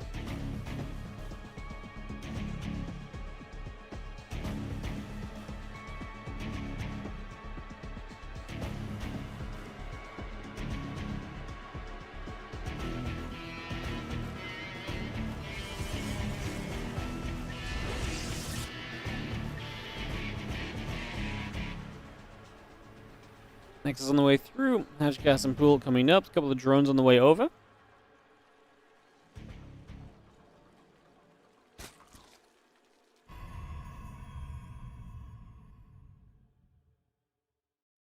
Subcore building. Hatch and spawning pool coming up.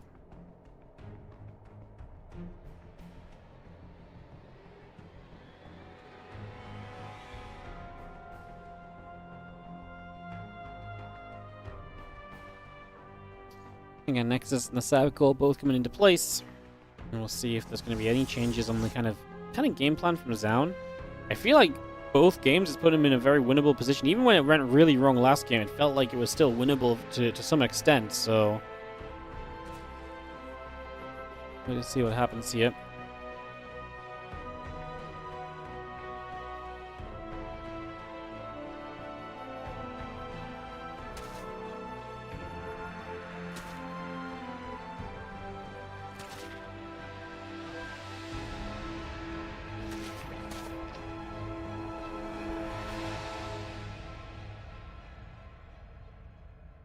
I see Adept moving about, trying to see a little bit of what's going on.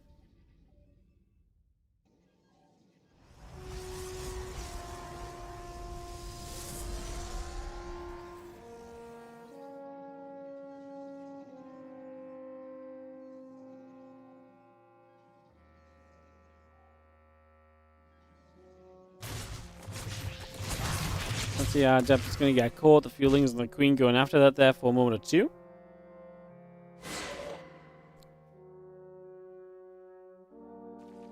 Voidray will build and get settled down. And our Wargate will continue to come into place. Link speed will be finished, so that Voidray going to control the map for a little bit early, take away some overlords of Rainor. Seeing the Voidray more and more in this modern day PvZ meta, it's kind of wild. It really was not, you know, there was a time where like, the Voidray's on its way was such a novelty thing to say, and now we say it more often than we don't.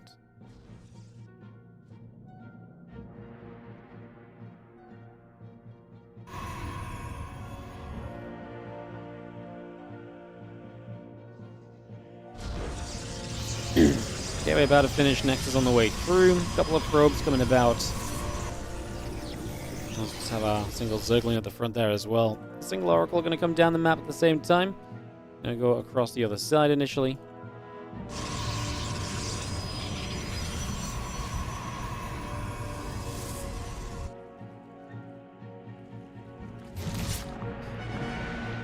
Constant Forge. We've seen this one before, but we'll see, like I say, if there's some changes from Zoun. See if he doesn't go into the Fleet Beacon as quickly. I wonder if there's anything Reynor can do to kind of change up how he's kind of approaching this as well. He's going to go Roach right here. So at the very least, we know he's heading toward Lair Tech for this in Game 3. See what he can do with it there. There's the Oracle. And just apply some light pressure. Doesn't go for any drones just yet.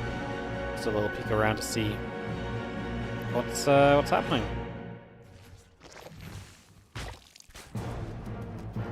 Yeah, +1 blink all coming through. Those gates coming up. Probes on the way.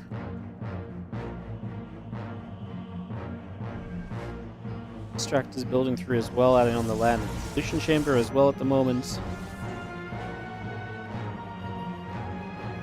Drones and overlords coming by. Just gonna see again +1 blink coming up for the moment now. The Oracle will take a bit more damage. The Queen pushing the Oracle back the other direction.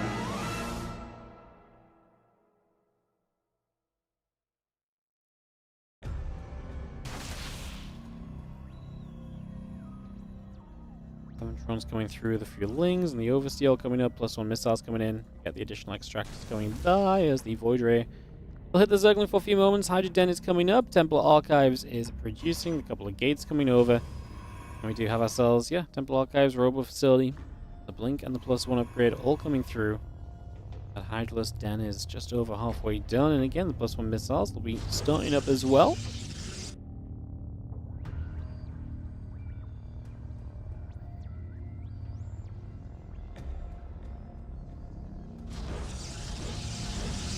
Five Hydralisks on the way. There's the Temple Archives, Robo Facility, the few extra gates coming up as well. Going to have the +1 and the Blink coming through. Just have ourselves Storm is coming by also. A couple of the High Temple are producing, the gates on the way.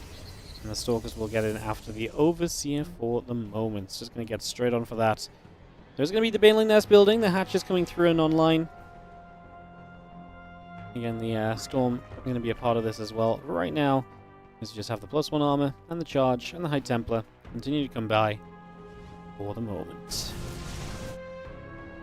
Hatchery builds over on the little center. Now a hatchery in the upper right as well. A couple of Stalkers going to play cleanup.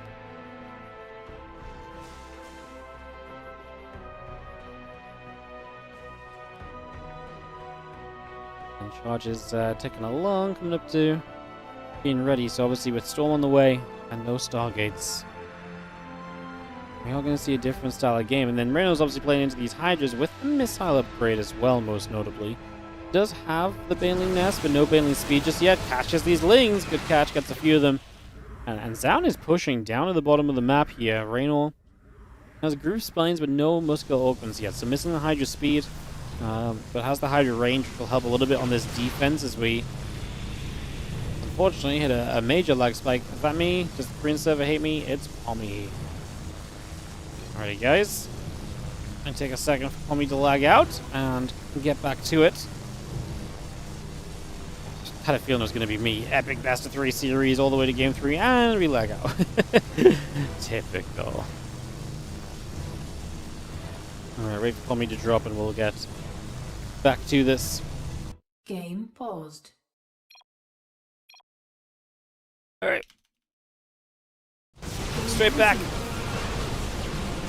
As we do have this hatchery is in some trouble, so the Hydras are showing up. High Templars have Storms, so Reynor's got to respect the Storm. You've got to be very careful about how you move the Hydras because of that. He didn't really need this base, that's a 5th, right? So you've got a base top right-hand side, so I don't think it's the end of the world losing your 5th hatch. Cross on a fairly committed push right now, 66 workers, not setting up a 4th. You can see the Lings in the back looking for a run-in, but they're going to pop a Stasis Ward, so they're going to get caught over there. Give us the idea of the threat of a wraparound kind of there, but no Bane speed feels kind of rough right now because it does mean the Banes would be very limited if they kind of came through. It's a beautiful Storm though. And the thing is we don't have tons of Storms, so I'm a little worried that we're going to run out fairly quickly if we drop them in 2 directions, and 2 on the top felt a little much. There's one more storm. I think that's it. No, the High Templars are very close to other storms, but they're not ready yet. Bane's trying to run through and do what they can. We don't get on top of the High Templar. Maybe the Bane should have aimed at the High HTs, because then they maybe would have denied extra storms coming through. You can see the High Templar getting the energy now. Reynor's done a pretty good job dealing with this right now. Decides to dive through this storm. He will kill everything, because Zoun is super committed into this natural. And that is going to be everything falling. We're going to reinforce with Zealots right now, but that's not going to do enough, I don't think, against the Hydras. We did kill the top right base, though. Okay, so Reynor becomes a 3-base Zerg during this defense. Uh-oh. That actually does change things a little bit. It was feeling like a cozy defense, but yeah, you lose the top right at the same time. I mean, you did kill everything of the Protoss, though, right? So you've got time to rebuild. We're going to see, yeah, Reynor makes, I think, the sensible call, which is, Lurkaden. Tech up from this. Don't try and counterattack. Yeah, you're missing your third. Just rebuild that. Get set. Like you say, you knock down a lot of the tech units of the opponent. So it's not like he can come swinging back toward you anytime too soon. So that's kind of a major kind of positive as well. So yeah, I sort of like this a little bit more as the Oracle checks out the hatchery there for a few moments. Couple of Zealots, cannon, and the Nexus still coming through. Make it a couple cannons, add the battery as well. Lurkaden halfway by. Lingbane Hydra still producing, plus 2 missiles are part of this. As the Ling Hydra wants to take a bit of a jump onto those Zealots, maybe. Doesn't quite get the chance to just yet, though.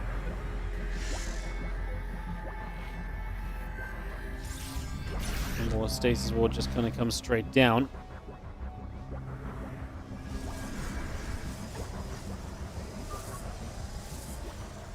Two missile attacks still coming up. 3 more Lurkers in production. Infestation Pits coming online. So Reynor is just going to play the tech up, but he's actually not in a great spot supply-wise. Archon, Zealot, High Templar about to arrive on the upper right as Reynor looks to play defense on this base. Cancels that hatchery up. There's already Zealots in the main base as well. This is going very wrong very quickly for Reynor as this game, I think, is slipping away from him. Zoun is looking to play cleanup right now across the board. A little Revelation coming down on a couple of those Lurkers as well.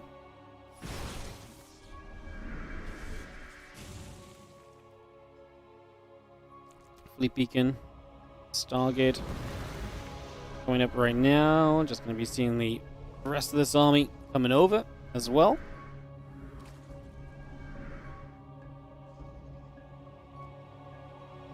Look, then building up the hatchery on the way. The couple Stargates and Fleet Beacon all building here. The Lurker's going to unburrow and go elsewhere. I mean, Reynor's down so much army supply against a very good army as well. Zoun's being very safe going into the Stargates behind this, but I don't even think it's going to come to that, as I think he's going to cancel the left side base again as well, so that's going to be an issue. Reynor's pulling away to deal with it. I think the Zealot's just right-click, it's going down. It's a kill, not even a cancel. We have a couple of Lurkers, but there's no Hive in place, so we're not exactly in a great spot. Game is called, Zoun will win, and it's a 2-1 victory. Zoun gets a big win for himself on the day as he takes out Reynor. And that leaves us with one matchup left to be played today, which is going to be Reynor versus NightMare, as we'll get that set up to go immediately.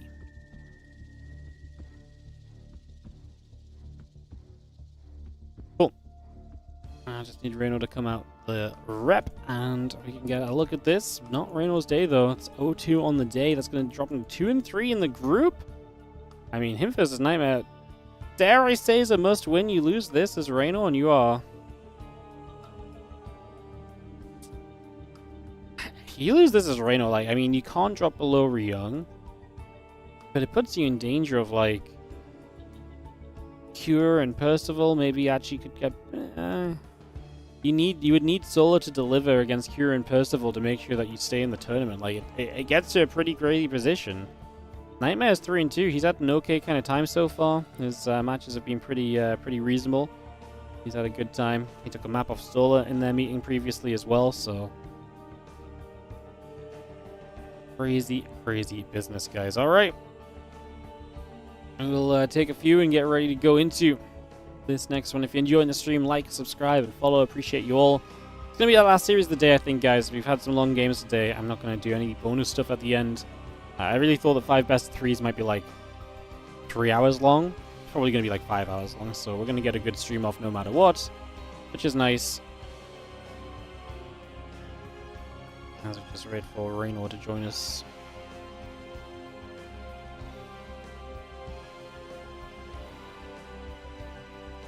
in the chat channel. I think he is watching the replay, if I had to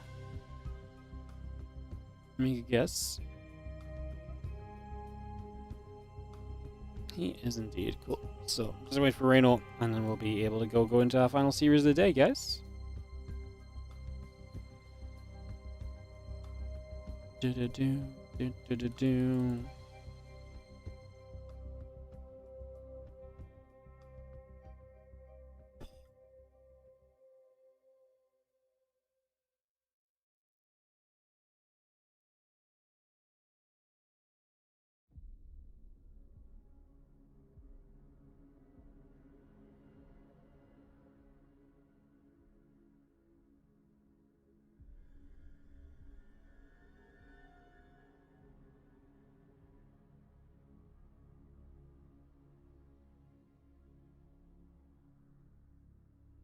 Alrighty. Zoun logged out, and then he logged back in. He now goes into the replay. He's like, huh, maybe I should watch some of that and try and figure a couple things out while it's fresh in my mind.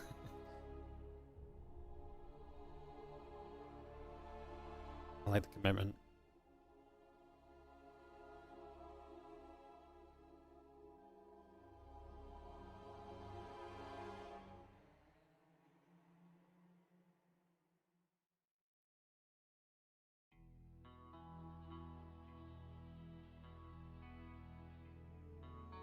Reynor's Year 2 is crazy. Yeah, it honestly is a little bit crazy, to be honest. Alright guys, just again, as we have, just waiting for players and stuff, if you're enjoying the streaming, do you like the tournament? All the usual ways to support them, I'm just going to mention quickly. Obviously, you can subscribe, use your Prime subs if you've got a Prime sub available. Check out the Patreon page where you can directly support prize pools for tournaments just like this one, patreon.com/WardiTV. If you're on the YouTube, take a second to scroll down on the video, like and subscribe, free to do, helps us out a whole bunch as well. There is a YouTube membership system on YouTube as well, if you do fancy joining us over there.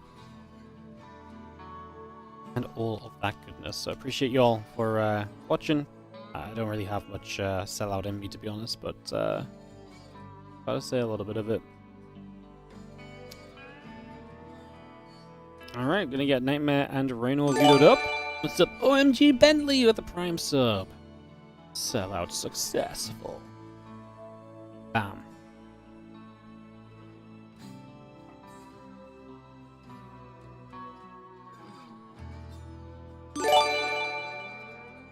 When tree slowly? Tree in 2 weeks, no?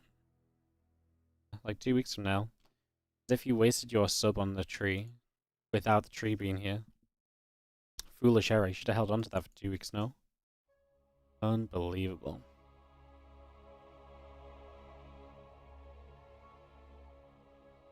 You don't know how I'm gonna fit it in there? Why? It goes, well, it goes, you know where it goes there. Like, it goes there. Did you not stand in the room and imagine a tree in this corner when you were here? Like, it goes there every year. It goes there every year. Admittedly, there's some stuff on the floor in the corner right now that's taking up some space, but if I move that, then yeah, it goes there.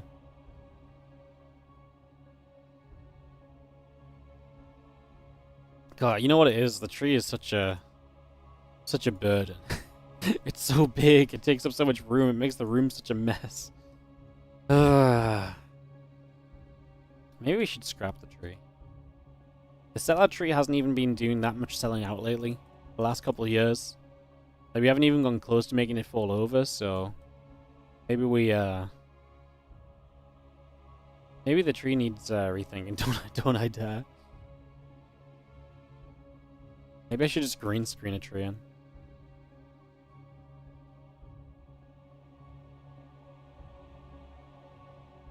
I'm the Grinch.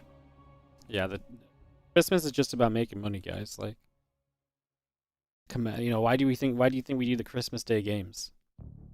For all of the Christmas Day ad revenue that no one else is taking advantage of. I really packed the room with so many things. Yeah. Yeah, it's pretty full. I genuinely have stopped buying things because I actually have nowhere to put them. I want to do a reorganization of all my shelves and stuff, but then I'm like, I don't even know what I would necessarily change to make it look different. But that's because I have like no imagination, so I feel like I'd take everything off, only to put everything back on in the same place again. I think it's this corner thing that I'm not super fond of, because it's just like it's lost the direction it once had. That space, those like squares are just so weirdly large, because like, for example, I think it'd be a cool place to have the Twitch trophy, right? But if you put the Twitch trophy in there, it looks really freaking small in the background. I mean, it looks small in the background there as well, I guess, but like, I feel like it looks small in there too.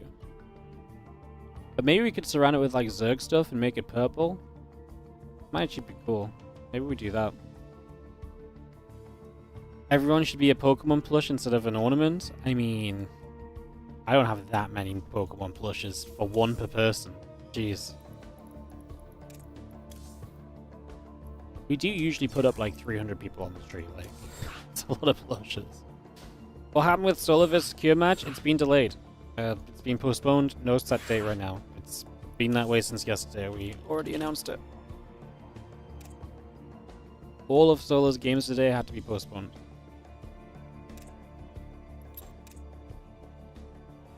Tiny Pokeball ornaments. Do you know how expensive tiny Pokeball ornaments are? Look, we used to have things which looked like Pokeballs in the form of baubles, right? And we used to put them on the tree, but everyone complained that was so environmentally unfriendly.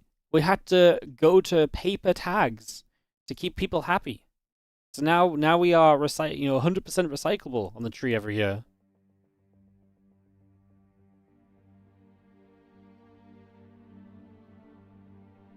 I should rename every play after a Pokemon and then at the end reveal who was eliminated to just to guess who was playing.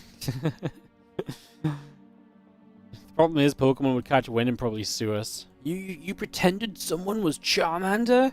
How dare you disgrace our image? Now people may think Charmander's a bad StarCraft player. Ah. Or you made so much money calling this man Charmander. I'm like,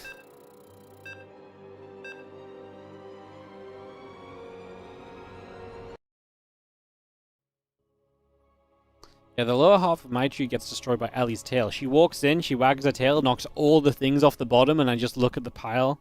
And then she's like, whoa, stuff on the floor. I'm like, no! No. Secret tourney, that would be fun. Oh. You guys not realize I make all of my viewership by getting good players to play in the competitions? And the names of the players are basically my clickbait? You know how terrible it would be if I couldn't clickbait with the names of the players? I'd go out of business so fast.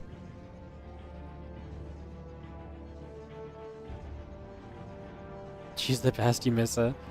She misses you too. She honestly, that day everyone came over, she had the absolute time of her life. She was, yeah. You can reveal them when they lose, yeah, but then no one watches while they're playing. Everyone tunes in because they heard Reynor just got knocked out. It's like, whoa, he got knocked out, yeah. Well, cool, wish I knew he was playing in the first place. I don't know. That's one of those things that's kind of fun, but like, it's fun in like a, oh, that's a novel kind of thing. It's not fun in a, everyone cares about this kind of way. You know?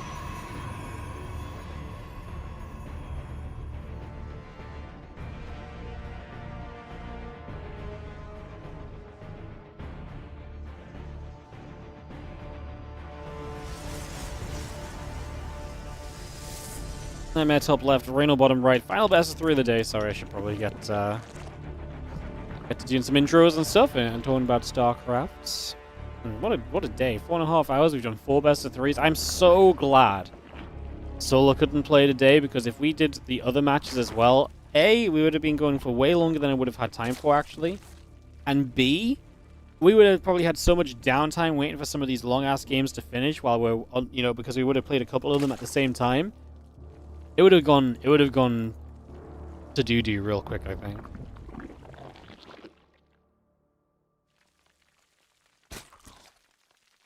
It would be good if they did an event like that live, and the loser gets revealed on stage and gets tomatoes thrown at them.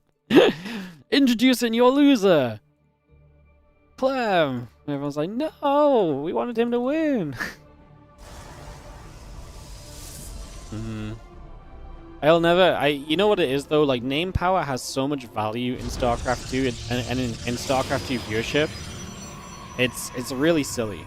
Like, you guys remember when Harston did the YouTube video? Harston put up a YouTube video called Bunny. It was Bunny versus Ragnarok, right? And he put this video up and it got great viewership and everyone's talking about Bunny and Ragnarok. The thing is, it wasn't Bunny versus Ragnarok. It was Baby Marine versus it's Baby Marine versus like Yakov or somebody. I can't remember who it was. It was like Baby Marine versus somebody instead. It was actually Baby Marine versus somebody else. And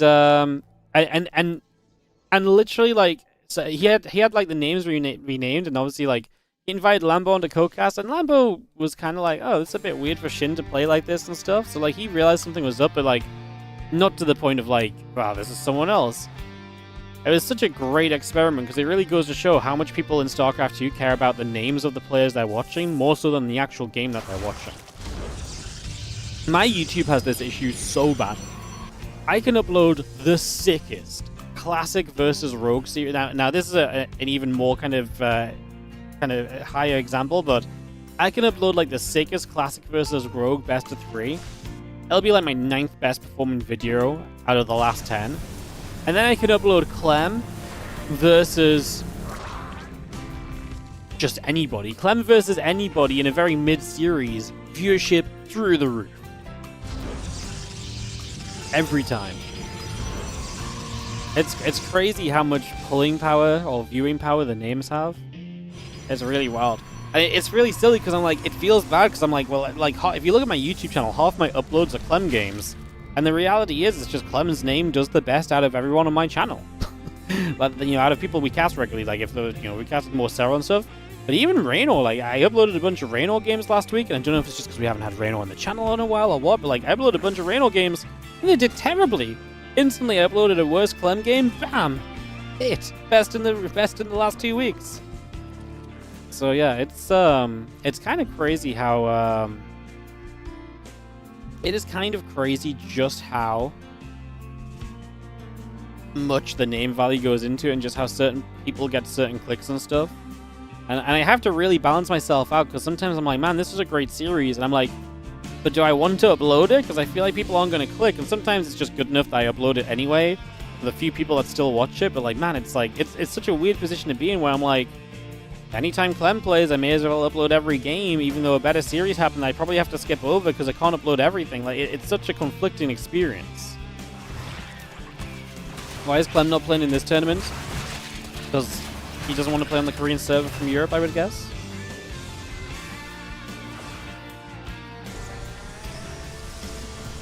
How much of that is the state of Zerg currently, though? What is the state of Zerg currently? Didn't we all agree that Zerg's okay now? Flying him every YouTube video, Clem versus Serral match of the year. Yeah. Man, some people have some tricksy stuff though. Like, I saw Winter. Winter has some good strategies. Winter uploaded like a game of like whoever. Like, let's say he uploaded a game of Clem Serral, and after the game of Clem Serral, bam, best of 3 2v2 in the same video. Do you know how few people probably would have watched the best of 3 2v2 in the first place? But because it was after Clem Serral, I bet a lot of them stayed on the video. I bet it was such a sick way of making more viewers on your content. Crazy. Those ults get denied. The stack from NightMare didn't work. Also, a little trick some of the YouTuber guys are doing, the guys that cast only for YouTube, is if there's a really cool game in a series. So say, for example, like Game 2 of a best of 3 is really good. They will cast Game 2 as Game 1 and then they'll cast Game 1 as Game 2.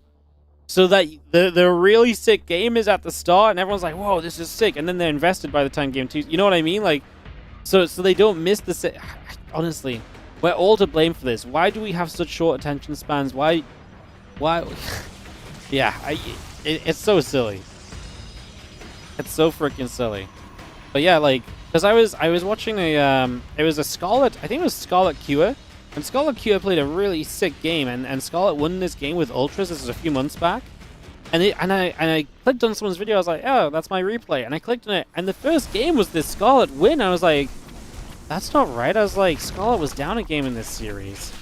And yeah, they put the Scarlet win as game 1, and then Kyo won games 2 and 3. But it makes so much sense, because then you're kind of, you know, you're basically saying, hey, here's the best stuff first. Most people are only going to watch the start if it's good. You see the disadvantage I'm playing at, guys, when I then have to upload VODs that I cast on Twitch? I can't just cast game 2 before game 1. I don't know when the sickest series is going to be to hype it up and do a sick YouTube intro, you know? Ay, ay, ay. Like, this could be the series of the day still, and I had no idea, and instead of talking about it, I've just ranted on about YouTube. That'd make a great YouTube video, wouldn't it?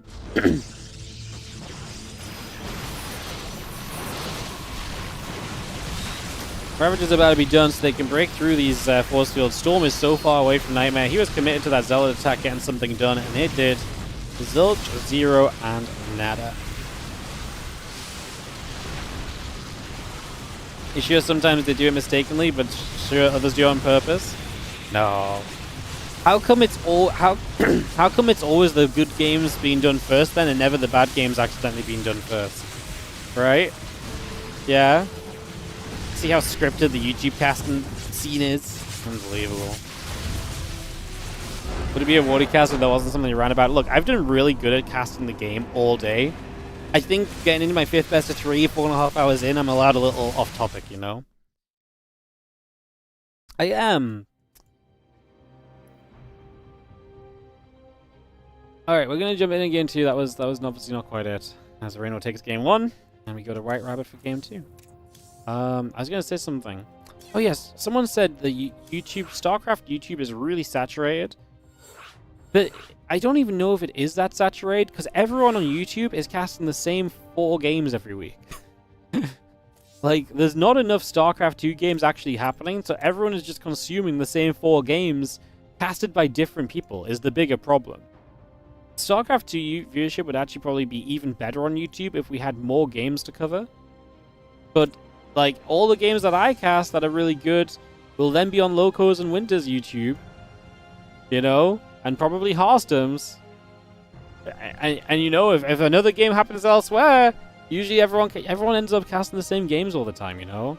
Pig as well, like, there's only so many games that are great every week, and especially when you're doing the YouTube stuff and you can cherry pick which matches you cast, everyone's going to cherry pick the same ones, because the same ones are all, you know, the best games are the best games, you know?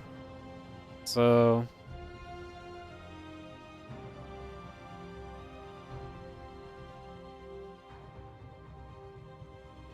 YouTube make it so you have to play games to get viewers. Yeah, I don't disagree. I know YouTube's a whole thing. It's just funny to me, you know? It's just funny to me. You think the tournament jobs are saturated? What do you mean by tournament jobs? That we have too many tournaments anyway? It's kind of weird, right? Like we have too many tournaments, but then everyone ends up casting the same 4 games every week because there's not that many games that are good going on.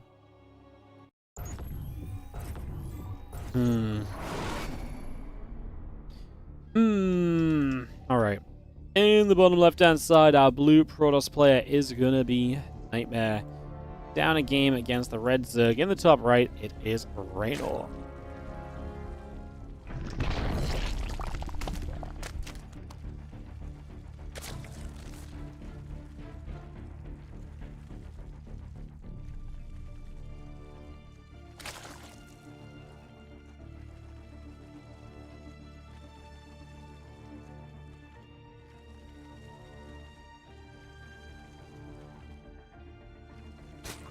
The YouTube viewers always stick to the end. I don't think everyone always sticks to the end, but like my average watch time on YouTube is very good. I think my average watch time on videos is like, I want to say it's like 15 to 20 minutes, which is extremely, it's why my YouTube actually does so well. Is because overall I actually have a pretty mid kind of, like I have like a, you know, an okayish kind of YouTube viewership, but they stick around a long time. My most recent video was 10 minutes, and I did a cheeky one. I did the YouTube thing. So remember Maru Sola from the Team League thing? I did Maru Sola, and I put that was the last game in the series, but I put that first, and then I put the 2v2 after to extend it. See, I did the YouTube thing. What are the numbers on audience?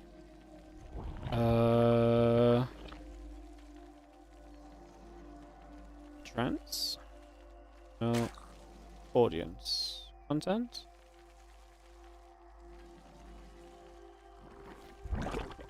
I don't know where to find the number I'm looking for, to be honest. Oh, my average view duration on a YouTube VOD, like an upload, is 16 minutes. Now, I have a lot of longer YouTube videos as well, because obviously, but that's genuinely pretty good.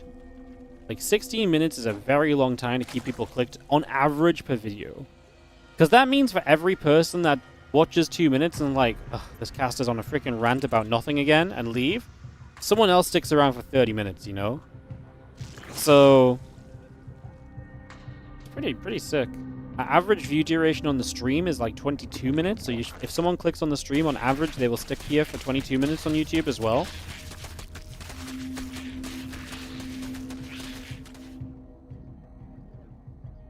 I mean, it's hard to break through as a new caster because all the tournaments invite the same ones year after year. You still remember Creighton's crash out?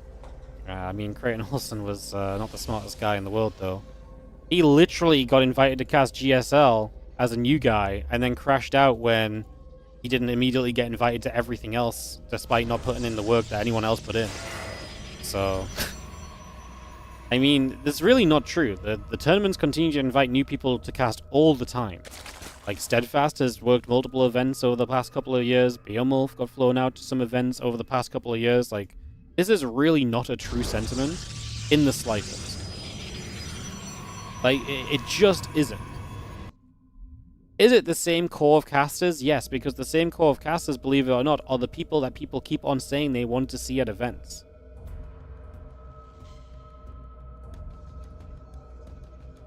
So, yeah, I mean, like, the big events, and as there becomes less and less big events, there are obviously going to be less and less openings as well, because the few big events that exist want the best caster group, which are the people that are well established and which the community keeps asking for, right? And that's why the casting scene's saturated. Okay, I was more talking about YouTube though. I didn't realize you meant the caster scene. My bad. That's why I shouldn't start fights in Twitch chat for no reason. If that was true, would Nathanius and Todd get invited to events still? Unfortunately for Nathanius, he pissed off pretty much every tournament organizer in StarCraft, I think. And Todd, I mean, the thing is, you can't just, like, how many people in the modern day do you actually think want to see Todd cast a tournament? Like, a lot of you guys who watched tournaments back then, it's not a shade to Todd at all either, by the way. But, like, Todd has not touched StarCraft 2 in a long time. So a lot of the people asking for people to cast events probably aren't asking for Todd because they've not seen him in a long time. So, yeah, a few people remember Todd and think, oh, Todd's great. But a lot of people don't want Todd there over, like, you know, some of the other guys that cast in StarCraft every week, you know?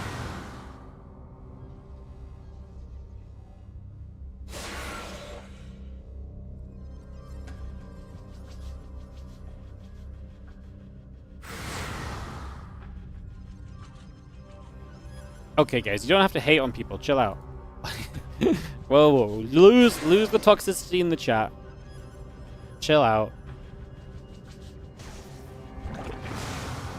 Not gonna... If anyone takes aim at any of my caster buddies, I'm gonna fight you all. So, stop now before you get banned. For this playing this tournament, you need to live in Korea or just play on the Korean server. It's Korean server. It's open to anyone, but all the games are played on the Korean server. So as long as you play on the Korean server, you can play. So when we had the qualifiers, a bunch of the Russian players tried to participate. None of them qualified.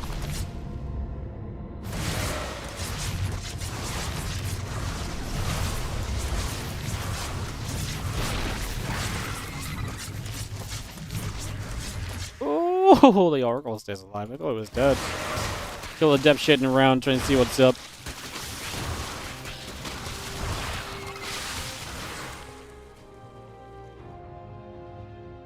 Caster talk's always very fun, but always very dangerous because I always feel like people are making opinions on people. I mean, as someone who's been through every stage of wanting to be a caster at big events, being hired as a caster for big events, being completely overlooked and ignored as a caster for big events for multiple years after casting big events already. Like, after seeing it all and seeing it play out, honestly, my overall perspective on it, at the end of the day, maybe this is biased because in the end, I'm still casting big events, is all the decisions that these tournaments make usually kind of make sense, to be honest. I did call Crane an idiot. Yeah, well, this dude literally made a podcast shitting on all of the casters in StarCraft 2. Like, it's okay to call idiots out. Like, if people are idiots, then sure. But, like, you know, this guy really deserved it, unfortunately. Like, this guy was really shitty behind the scenes and put up a complete fake persona in front of the camera. So, like that's someone, like, that doesn't mean that you guys can call him out. I can, because it's my stream and I'm the streamer. You guys can't just randomly be like, yeah, Crane was an asshole, because that's still being a dick in chat. But, like, I can say it, you know, because I dealt with it. So, you know. But there is a little bit of bias of what goes on in the stream, guys. I can say things you guys can't sometimes. I know, it's very unfair.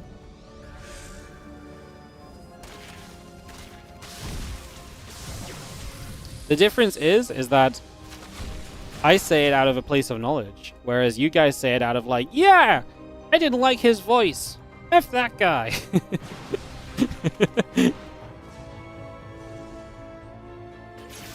If you phrased it differently, like, oh, well, I didn't like that guy because of this and this, it was kind of weird or something, then yeah, go ahead. But being like, yeah, this guy's a freaking tool, is not really it, you know? And that's what I did. I was like, oh, yeah, he was an idiot because of that. Or maybe I didn't explain it out, but I've explained it on stream before. So, yeah. Alright, Reynor is moving about with an army, and he's kind of maxed and looking to kind of fight already with a couple of mortals on the way from NightMare. My issue for NightMare right now is that he's not really... Yeah, he's not really in too great of... I mean, he needs to get these storms off, and the High Templar were not really where they needed to be. But Rainor repositioned around this other side. The storms come down now, but we drop 3 that Rainor moves out of pretty quickly. He has a few units getting through into the natural, which is nice. Some of the new immortals that are taking some damage. Does Rainor want to step through any of these storms? Is he happy kind of lingering back? He's going to hang back for now. The thing is, Rainor's doing this while teching up as well.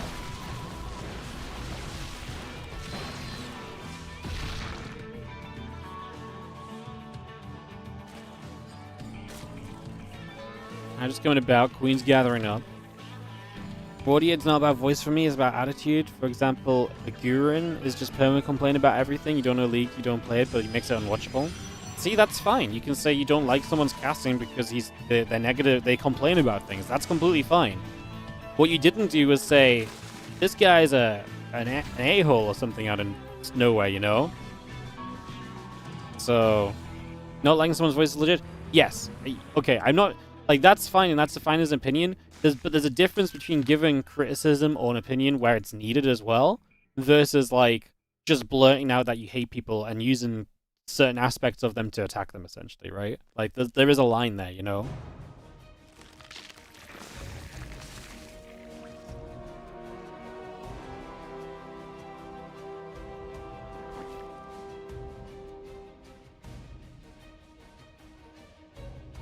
And see the seismic expanse coming up. And with them, seismic expanse coming up, and the lurk is coming through. NightMare's going to be maxed as well, but he's a step away from you. See the fleet beacon just starting. He's a step away from the Tempest and the army comp that was going to be extremely comfortable against what Reynor is playing. So that's just Reynor gets down to the bottom here, and he's going to have a potential wraparound. Moving very nicely, going to hit this 4th phase, and you can always see a couple of lurkers going to try and siege up towards the front. Does kind of eat those storms a little bit, standing in them for a few moments right now. And it's just going to have...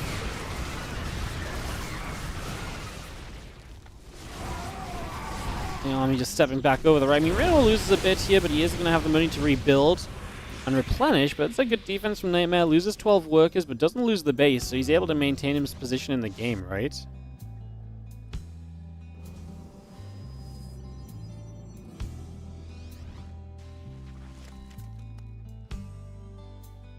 I only like Wardy because he's beautiful, yeah.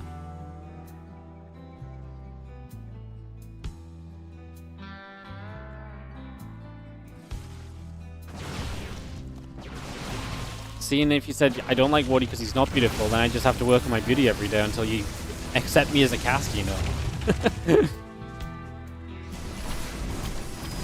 Oh, Zealot's in the main base, gonna get active over here. NightMare gonna put some pressure on as Ling Hydra tries to get up to deal with this right now. Gonna be seeing the Mothership on the way through, plus the attack upgrade coming about as well. The melee upgrade, Overlord speed. As we do get rid of the Prism, that's really nice, but hey, we lose 12 drones, and that's what NightMare kind of needed. A little bit of a rebound from taking some losses himself.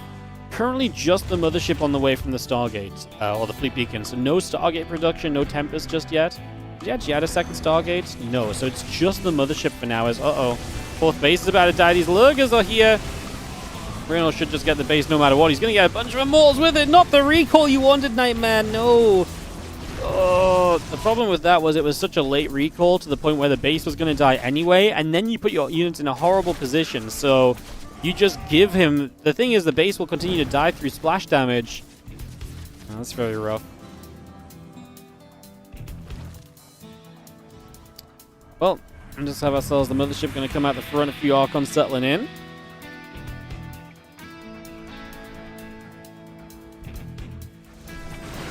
These Stalkers and the Zards just going to step by, and the Lings push back.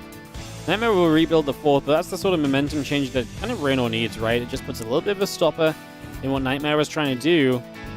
And these Lurkers are terrifying. If these Lurkers get in the right place, it's going to put you in such a difficult position here as NightMare to really kind of work your way out of trouble on this.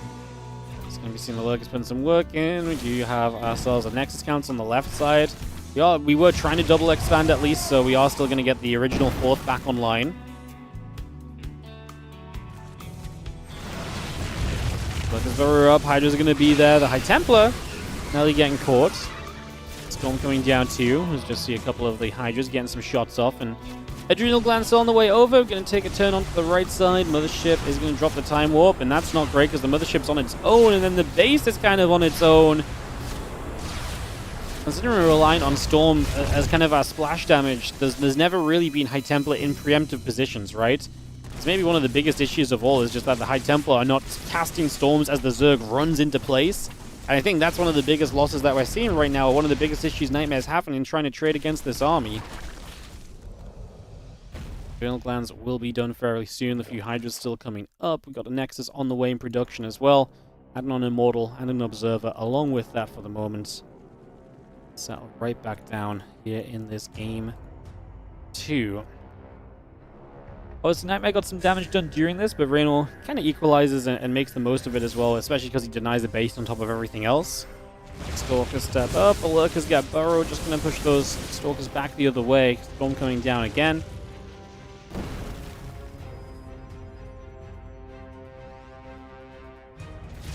A lot more units going through. Hydra's going to be there. A couple of Zealots going back the other direction. Just going to be seeing everything else joined together as well right now.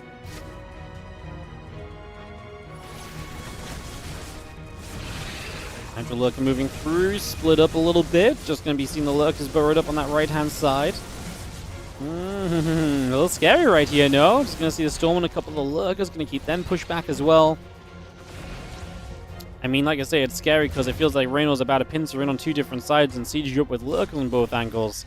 And that's going to be very, very tough. So, Lurkers get burrowed. Get the Lurkers around the left side already, as we just have the Lurkers going to shoot away. A few of those Zealots already going down. One more Lurkers building up right there. As again, we try and go in a couple of different directions. 5 Stalkers producing. Make it 7 from NightMare. I don't love the fact we're having to build Stalkers against the Lurkers. That's never going to feel good. These High Templar, oh my goodness, they get targeted pretty quickly. One Storm came down. We actually are going to lose those Lurkers. The rest of this army over here, Lurkers getting caught. Reynor was actually already running back with a lot of stuff. I think that might be a pathing thing right there. Just kind of some. I don't know if he really wanted to send a few of those units still forward or not. Hard to say, as we are losing tech units still as NightMare as well. He's losing High Templar. Archon's getting hit. Archon's at least a little bit tankier, but the HT's going down, losing a lot there.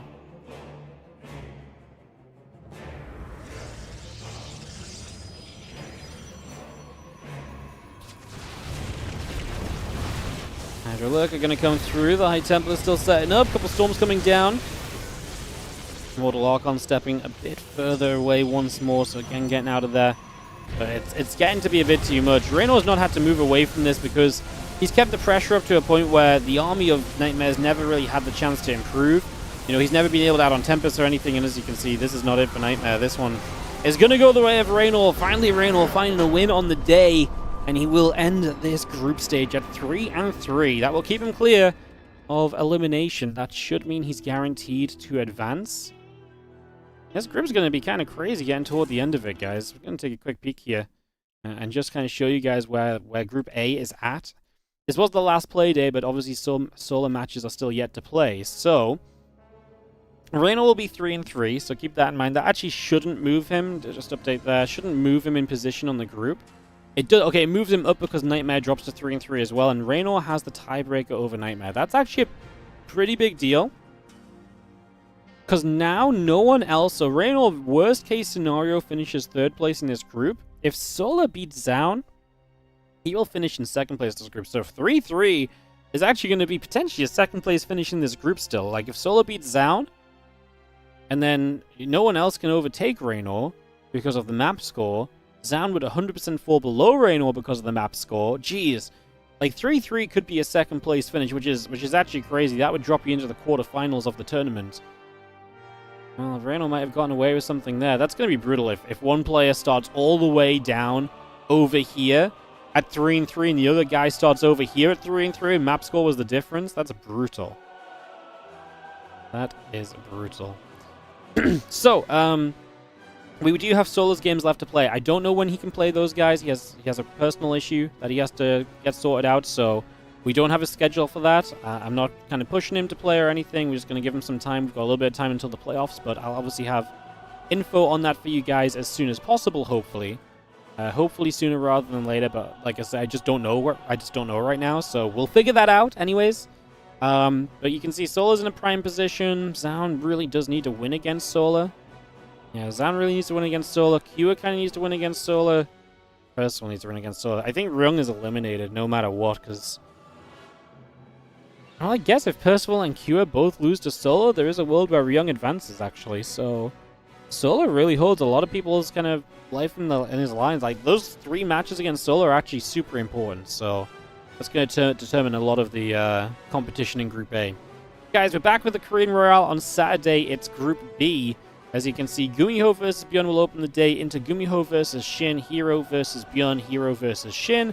Classic versus Byeon, Classic versus Shin, Hero versus Classic, and Classic versus Gumiho. Alright. 5 best of 3s a day, 5 series, and it took 5 hours. It's so rare. Usually we do like 5 best of 3s and it takes 2.5 hours, and that's why I never run the double elimination GSL style groups, because it just doesn't take long enough. But today's games were certified bangers. They were great. They were awesome. We had an absolute blast with them. And hopefully you guys had a blast with me as well. If you did enjoy, consider hitting the follow button on the channel. If you're on the YouTube, hit the like and the subscribe. I appreciate you all. Sorry for a little bit of a rant on the last game. I lost my focus. We were doing so good talking about the games today. I just, so close to just having a full StarCraft day, and I just got distracted. Alright, guys.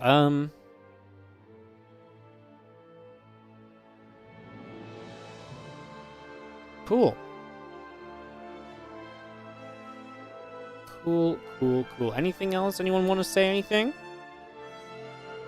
Anyone got anything to add or do or say before I leave for the day? I enjoyed the huge Wardy drama in the SC2 cast community. There's literally no drama. I called out one guy I've called out before, who's not been in the scene for like 4 years. I think we're gonna be okay, guys. I think we're gonna be okay. Hi, Mum. Hi. I'm not your mom, though, just so you know. Thanks, no worries. Yeah, I'll host someone up when we wrap up here, guys. I do need to host. What's my YouTube video today? I need to go to the Korean server. I'm already on the Korean server. Amazing. All right, let's get this one. Let's do it on this map. That looks fun. All right, I'm gonna have a YouTube video up in an hour as well, guys. I appreciate you all. I hope you have a great rest of your day. Yeah, just thinking if there's anything else to say, but I don't think there is. I'm off for the next few days, so sailing comes out in RuneScape tomorrow. It's a new skill. We've never had a new skill in RuneScape before, so I'm taking tomorrow off to do that and to go play Riftbound in the evening, like I usually do. Well, I used to play Pokemon, but now I play Riftbound because I'm a League of Legends guy, apparently. So I'm doing that tomorrow. Thursday, I'm going to take the day off, and I've got some stuff with Ellie that I was meant to do last week that I'm actually going to do this week. Plus sailing, and then Friday, me and Helen have some stuff to do, so I'm going to end up taking Friday off as well. So I'm going to be off for 3 days. Be okay without me. I'll be back on Saturday with Korean Royale, long stream, Sunday with the 2025 Championship qualifiers. It should be fun. I will see you guys there. You guys have a great rest of your day, and I'll see you guys next time. See you guys on Saturday.